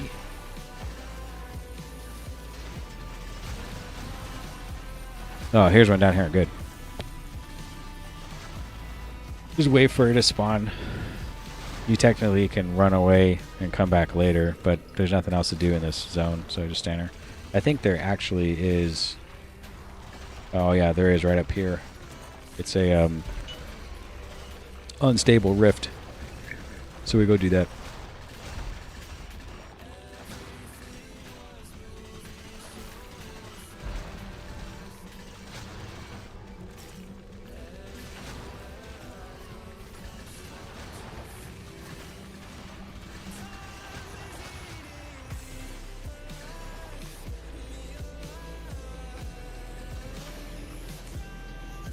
So then it says Eternal Battlefield. So if you have 50, you can enter. And now you're in what looks like Fields of Battle. Very similar. Now these guys, it stinks so because these guys are the Wasps ones. So it's like Act what? It's kind of like Act 5, I think it is. No, Act 6. With the Wasps and the Samurai. And the boss is inside that middle section there. Some gear only drops in here too. Or it doesn't only. I shouldn't say that. It's not only. It just has a higher chance to drop in here. So if there's a piece of gear you want and it says, oh, Eternal Battlefield, it just means there's a higher chance to drop here. So you could come here, kill all the mobs like this. You also get the fragments too, which is good. So at least it gives you a reason to kill all the mobs. Before it didn't give you fragments, so... And it wasn't a target area for something to drop in, so there wasn't really a reason to kill all the mobs. I just would go straight to the boss. He's in that center, this zone right here. I'll actually fight him slow so you can see some of his mechanics. Luna's a little different. I'll die if I try to show too much mechanic stuff. I think that's everything. You stand in the circle, opens up.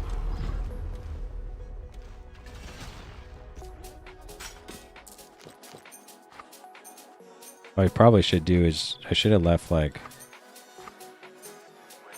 my clearing gear on so he doesn't die as fast.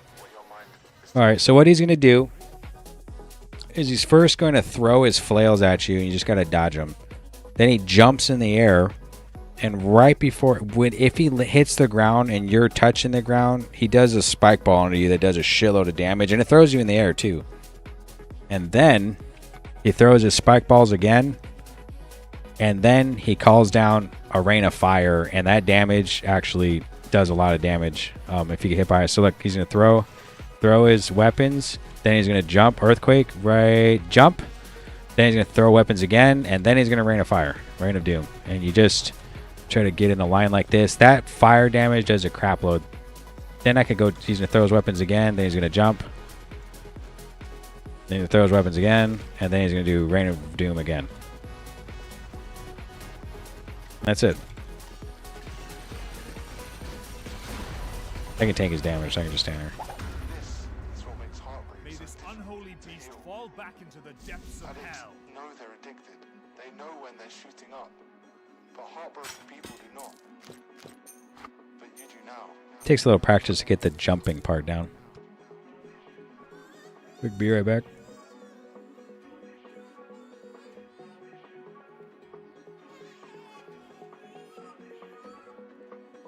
But you do now.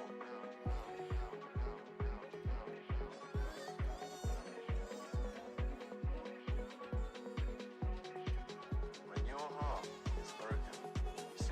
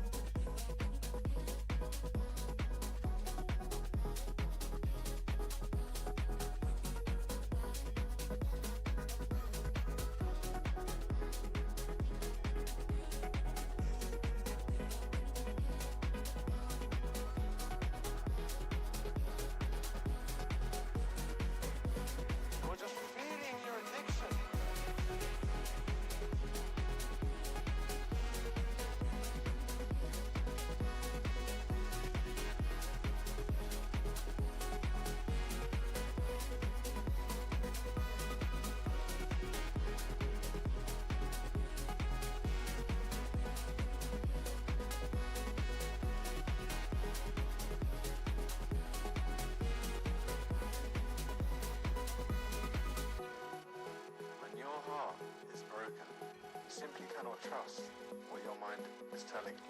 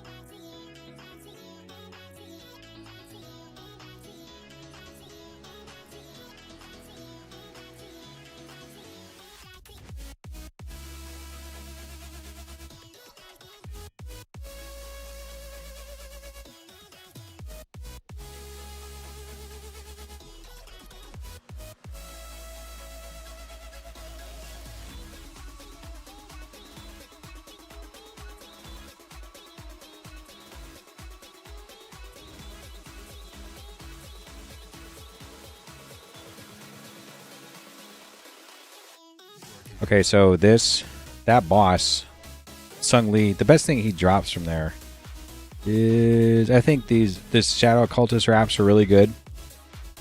It's mostly, they're actually really, really good. He drops a couple other things like a heroic vial, but it's okay. It's like bleed damage.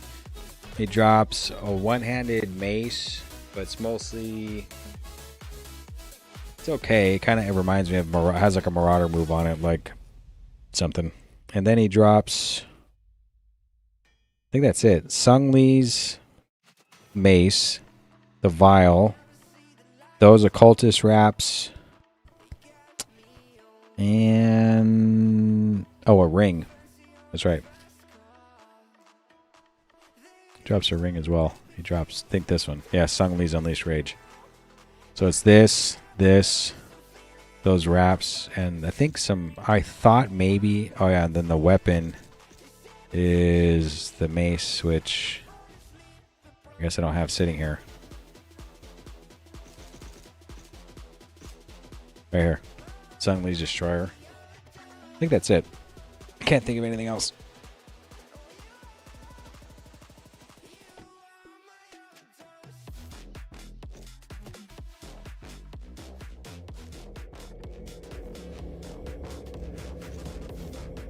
Four, 4, 7, 1. So it seems like one trip around the field gives me like 200 for Sleeping Horrors. And I think it's these things right here. I'm not too sure. Probably is.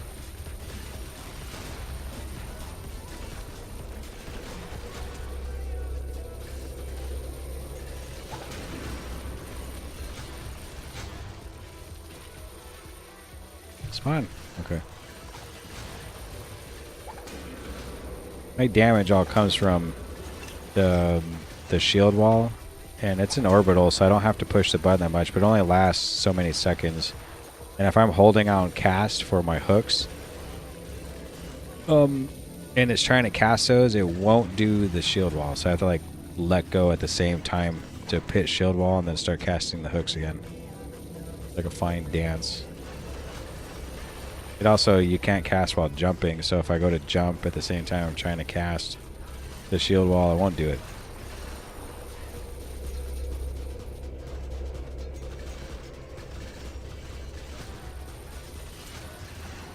They're also going to change vaults next season too. They're going to make it like area specific, so you just have to kill mobs in a zone or the boss in the zone. It's not going to be where it's directly tied to a specific mob that you have to kill that many of, because that gets a little rough. There's some mobs that they choose for you to try to farm, and it'll like spawn one in the zone or something, like the butler or the bride. Like, they only spawn a couple in the zone, and you have to kill 10,000 of them or something weird. See, it's not going. Come on, spawn my shield so I can do some damage. Oh, it's unstable rift. Oh, that's why I left on that last one. I should have did it. I just forgot. PT.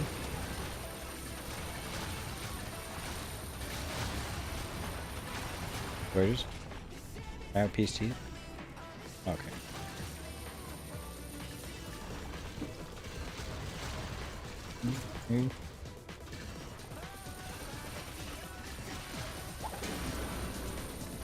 Let's eat some of these cookies too.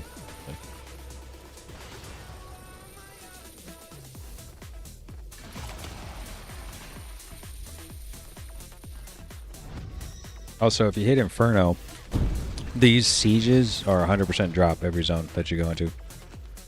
I think, I would assume it means it's lower on other difficulties, but Inferno, it's every time you come to a zone, it will drop.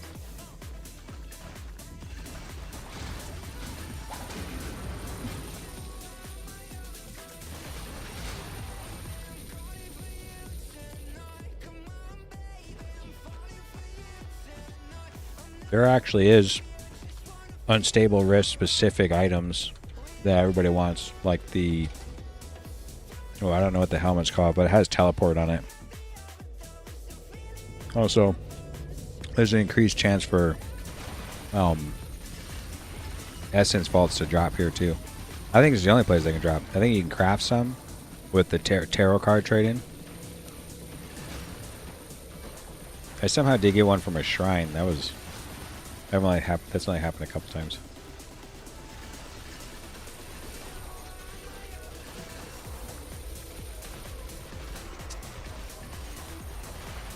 Weird thing is, I can lock this right now, but then later on, like when I reset the game, like reset the server or zone or whatever, it's going to like unlock that again. So quality of life for there's two quality of life things I hope come next season, but I'm not too sure. I don't remember seeing anywhere. One, it doesn't trap my mouse to the window. So if I scroll all the way up to my other screen up there, my mouse goes up. If I accidentally click, it will minimize this screen, and that is very, very bad if you're in the middle of doing some damage to a boss and you need to move for mechanics and the screen minimizes because you were trying to point a certain direction. Now I actually put it to full screen, and I used to have it on windowed for no reason. I put it full screen and it still does it anyway. So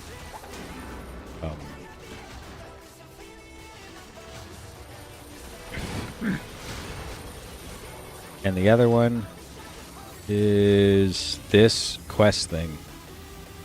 Like if I lock this quest thing, I just want it to remain locked even if I reset the server like this.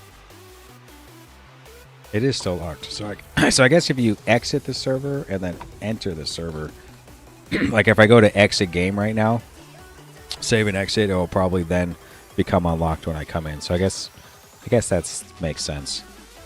The only thing is too is that these satanic zones basically on the hour will automatically rotate, but there's a half hour one that if you don't like this one at the half hour, exactly half an hour, you leave the server and make another game, and it will change.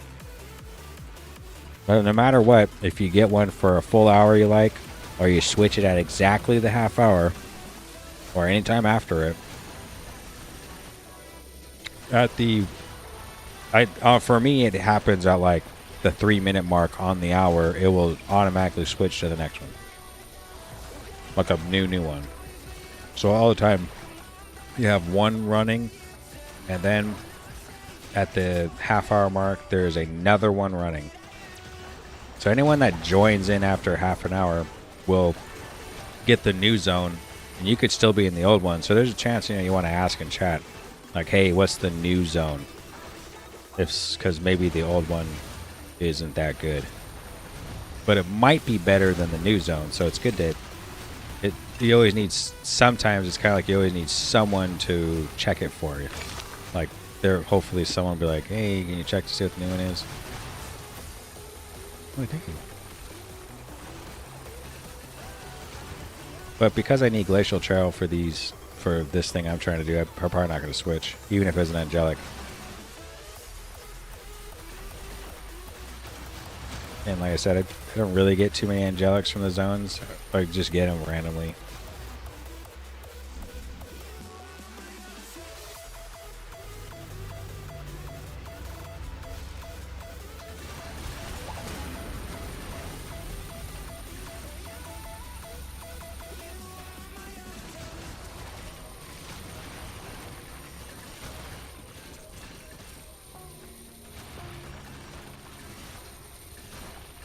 Those are for you.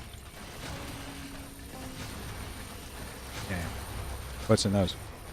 Okay, thank you. I thought it was. But I just saw the bag of key lime and like, no. I love that. I can try a couple. I feel like they're dessert nuts. This is a good snack.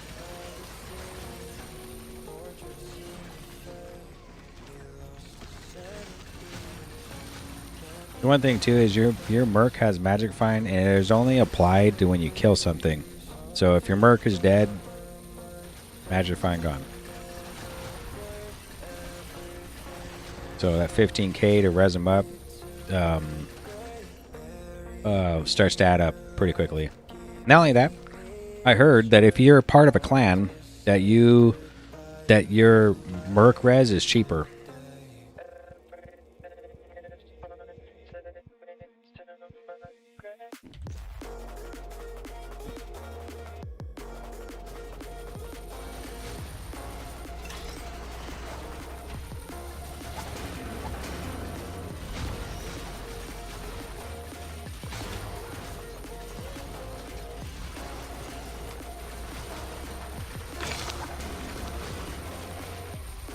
Also, there's a lot of items in the game that give auras, and if the Merc is wearing something that has an aura, they give you the aura. And vice versa too. Pretty sure like you give the aura to them as well. So like they're wearing some gloves called, I think it's called Asphyxiators or whatever. Yeah, Arcanum Asphyxiators, and it says Omnis Aura level 19. That buff increases your, I think it's magic or arcane damage or something. Alright, we can find it right here actually, in this bar. As long as my Merc comes close to me, which I don't see her. So call her to you. There we go. This one, arcane skill damage increased by 30%. Then the boots gave you Holy Aura, which is magic damage and attack damage increase. And then Tommy's shield, St. Tommy's shield or whatever it is, also gives resistance plus life replenish buff. And then if you do the Colosseum on Inferno, there's a chance that boss drops the Helmet of Doom. This one, Crown of Doom, and there's 4 auras there as well. One's damage, one is, okay, let me call her to me. Magic Find, magic skill / faster cast rate, movement cast rate, One's magic skill and attack damage, and one's magic find, and one's armor. Like, is it armor? 7%. It's like, maybe that's damage mitigation. And because it's an aura, it's really good just to put it on your merc.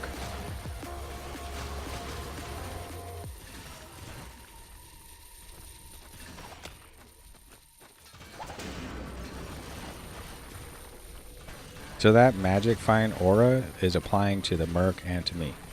So like, I'm getting an extra 50% magic find or whatever because of the merc. Plus it's giving us 50%, which means when we kill a mob, it's whatever magic find on the merc is plus that 50%. Which is how like you look at my gear, it's not really running too much magic find stuff, and still is like at 600%. Even though I'm only getting 400% of that.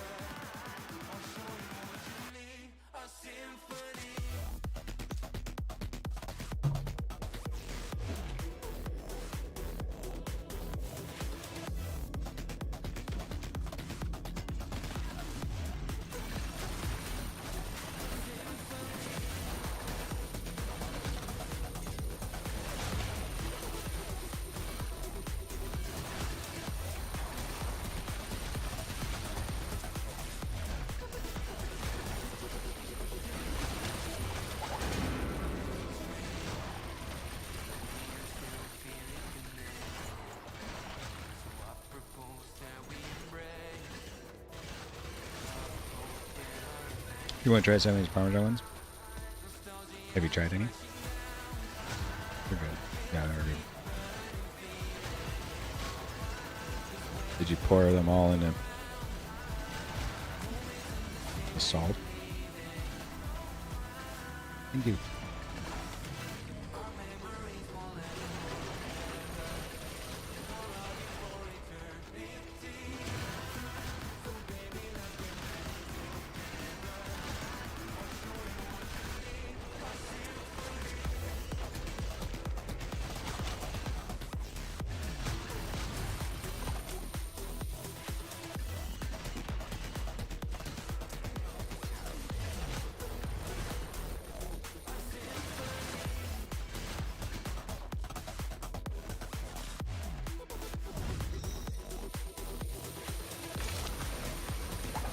Yeah, we're done.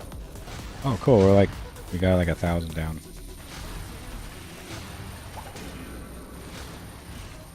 What is this? Mana decreased and monster life increase. That's it. Recovery 100%.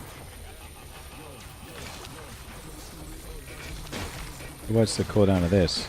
70 seconds?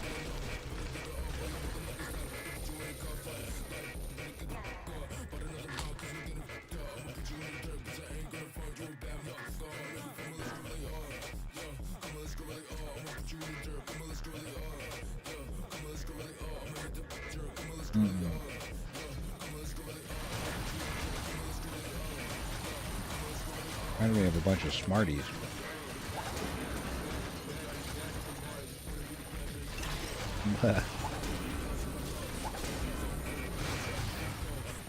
You like them? Good. All for you. Plain is good. Even salsa was good, yo.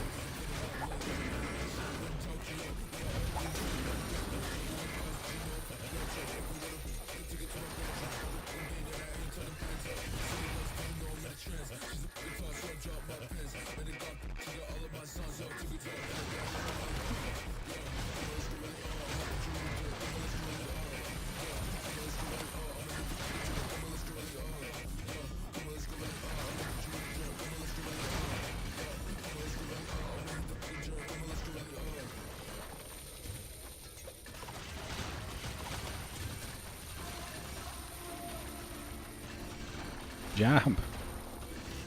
If you have the broken wings, what's good about them is that they have something where it's basically you can jump through a wall. So you hit a wall like this, you can jump past it.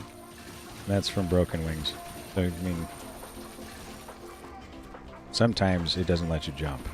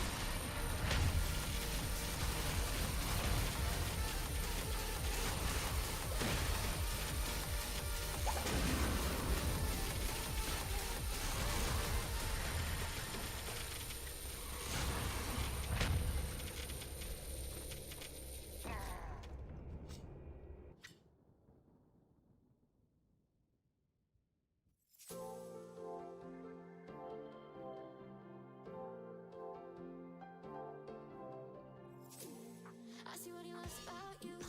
You're so perfect.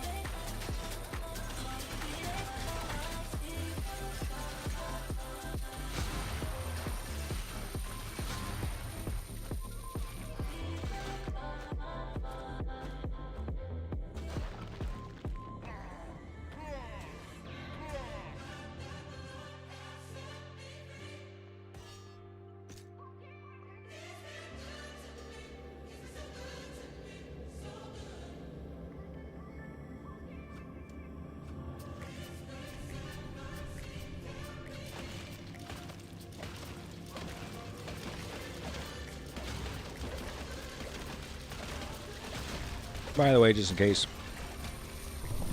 if you have something that says on attacking, that's you physically attacking, swinging your sword, whatever. If you have anything that says on striking, that's you or the merc or your summons can proc that thing. I just thought of this because I was standing there for a second and my merc is swinging with her sword or dagger or whatever it is she's using, and she's proccing the tide of blood or whatever from Blood Moon Crescent, because it says 10% chance when striking. See, there it is. It's so just in case, because I didn't know the difference a long time ago. So striking is you, summons, and merc. I don't know about followers, like if you have that relic, but those are mostly casting.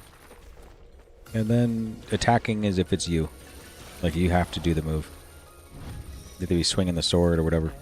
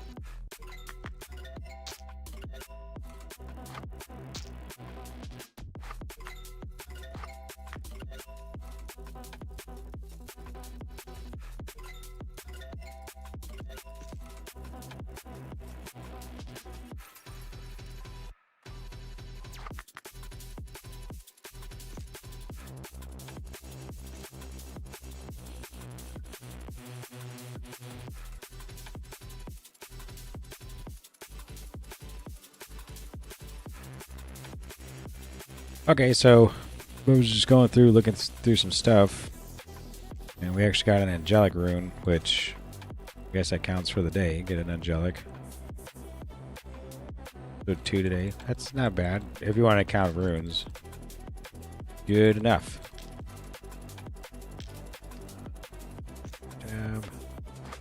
These. You start just kind of getting like lots of these runes. You start stacking up. Look at. Okay. Wait, did we get this done? Oh, we were so close. Close-ish. Close-ish.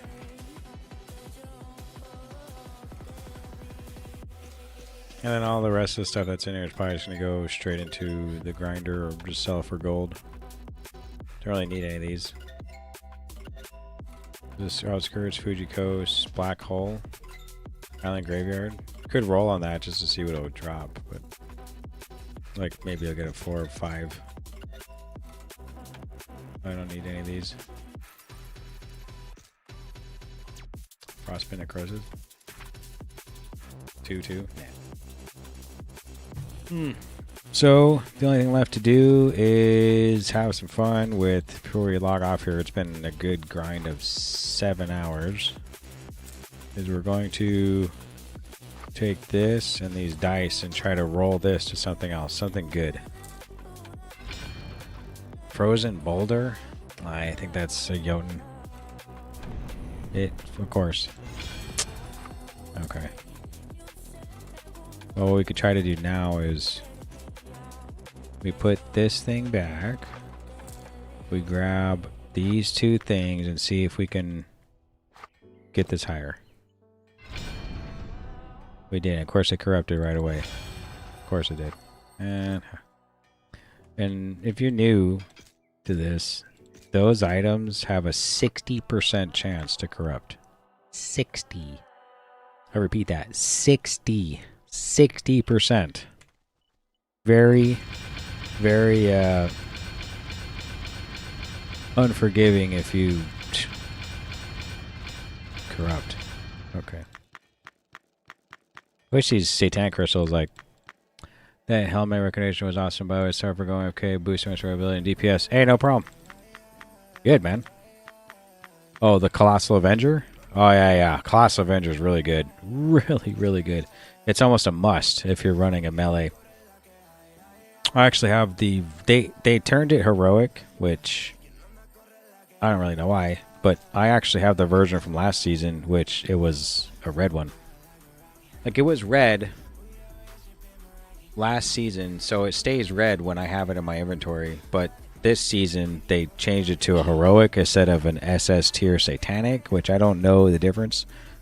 But found one with +5 was nasty. Oh, wow, +5, good.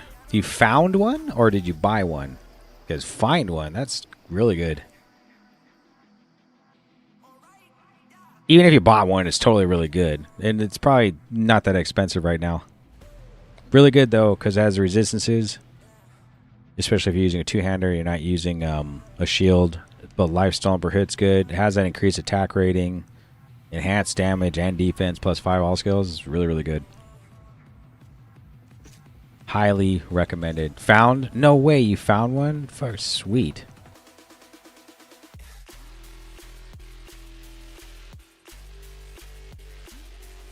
I found one of these, and that was it. Out of all that run stuff. We tried to roll some stuff, didn't happen. That's really it. Also, all these runes and stuff, they're all like upgradable forward, so like 3 of these equals to 1 of these, and so on and so forth. So like 3 of those equals 1 of this, and then you put 3 of these together equal 1 of that, and so on and so on and so on, and so on and so on and so on and so on.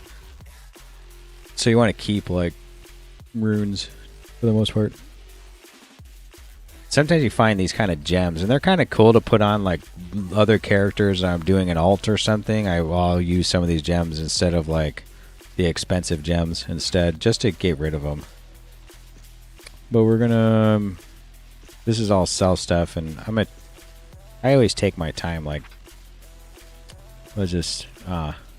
This would be good if I had 10 increase experience gain on it. It doesn't though.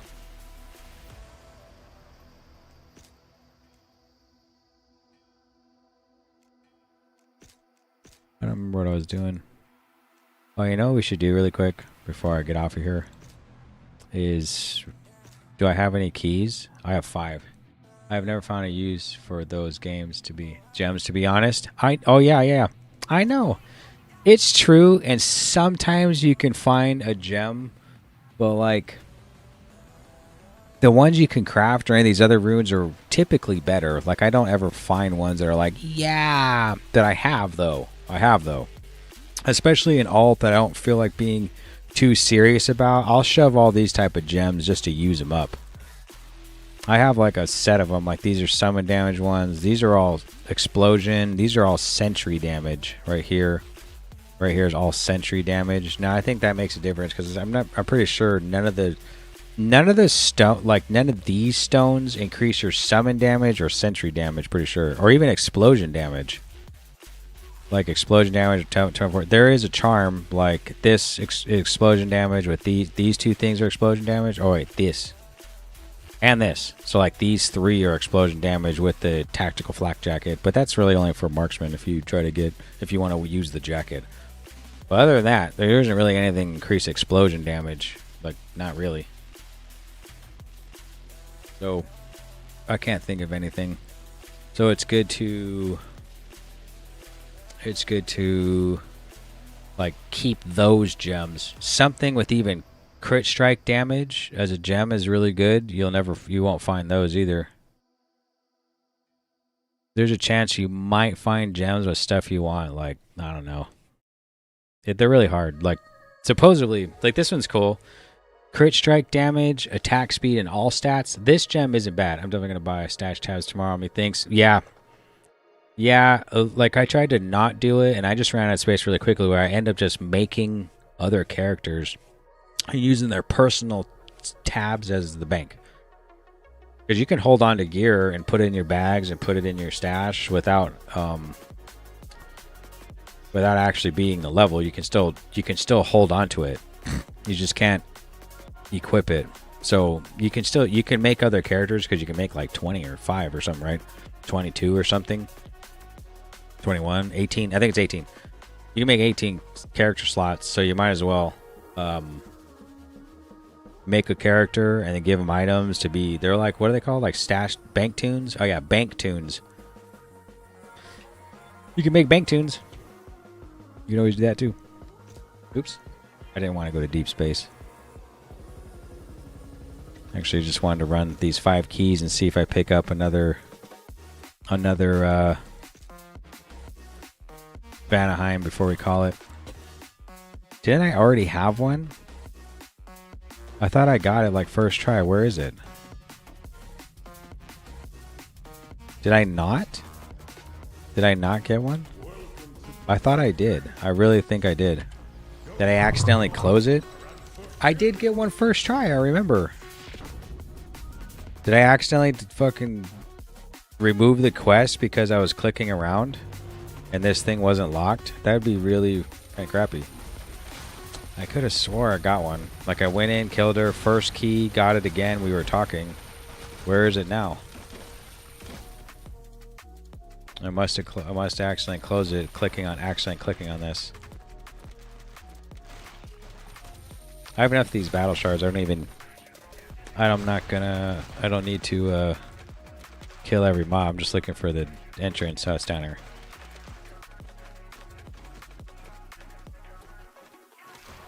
I could be wrong. I'm pretty sure that's what happened. Maybe not. Maybe I'm thinking of like that time that I got it first try was the time before.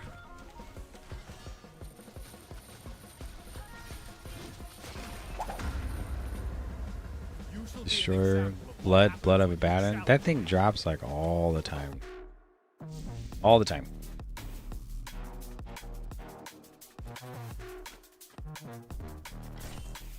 Tectonic Grips, Blood of Abaddon, and Windwalker Steps drop consistently.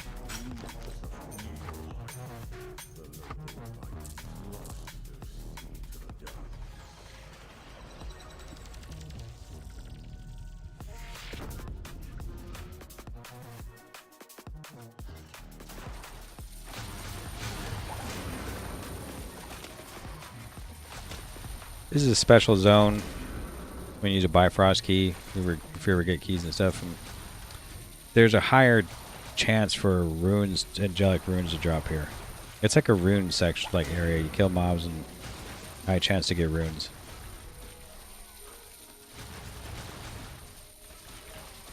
Runes are good. You could always look into making rune word items if you're having trouble with gear and stuff. And I probably should have told you about that a while ago. About rune words and bases.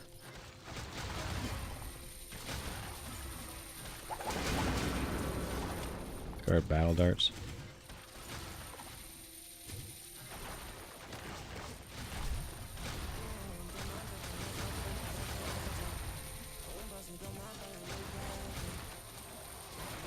I will explain it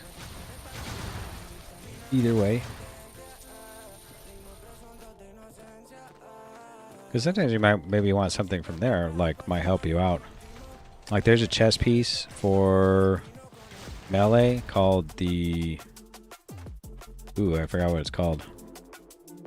But it has resistances on it, so it's not that bad. With a little bit of lifesteal. So if you didn't have that good of a chess piece, you could always try to start out with rune words. And I forgot that was like the progression in the game. Is you get a little bit, you get into a position where you're doing hell and stuff, and you're not really finding too many satanics. And in between heroics and satanics is rune words, and some rune words are actually lower level too. We'll look at them in a second. Let me run these couple keys. We'll head out. Let's go to the Ruby Garden. Pretty sure. Maybe not. Maybe not. Probably watch the VOD back to see if I did have it like 2 hours ago. This is Ruby's Gardens. This place is good for charms. If you're looking for specific charms or something. A lot of charms drop here. They have a lot of these red chests around right here. My filter, I have a filter on so I only see what I want. And so if nothing comes out of it, it's because there's stuff there that's like whatever. I used to have it set up on alt, but I guess it's not here now.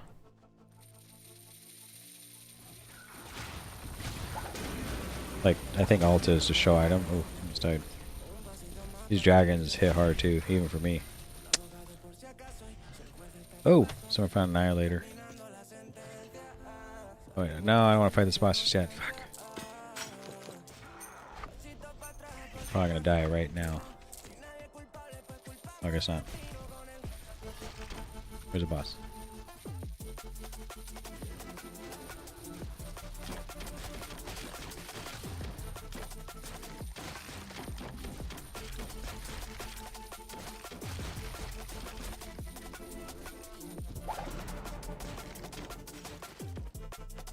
Okay, this stunk.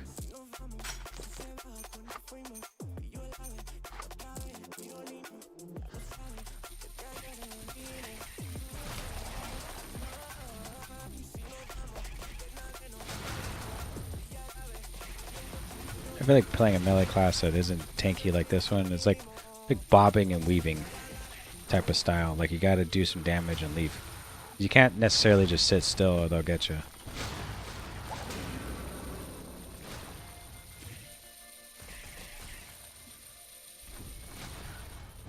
Jump. Okay.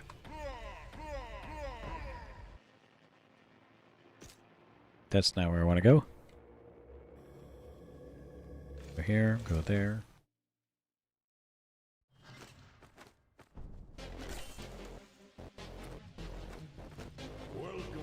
Niflheim again.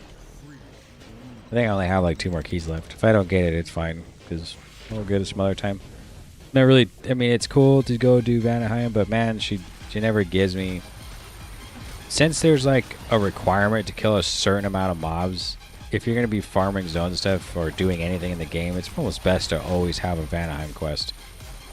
If you're playing trade, you can join a lobby that has the quest. So sometimes like Big Math will be in. I'm in East, but they'll type in like, oh, you know, Inferno Vanna here. So you join the lobby and you can get it, like they use their key or a drop for them or who cares.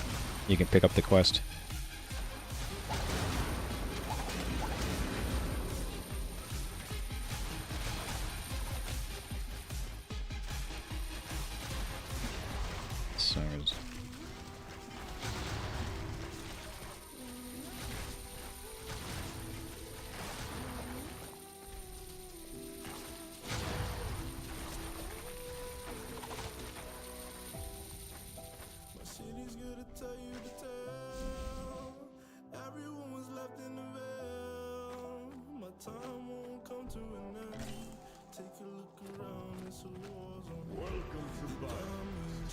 There's also augments on your chest piece that you can look up as well, and Angelic Realm is what you get there. So if you have an Angelic Key, you go to Act what? I think it's 5-1, and you give them a key, and then take it to Angelic Realm, and you talk to the angel, and they'll give you 2 to choose from, but it's out of a pool of like 40. But if you bring 5 keys with you in there, so a total of 6 to like open it up manually and then choose what augments you want, it's an extra 5 keys.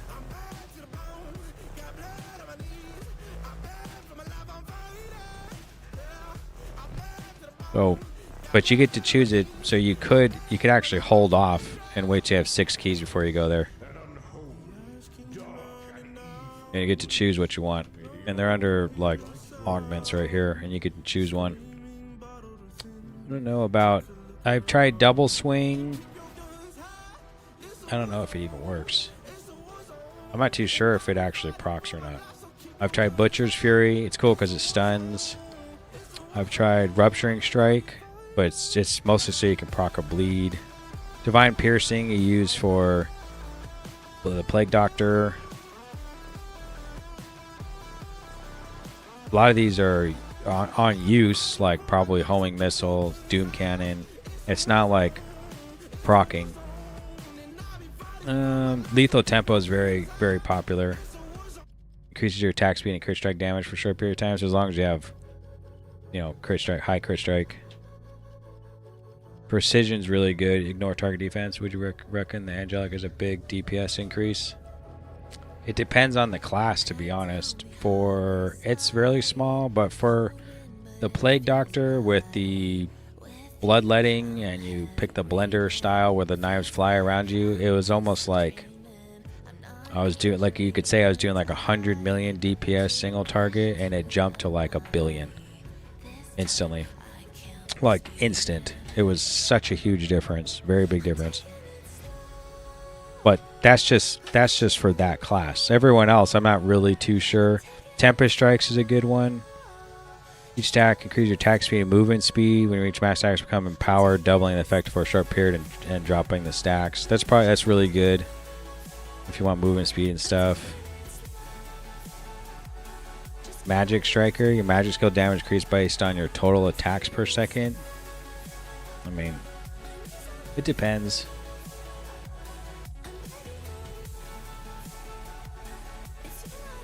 Pretty much everyone uses it for avariciousness.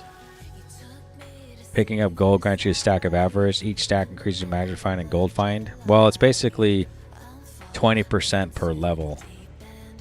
So you can do augments up to level 7, and level 7 avariciousness means you pick up some gold, stacks up 7 times, and it's 20%. So I'm running around with an extra 140% every time I pick up some gold and shit.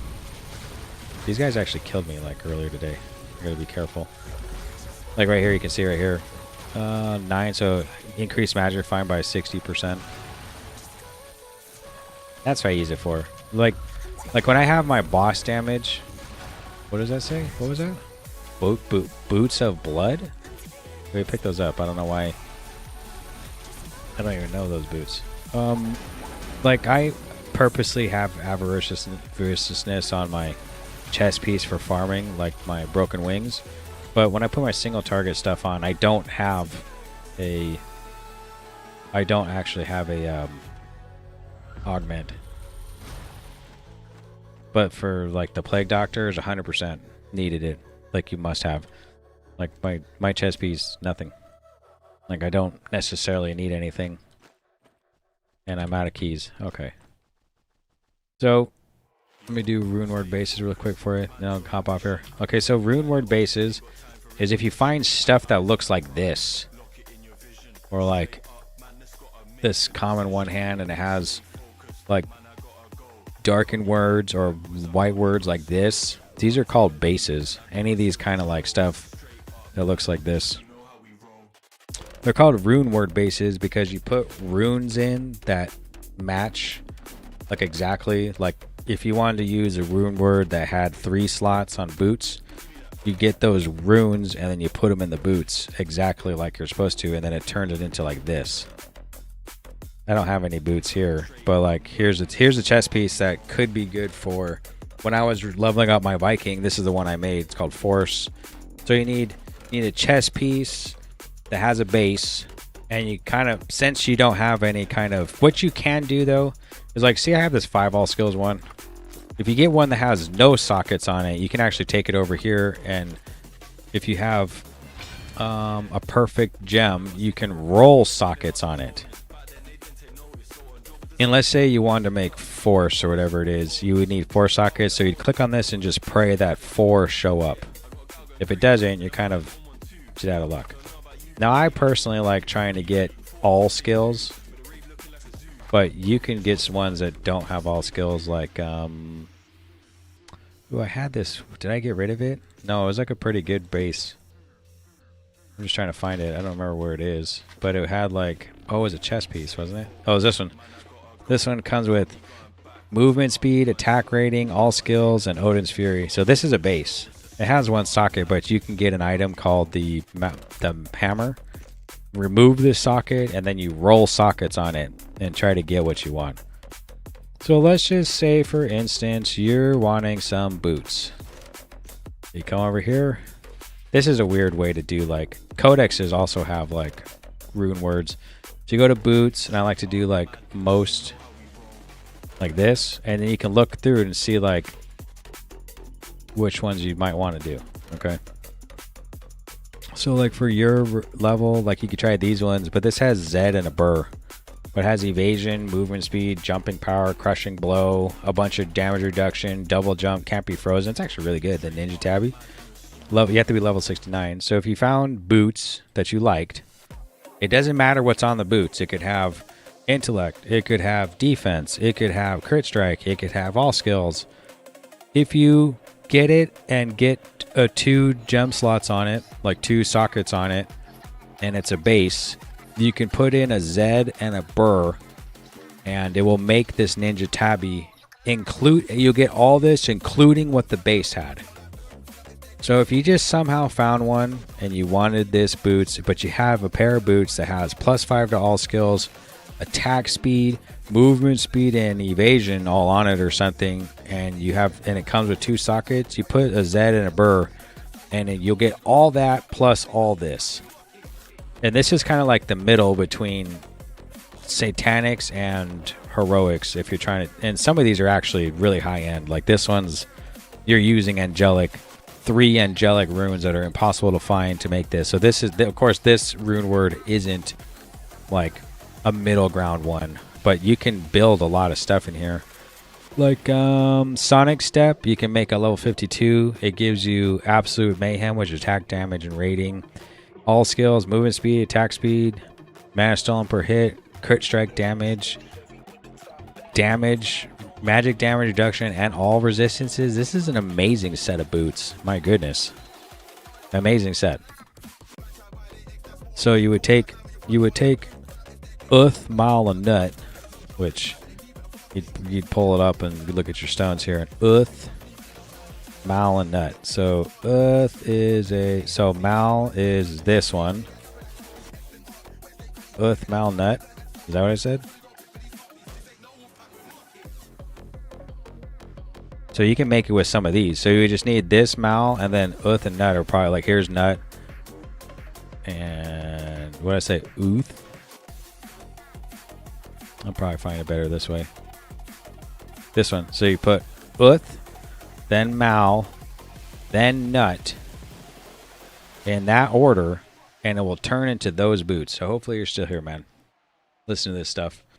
So you can go through, and if you're looking for different things to increase your damage or something, you can go through and look at, like, okay, so you want to keep the helmet that you got already, but maybe you want better boots, or maybe you want a piece of armor, and you literally can look through and, like, this one's cool. Fortress is pretty cool. It has some stuff you could like. I like Force because it has the 73% all resistances, especially if you're not using a shield. This isn't too bad. Of course, there's better options as Heroics and stuff, but as a budget style to, like, maybe you don't have that good of a good of a chess piece, this is good. There's all these other type of ones that increase like poison skills and blah blah blah. This oil spill one, that's I mean, I don't know who would use this, but oil spill is from the Redneck. Babylon's Fall is like the #1 thing you want on your Merc because it has 200% increased magic find. No, 300%, which I have one on mine, like right here. So I found a +5 all skills chess piece. I rolled a 4 socket on it, and I just put them in this exact order: Drax, Joel, Flo, Burr. So Drax, Joel, Flo, Burr. Just click it on one at a time, and it'll turn into this thing. So you could do that too if you're looking for rune words. You could look for rune words anyway. Now, what are you playing? The Butcher? Well, you'd want a 2-hander. So you could go to weapon and look for it. If you don't have that good of a weapon, you could look some up. And they're very like, so you need a bow or a gun, a 2-handed or 1-handed with 6 sockets. It's going to be a 2-hand because 1-handed bows or guns don't come with 6 sockets, but a 2-handed one does come with 6 sockets and has all this stuff on it. I don't really know. This is a Redneck one, Illusionist one, Heavy Ball. This is for, I mean, it's for anybody, but because it does Heavy Ball. Here's the other thing too, if you're still here, Joseph. If you have a weapon that doesn't move that you can do, so let's what's the Butcher one? Like, that Blender one? Or the Slicing Chain one, or any of those things. Let's say it says chance when attacking and it's a move you can do. You don't have to put points in the move. You can go into the subnodes and select the stuff, and the move that procs is the thing that you put the subnodes in. Like, you can control it, what it comes out. I'm trying to find one that has to do with, like, you. Explosive Kunai, no. Frozen Hide, no. Rapid Fire. Torrent, no. Amplify Damage. Vengeance, no. Pyromancer, no. So then it gets like a little lower as you go down. Overwhelming Power, no. Trigger Finger, no. That's Demon Hunter. Okay, I can't find something. What I do know is one that you do have, I'm pretty sure, is this one. I'm pretty sure Chain Slice, I thought it could be Redneck, but I thought it was Butcher. Could be Marauder, actually. But man, it's hard to say. It's hard to explain, but for instance, I wish I could find something to have like a good... Okay, see, like, say that Vacuum Strike and Weapon Throw. Viking has Weapon Throw, don't they? I'm pretty sure Viking has Weapon Throw. No, Samurai has Vacuum and Strike. That's not a good one either. I think Redneck has Revved Up. Slice of Shadows, I believe, is... I believe that's Demon Slayer. But see, it says chance when striking, you do a level 27 Slice of Shadows. If you have Slice of Shadows in your set of stuff here, you click on the subnode, and if you tailor that to like how you want, that's what procs. Like, you call that thing that you tailored out when you swing with it. I don't have anything that like actually that I could have for I know one of the like this one here, watch. This is a perfect one. Like, absolutely, this is a perfect example before I head out. Because I used to do this too. It was a lot of fun.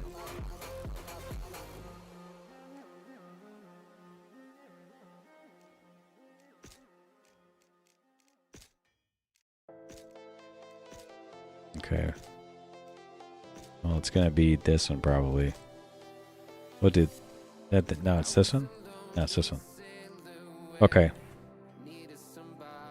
Then I have them on. I don't. Okay. So I have this move here, which is just Berserk, which you just attack with a move, right? But it shows that both these weapons, when attacking, will do Whirlwind. So they literally are going to proc this whirlwind with these nodes on it. And all I have to do is attack. See? Because I know this because you see these little tornadoes coming out. If he just had whirlwind, oh, someone just got an angelic. If you just do whirlwind normally, you would just spin. But you can see like this move here says when you whirlwind, you unleash small tornadoes. This one says like you burn targets and blah blah blah blah. You can see right here when I'm attacking, they are on fire, they are burning, and tornadoes come out. I used to run around like this. Is a lot of fun. All I'm doing is berserking, and it's whirlwinding on its own. Now it's really not that good if you go to like shockwave. You'll do the whirlwind at the same time, and it kind of like moves you into it if you see like wherever your mouse is pointing. So you can't really sit still. I think you can if you like hold control. And it's not really working for me. But this is a lot of fun. I can actually go attack some stuff. So I don't know if you're playing Amazon. I think there's a bow. There, you just do this. I'm whirlwinding without really whirlwinding.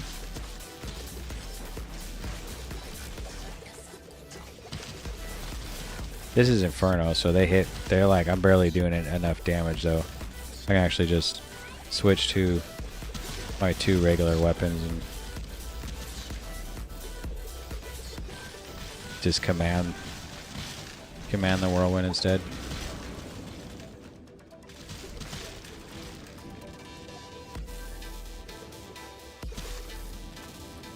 Yep.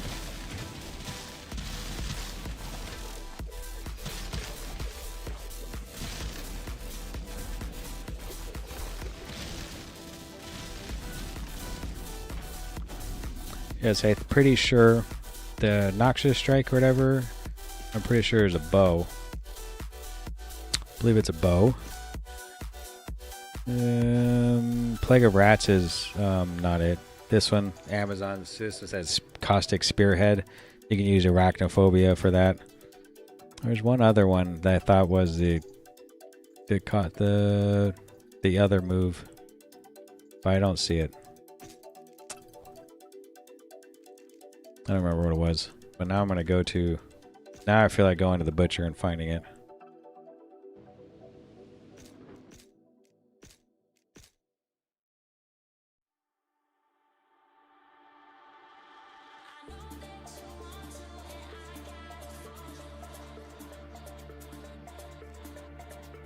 Chain swing, okay.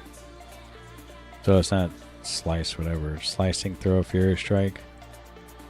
Okay, so none of these actually. I don't think any of these are actually on a weapon or anything. I think I've seen Fuel to the Fire before on something. Butcher's Hook? Butcher's Hook? There is some that has a Butcher's Hook, though. I'm pretty sure. Makes me want to go look at it. I'm pretty sure there's something like an axe or something that has Butcher's Hook on it. Maybe it's not Butcher's Hook.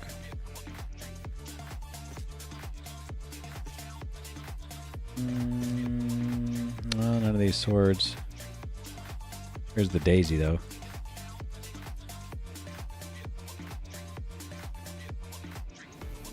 No. Ace.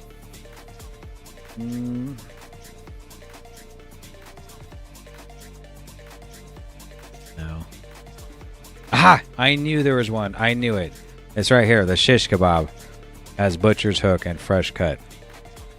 So, when attacking, it says, flail a huge meat hook around you, gathering all monsters, and blah, blee, blee, blee, blee, right? So, if you're swinging that around with, I don't know, slicing throw, because it's on attack, so you have to be slicing, throwing, you will also proc Butcher's Hook at the same time. Like, you'll do this, you'll proc Butcher's Hook, but whatever you choose in here was what the Butcher's Hook will do. I knew there was one. Where's that Fatal Rip one? Is that one of these? It's not. Must be different. Must be like Marauder or something. So if you ever get your hands on a shish kebab,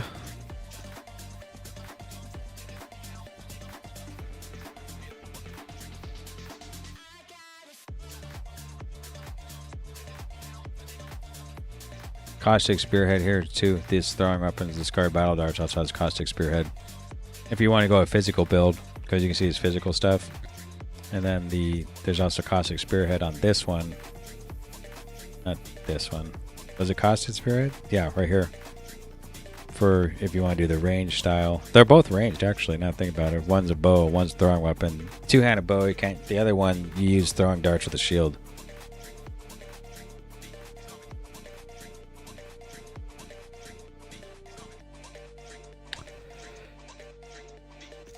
Ooh, man. Ooh. Ooh. I have a daisy. I do.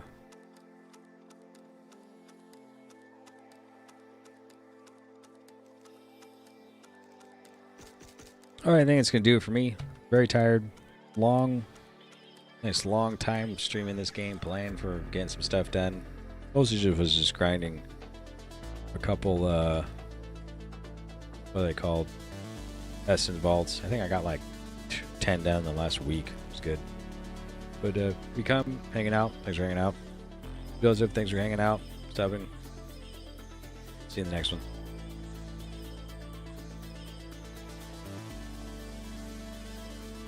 Oh my goodness. Oh.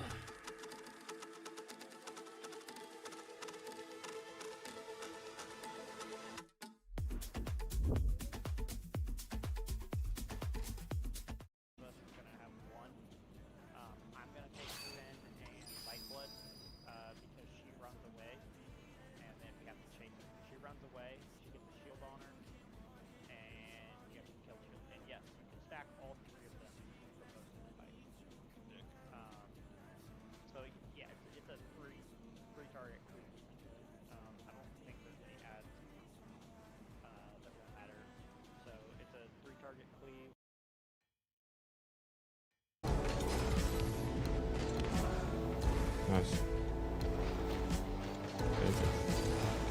Oh my gosh. Oh, dude.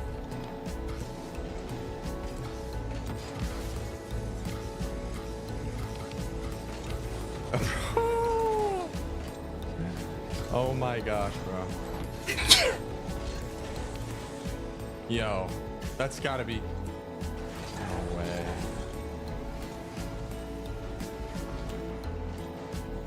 How did that lose?